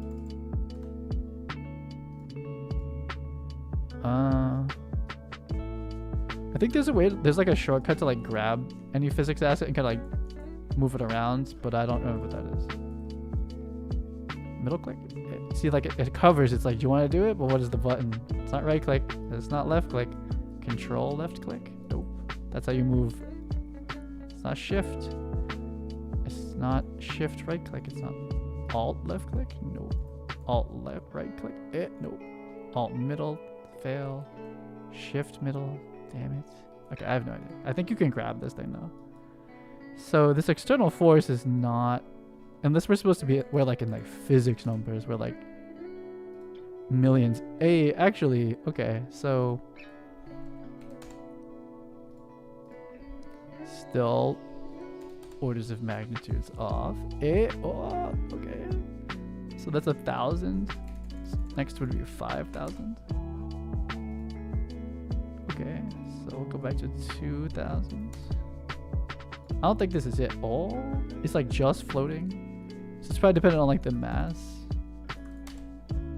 1,500. Oh, not quite. This feels like a hack, but like I feel like there's like a better way to do this. Oh, it's like kind of floating now. It's gonna be 1,900 when 2,000 was too much.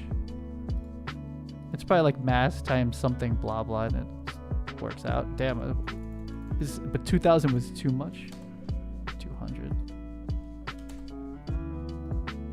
And 2,000 is just too much. It's like we're like in like the 1950 now. 1950 minus 50. What? Oh, I had too many zeros. So it's like kind of at equilibrium here. I'm kind of interested how this looks now. So it's kind of floating there. It's kind of slowly falling down.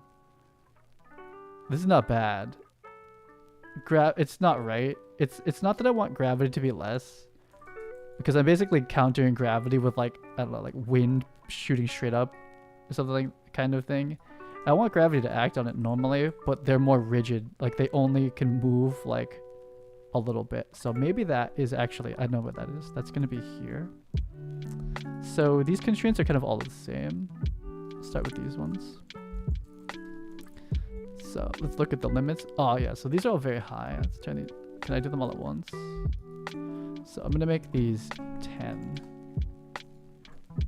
10. Twist should be locked. No twist. So 10 seems like oh no, I locked all of them. Oops. Limited. So they can't move as much. And then I want them to have like an insane amount of angular drag. So this like should not, interesting. I just don't trust the floor collision in here. It's kind of like weird, but let's compile this one now. Interesting. Let me turn external force. So 1950 is something I need to remember. 1950, but whatever. I don't think that's the right way to do it. Okay, so one of these is still allowed to be too much. Must be this one. So we're gonna lock and we're gonna go to 10. But it's still gonna default to like its max limit. I need them to be more resistant to gravity. But it's better.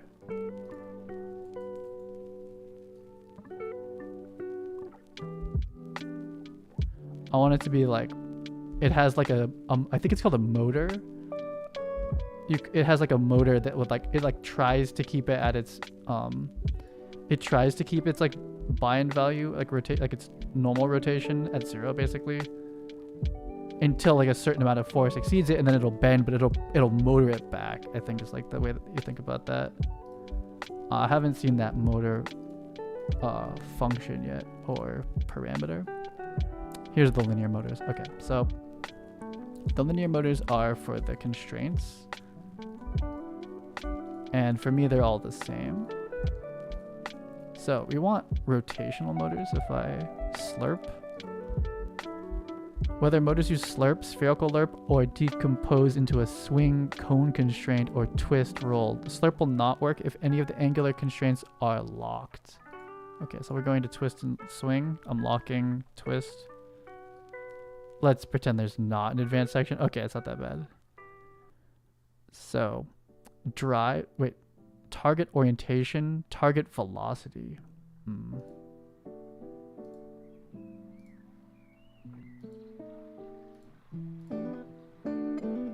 Strength, huh? I think I just did that to all of them. 50. Target orientation is certainly 0. Let me crank this to like 1,000. Like at a certain strength, it doesn't move. That's not it. Or is it? Actually, that's not bad. It's not bad. So it's the motor. So we have external off. We just want full regular. We just want to be world space. I think that's it for this. I don't think we're going to mess with this too much. Are they all still selected? Here's all my constraints. Winks. Twist and swing 1,000. Now, what about target? Oh, here it is. Target orientation relative to the body reference frame. Target angular velocity. Okay, hold up. Let's hit 1,000 on all of these. I don't know if that's like way too high, way too low. I have no idea. Slurp only works if you lose this one. I don't want any twist on this currently. I can't understand what that does. Okay, so still just like straight falling down. I want it to be like pretty resistant. However, the motor is definitely like, it's not as like bendy at all. Like our max, oh shit, our max and mins are like way lower. Yet this one's still just straight falling down. So I think still one of the constraints is set up not correctly, like this one or something. I'm pretty sure I have 10 to all these, like all of the constraints here. I think this one's locked actually. Isn't this locked? Kinematic. It's kinematic. I don't know why this one falls down at all. Let me look at this. No, it's this one. Okay, it's this. This one doesn't even need a constraint because it shouldn't ever move. Might be wrong about that. Let me see. Yeah, it doesn't even need a constraint. So it's just this one, this one, this one. Could have done less tail joints. Anyway. Motion, full lock. Swing motions, limited, locked, 10-10. This shouldn't technically swing more than 10, but there must be like a position where like, okay, yeah, it will. Definitely hit that. Oh, angular motor, linear motor. Wait. Well, we don't allow it to move, so it shouldn't matter. We shouldn't even been able to do this. Like I think I'm only caring about this. So these values too high. Strength. Max force. The force limit of the drive. I think we gotta crank this up. I'm gonna say 1,000 too. I just want this thing to float. Like, it's so strong, it doesn't care about gravity. That's the idea. And it's not good. I'm gonna just keep magnituding up. Oh, damn it. 10,000. These values seem like super wrong. But I just wanted to like, it's kind of like when I found like the breaking point of the force. External force was like 2,000. I just want to know where that is in here. It's something to do with these motors. These motors fight the force that's being acted on it. And it's trying to fight it back towards 0, 0. We also have the limits on, like very strict, but there's something else. There's something else happening. Yeah, we're locked on linear limits, so we don't care about linear motors. It's this, I swear, but like, is it maybe not all of them are being affected? No, they are. Like, these numbers are insane, probably. Disable collision, enable linear projection. Oh my god. Let's not. Rigid, oh my god, what the hell? Shock propagation, linear alpha, shock propagation, parent dominates. When set, the parent body in a constraint will not be affected by the... I don't think I want that, but that's interesting. I feel like it's this motor. Like, if you do these values correctly, I wonder if we just go back to slurp and then unlock this and just range it instead, if that's a better behavior. Once I have like the exact question, I can DM Andres and be like, how do this? But I need to know like the question first. So we're gonna go back to angular motors only. I mean, maybe it is. No, these are locked. They're not going anywhere. We will limit all of these, and I'll limit the twist to 1. It's basically down. Angular motor slurp.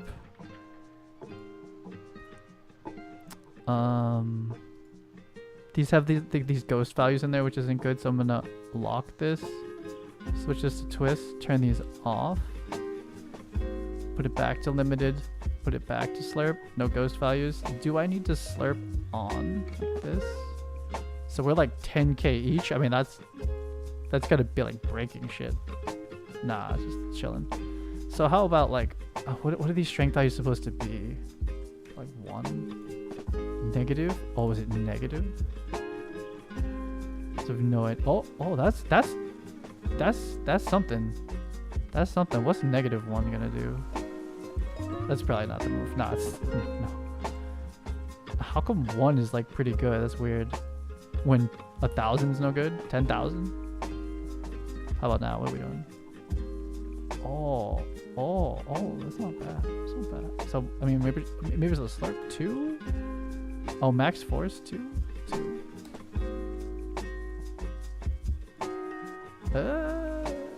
Not quite. How about 10? Strength. What about 100 for max? I have no idea. I guess we could just max the force out. Like, what's the problem? I'm just gonna go stupid on this one. Like 10, 100,000. 100,000. We're not capping any strength there. You just do it. I feel like this is getting worse. 100. I don't know what target velocities is, to be honest. I don't know. Maybe one of these is supposed to be lower, and they shouldn't both be cranked up at the same time. It's a little bit more resistant though, but not enough. What if I make this one 0? I see no difference. How about this one being 0? It's gonna just fall straight down there, right? No, what the F? What's this? What about this being 0? What? Okay, I don't know what these values do. I don't get it. How come this is so bouncy now?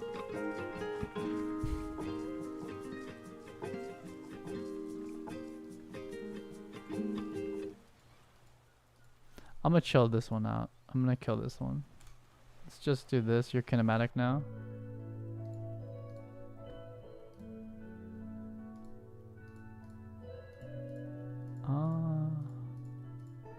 Let me check it out.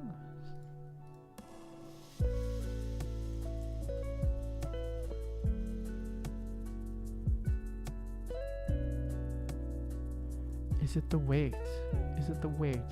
2 kilograms? Is that a lot? I don't know how much a kilogram is.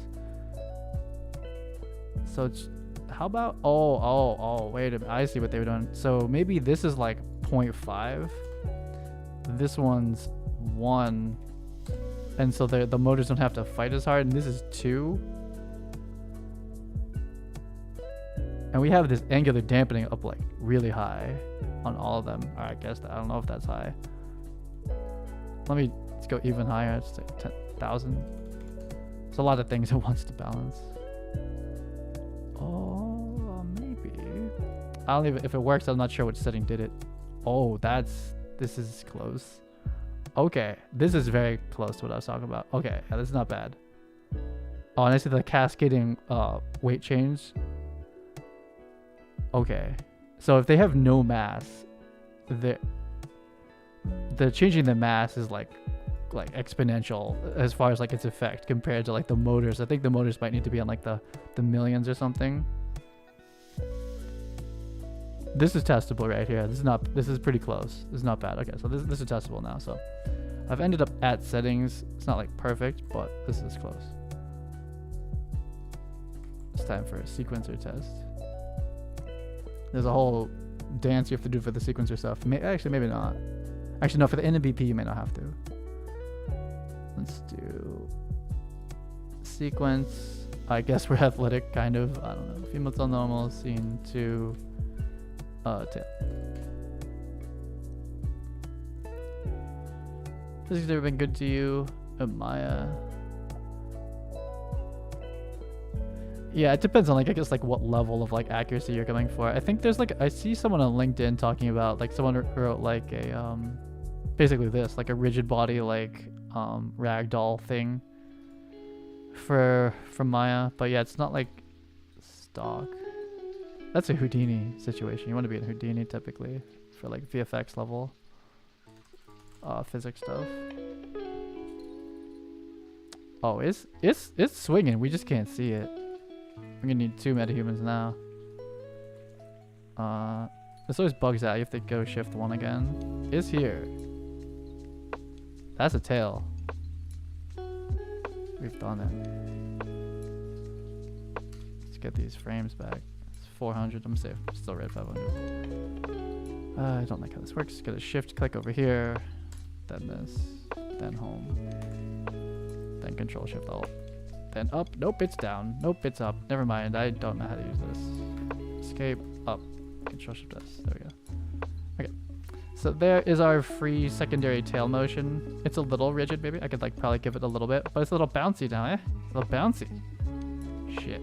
That's it. It's the motors. Okay. So I have watched people do this for like years, but never like fully set it up myself. There's a lot we can do with just this, tuned really well. Like, the main things are the range of the joint, of the constraint, obviously how well you fit the capsule to the mesh, so the mesh doesn't like collide through itself. And then also the motors, essentially, are the main ones. The strength of the motor, the mass of each capsule. So there's a couple things to balance, but there's a free tail, and I'll never animate it, and it will live through like a lot of different things. And so this could be wings, it could be a backpack that's like a little bit bouncy as it connects to you. I could probably pull off the waist one now, like the leg thing that's like jumping up and down. And so it's not a full physics sim. It's kind of, they call it, it's a light version, so it's, you know, it's performant. I don't believe it will collide with the world. I'm not sure. You can have it do that, but that's expensive to like, you know, be querying for that. This one's just kind of doing its own thing, you know. It's not even going to collide with the MetaHuman body. To have it collide with the body, we'd have to attach it to the actual MetaHuman skeleton and then re-rig the body technically, which we're not doing. So that's very far in the future when I feel like I could ever attempt that. Not very far, but it's like this is the next less invasive step to have clothing rigging and free animation. So chaos physics in one way, rigid body is the other way. I do need to render this for science, though it's kind of ridiculous, but we could also add more to her just to make it even more ridiculous. I think that's what I'm gonna do. There's all sorts of stuff now.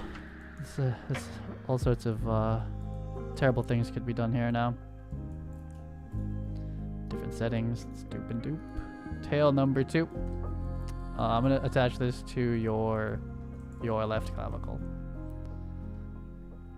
Let's do clavicle L. Reset this completely. The clavicle L, so that's this one. So I'm gonna put this like in her shoulder.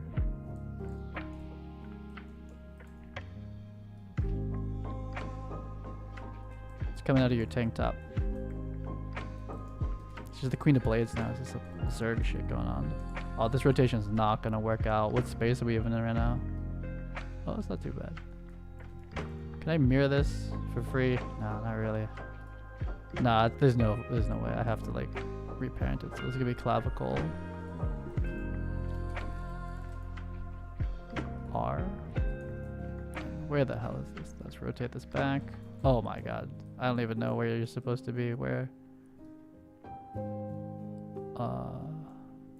Yeah, so it's a 180 on this axis to get it back upright. And then this is in clavicle space right now, I think. And then still rotating Z is close enough to world that's working like I wanted it to. Okay, so now we've gone from multiple, this could be like wings, like all sorts, like many things. But it also could just be like 1 or 2 joints and it's a backpack that has a little bit of secondary motion when you're running around. Or like the water bottle swinging around. There's a cheaper way of doing this too. This is like the more expensive. We would do dynamic, anim dynamics, this one. This is the cheaper version. But it's like really for very specific, it's like a very specific set of what it can do, but it costs a lot less to do it. But I'll take like the kind of like the all-in-one for now, even if it's like a little bit more expensive. So It's kind of like when I attach streamers to her, but you know, different, basically. I appreciate it. Yeah, this took 2 days to figure this out, or a couple days. And the other shirt one, the tank top one will work. I don't know if it's like the best thing in the world, but I think for like dance videos, it's gonna be pretty cool. Like this, you need it's a lot better with secondary animation. We already have it for free with the hair. My body already has, like the mocap captures like any normal body kinematic second motion. Like I'm gonna have like when I land, like your arms like flop down and whatnot.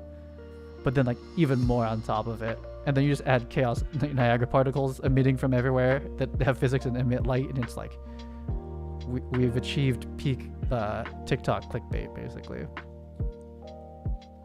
Like there's something to watch on like multiple levels. That's like when they do the best. For me, I always like it when the lighting is interactive, like the lightsaber, like these were like had like lights at the end, and they were like lighting the scene. That sort of stuff. Just the more stuff that's like dynamic. It's just more to watch. Doesn't make it like objectively better, but if I was like doing like a sponsored video and we were trying to like hit a number of views, it's like, guess what? We're turning on all the stupids, all of them, every single one of them. I just need to rig something cool to these instead of like cylinders, but you know, like it's nice to start with like the basic to understand it, but you know. Could be a wing, could be robot tail, it could be all sorts of things. But glad I got that tuned out. There's not that many params. I owe this to my future self to make a tutorial on this, so I freaking remember how this works, but I should probably do that. I mean, for like any of these workflows, like if I oh shit, if I step away for like a month, it's like I'm gonna forget all of this stuff. Rip. What was the rotation? Damn it. Why is this like in the ground? Oh my god. Oh my. What the hell? 630. What the? Is this 90 or something? What is this number? 180? 270? What? Why would this rotation not be 0? 270. Why is the camera at 270? I'll take it, whatever. Yeah, I got the bouncies working.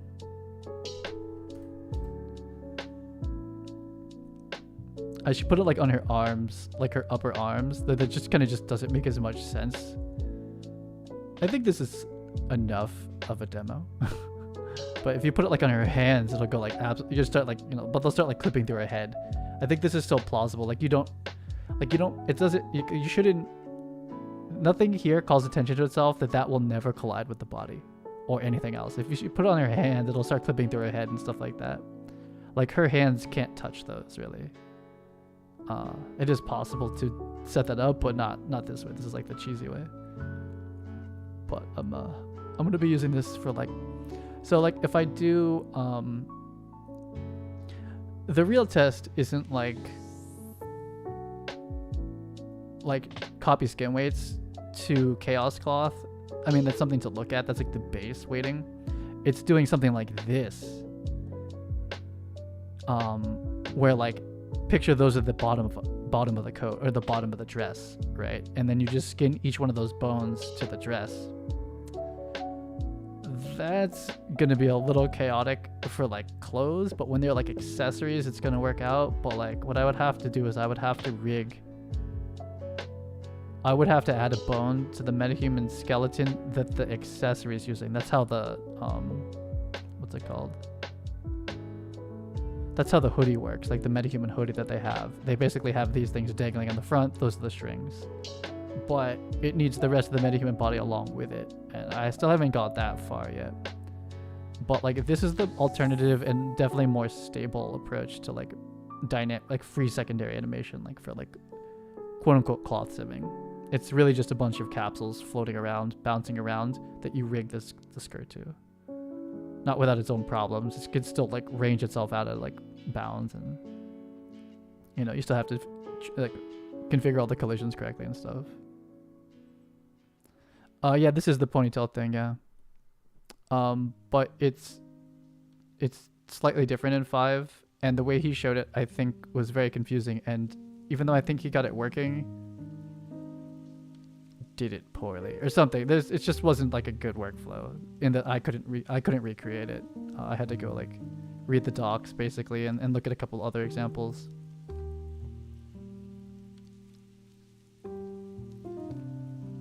Also, he didn't go through motors, which I think is like half of the value of them. His was just like full flop, like, which is fine.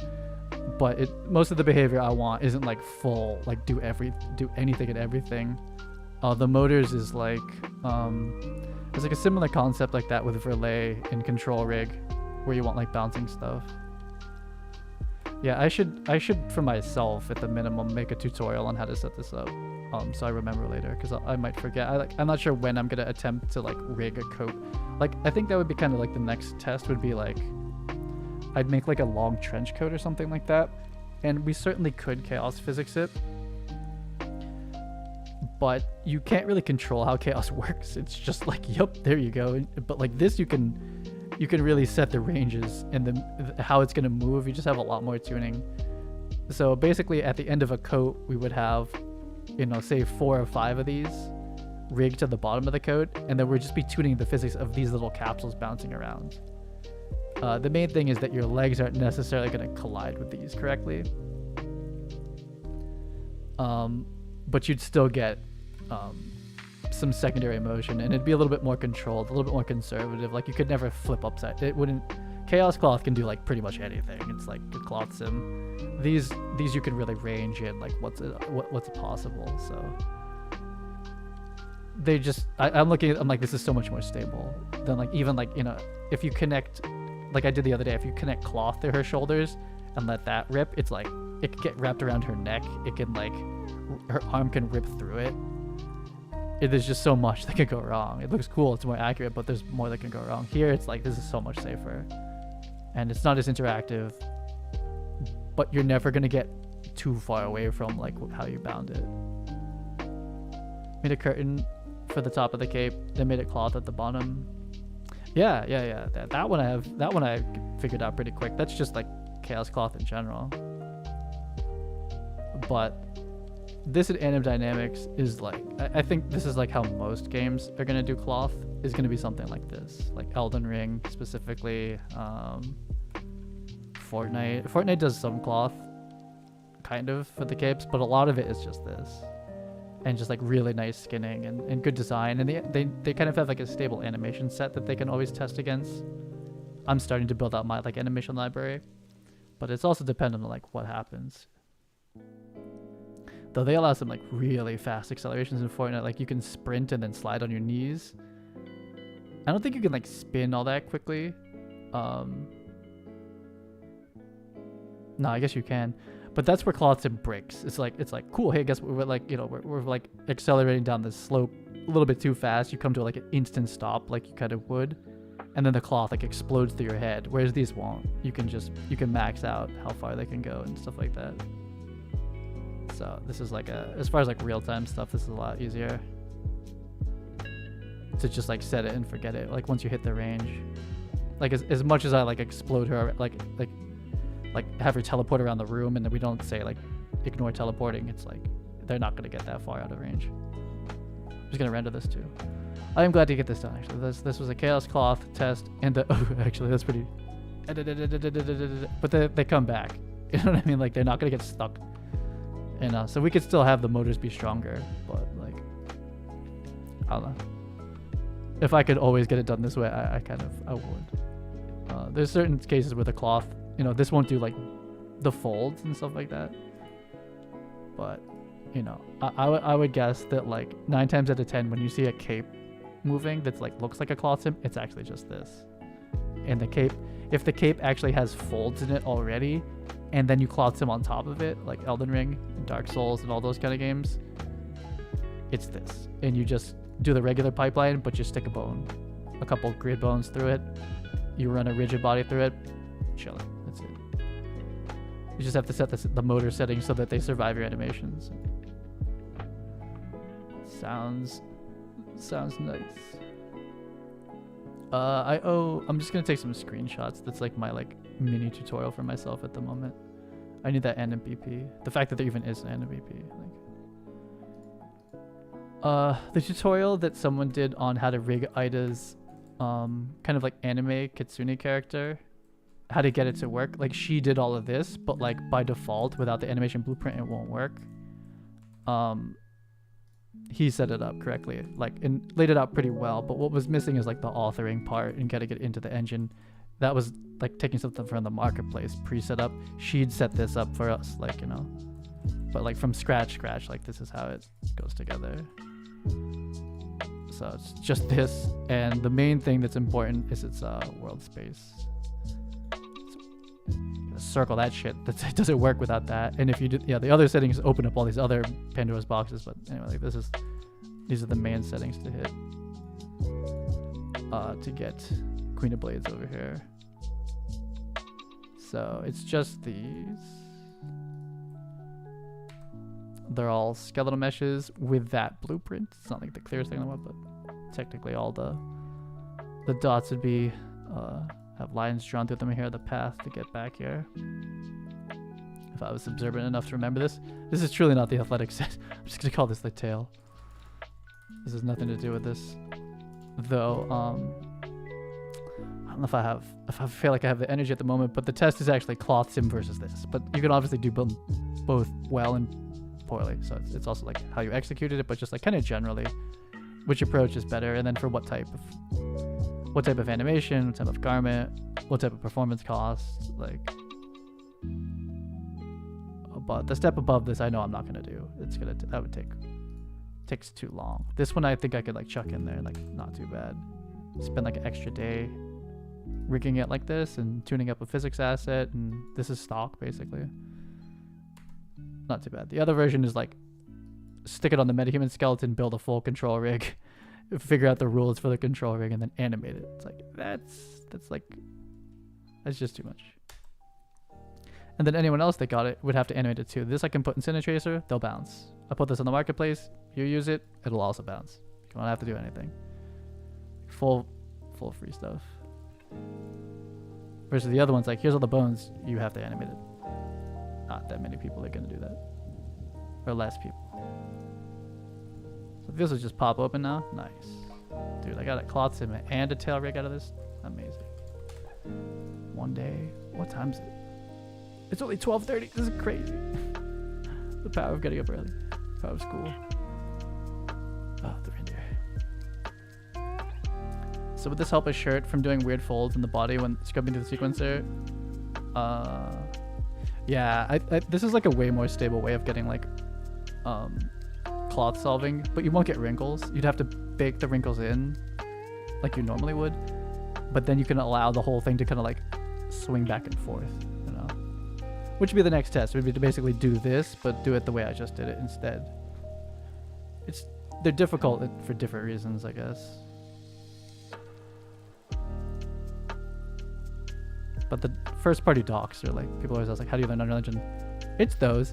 You watch someone like kind of do it wrong on the YouTube most of the times, or like not, you know, doesn't paint the whole picture, or maybe like they only have part of the information, and then you read the docs. It's like, oh yeah, okay, that's pretty much it.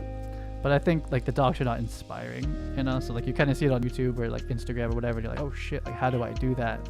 That's like what those are good for. But then like how you actually do it, like you read the docs, and then if those aren't there, you have to like dig through the forums or something. Let's see here. So have I bumped any of these yet? I think we're done for today. This is pretty good.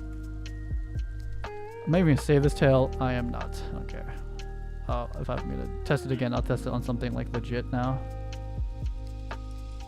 I like in the viewport, there's still in here, and you can fake wind. There's a bunch of tricks you can do, like fake, you know, the cloth sim wind. I'm pretty sure this is expensive. Like that's the other thing. Like this tank top I was doing in the paint editor was like, so this is cheap. That cloth sim, I haven't measured it. I don't think that's a cheap thing. I think you have to really want, like, you're sacrificing to pull out that intense of a cloth sim, and then you start having like external forces. It's like pretty sure that costs a lot. Whereas these things don't collide with anything; they're just flopping around. Just like a control rig wouldn't have collisions on it.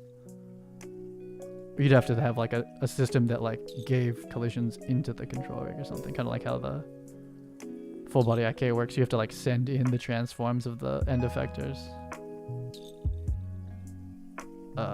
E. It's all in the bushcraft folder. It's appropriate. Hardest thing is, what did I name the thing I just did? Tail. For sure it's this one. This is the tail one. Wait, no, wait. Wait, what? Oh, I put the shirt one in the tail one. Wait a minute. What did I just do? What just happened? Did I close Unreal Engine? No. Oh, I put that. This is the tank top. Or t-shirt. Chaos. It's like, what? It's not, I just renamed it. I need to go render the... Did I not render the tail? I guess I didn't. Oops. Yeah, rip doesn't exist anymore. That folder's not even there. Can I refresh this? How does this work?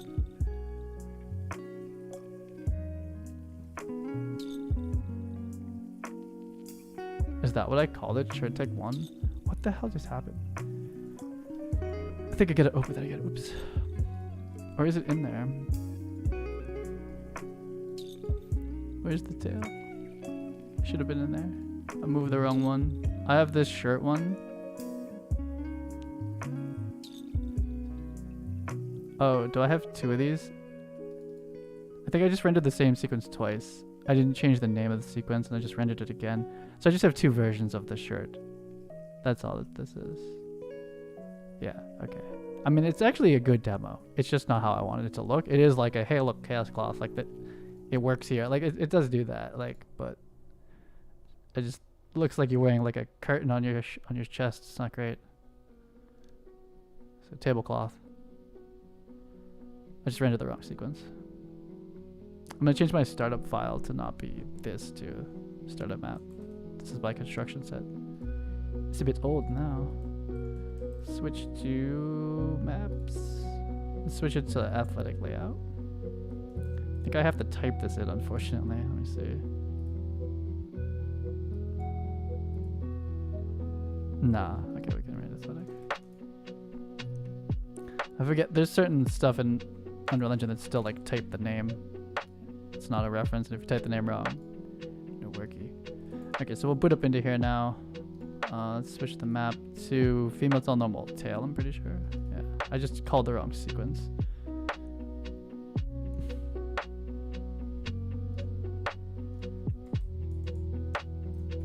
I guess I'll open the sequence too. Why not? Did I put it in athletic? I did. Rendered the wrong thing.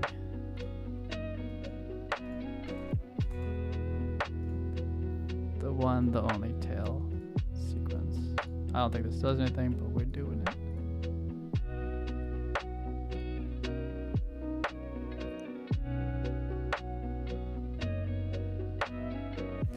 Technically, I could have added these to the scene with the cloth sim t-shirt, but that's kind of, I don't know. I think they should be separate. Oh no, on the shoulders is it. That's pretty cool, actually. That's pretty interesting. I kind of want like multiple of them in there, but that'll work for now. Okay, this opens up the door to all sorts of stuff. I'm sure I'll do it wrong about 50 times, but certainly opens up the options of what I can do. So did I import this? Or I rendered it twice. I feel like we need to like come back and like refresh this. Is there a refresh button or no? Well, tail's got stuff in it now, so I'll take this. There's no need to organize ever. We don't organize these. Just delete them all. Once they're rendered, I'm done. I'll never need these again. And we have a t-shirt chaos, this one. Okay. Oh no, where is it? No. Oh god. Oh, there's audio. It's so loud. Oh, it's right next to it. Wait, it's this one, right? Yeah, pretty sure it's this one. 30. call this? Female top normal. Chaos rigid test.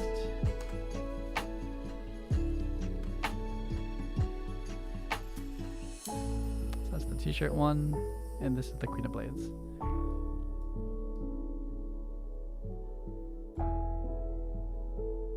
Word. Let's color correct these a bit.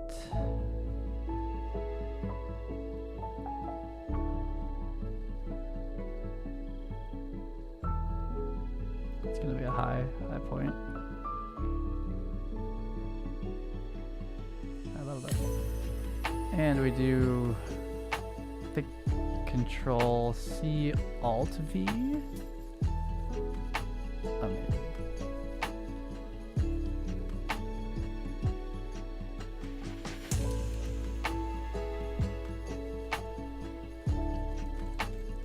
Chaos and rigid body.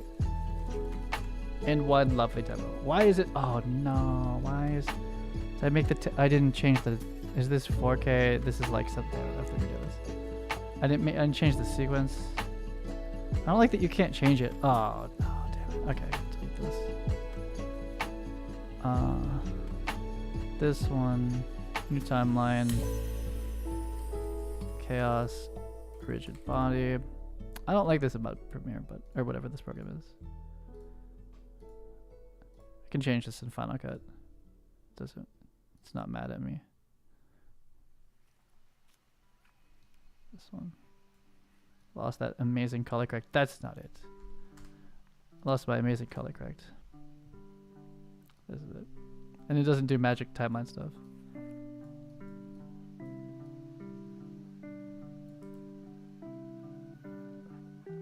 I really don't like this one at all, to be honest. But I like this one. That was so much better. This one's so much funnier. I like this one better. But oh well. Let's color this.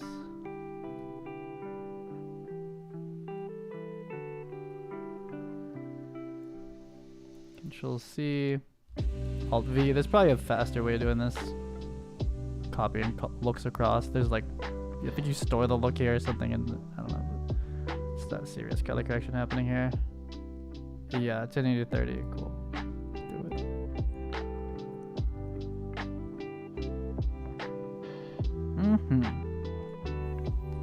Everything closed. Kind of. Maybe I need something out of this. I don't remember. I need food. That's what I know right now. I call this FTN something. Flappies.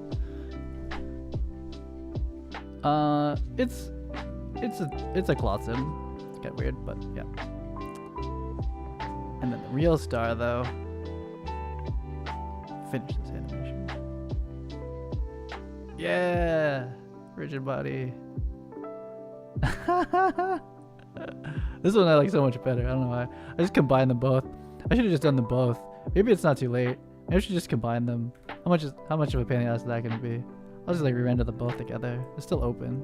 All I have to do is add the tank top to this person, I think. I'm still so new to this. I think we just add it to the cape. I don't know what I called this. T-shirt? What's this? I think that's it. Just do it. Send it. We gotta like open it. Oh god, actually this is it. This is the moves. Do them together. For sure. Let's see. How do I turn this physics back on? It's in here. Oh dear. Where am I keeping all this here? Okay. So are you simming now? No? And nope.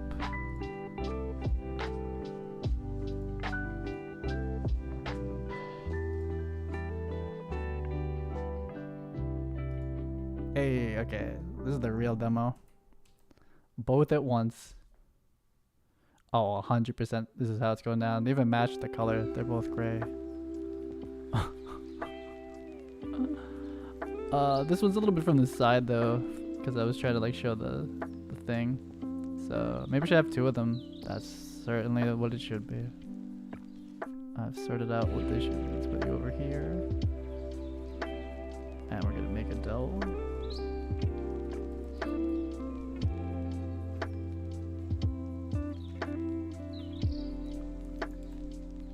Oh no, the tail. Oh, this is certainly it. Copy. Should do the walk cycle too.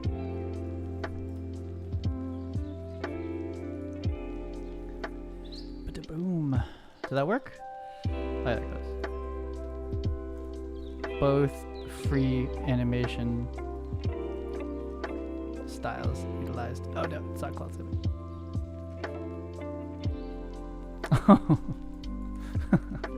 This is awesome. Oh shit. Oh, they're just swinging.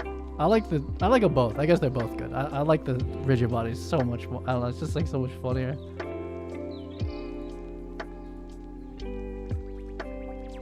How come you don't use proxy meshes for real-time cloth? What do you mean how? What do you mean? I think the physics ass is the proxy mesh, isn't it? Oh, this is too much to watch at once. Oh my god. There's too much going on. Do you even like notice the cloth sim now that the things are swinging around? Oh my god. This is awesome. I want the walk cycle now. Oh man. I like it. I have certainly never set this up myself from scratch. Rigid plus cloth at the same time. Big level up.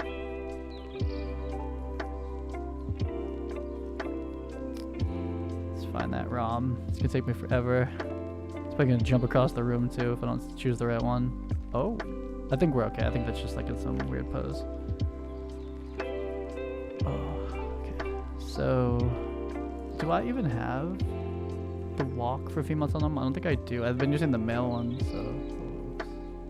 Is it hatchet? I think it's walk 2 miles per hour.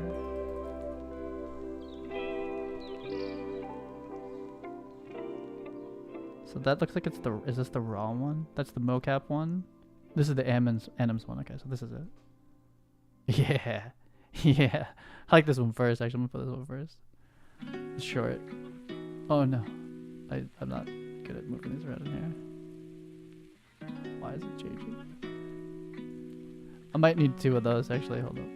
Let's double this up. I don't know how to double clean. I'll just copy and paste it. I don't know if that's gonna work actually. That'll do it. You can like drag it out, but then I like don't know how to snap it to like it being 2. It's a big problem. Take this. I'm gonna get some real crazy clothes coming to Cine Tracer soon. Oh shit. It's awesome. Proxy meshes are imported with materials? Proxy meshes? You can set the proxy meshes in Maya? Proxy meshes for a skeletal mesh? There's a proxy mesh? Isn't that what the physics ass is for? What's a proxy mesh? If I Google proxy mesh Maya Unreal Engine, that's a thing.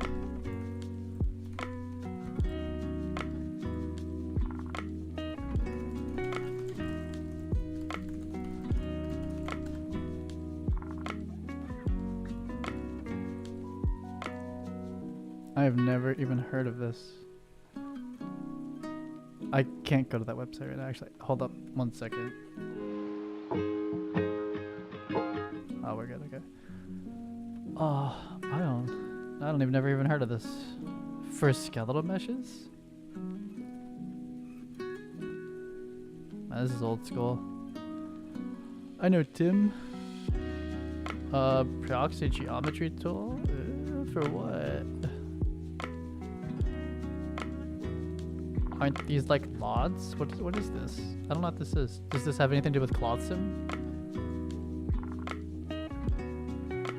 Proxy. These are like LOD. This is like a simplify, like a simple. I don't think this works with skeletal meshes. I don't.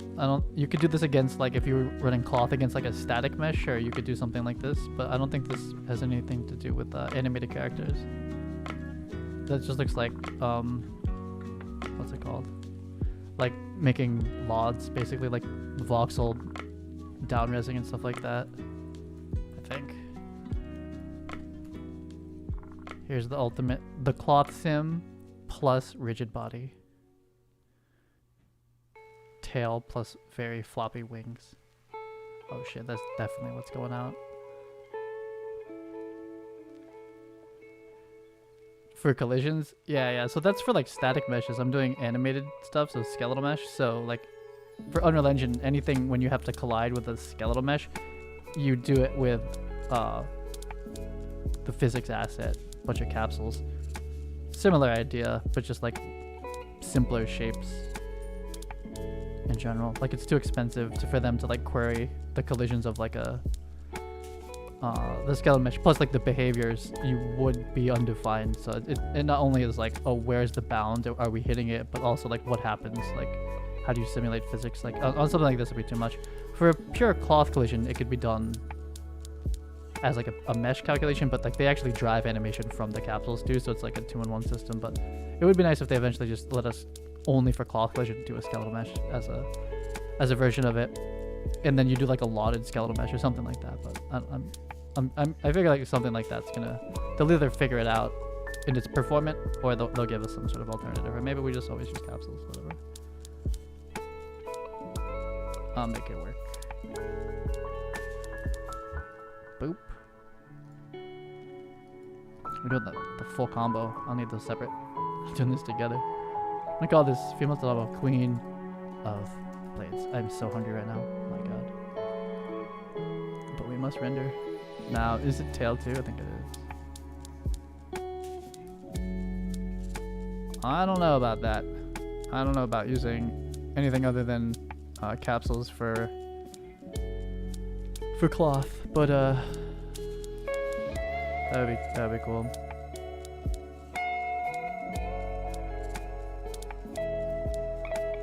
Remember thing I've seen online. Can you find what you can't link though from chat? If you, can you find like an example of that, like someone who's using like chaos cloth and they're on a skeletal mesh and they're using something other than the capsules?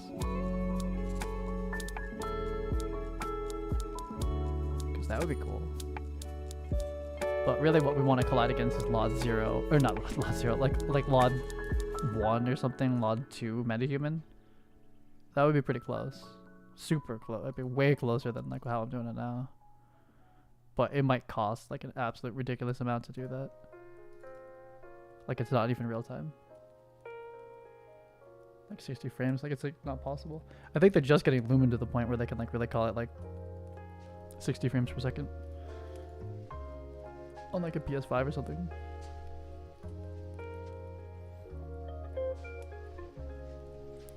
There's a link above. I don't think links come through on YouTube. I don't know if you can turn it on either. And I think on Twitch you could allow it. I don't know if you can allow it on YouTube. Queen of Blades. Oh, it's not in there. There's nothing. I'm so hungry. I should just save this into the folder. I'm just like dragging it along.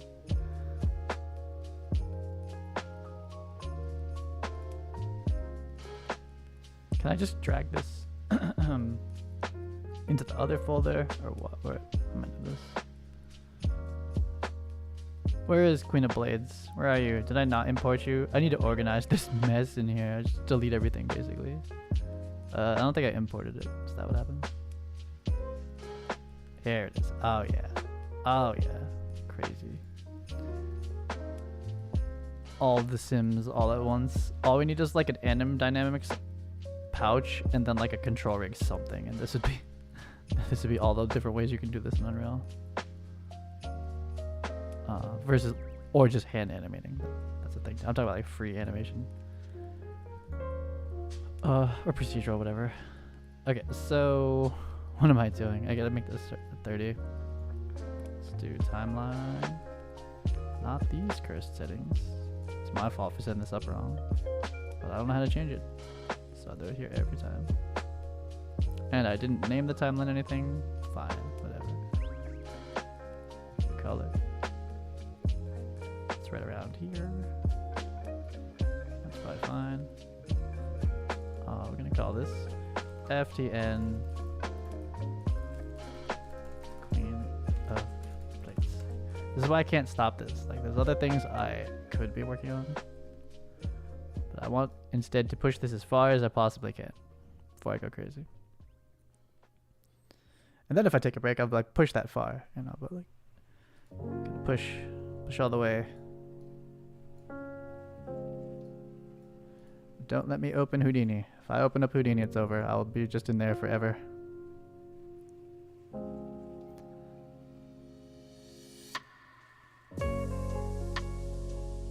Oh my god. I like it that they like flip out like that though. It kind of shows them how it shows how quickly that, you know, the physics recoils.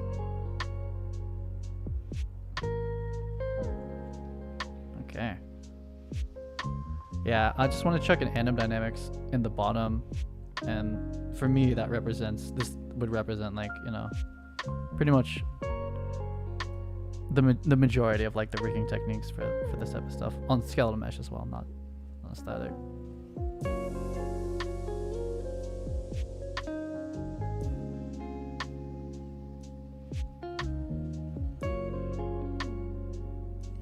I think there's definitely a lot more that goes into tuning the rigid body behaviors, but generally switch it to world space.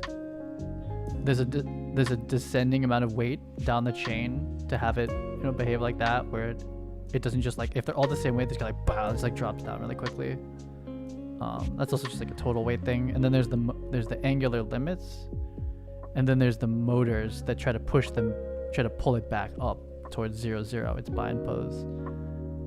And then angular max velocity, like how fast it can rotate. So like even if the body's spun around like 10 times in a second, like this wouldn't, depending on like those settings, stuff like that. And then there's a bunch of other settings too I saw in there that I'm like, I don't know, but I could make a lot of happen. I think I can make the majority of what I need to happen this way, even with just those only those settings. I could not even look at it. Same with Chaos Cloth. There's a lot of settings to that. I don't use all of them.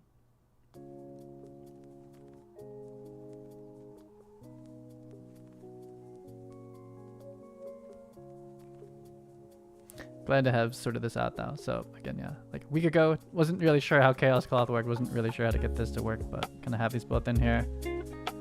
The tricky thing for me is like, if I'm gonna do rigid body, I need to rig those bones to cloth, and that's not trivial. And also like how the capsules will collide with it.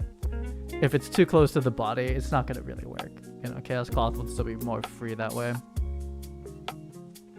Because I don't know. I guess that would be the next test, is to like take the MetaHuman skeleton, not the body, rig like a long coat to that skeleton, but then I add skeletal bones to that, but not the body itself. Then I think you have to use the physics override, maybe. I don't know. That's still another variation. This is just like, let's just stick a mesh on her, parent it to a bone. And, you know, how far can we get with that? I think backpacks, I think purses, like a lot of stuff that could be attached to someone will work like that, or to anim dynamic, which is like a more ranged out version of it. But cool. I am gonna go eat. I'll be back. I don't know what I'm working on next. Probably the pants, if I'm gonna build that whole set out. Something like that. I'll be back.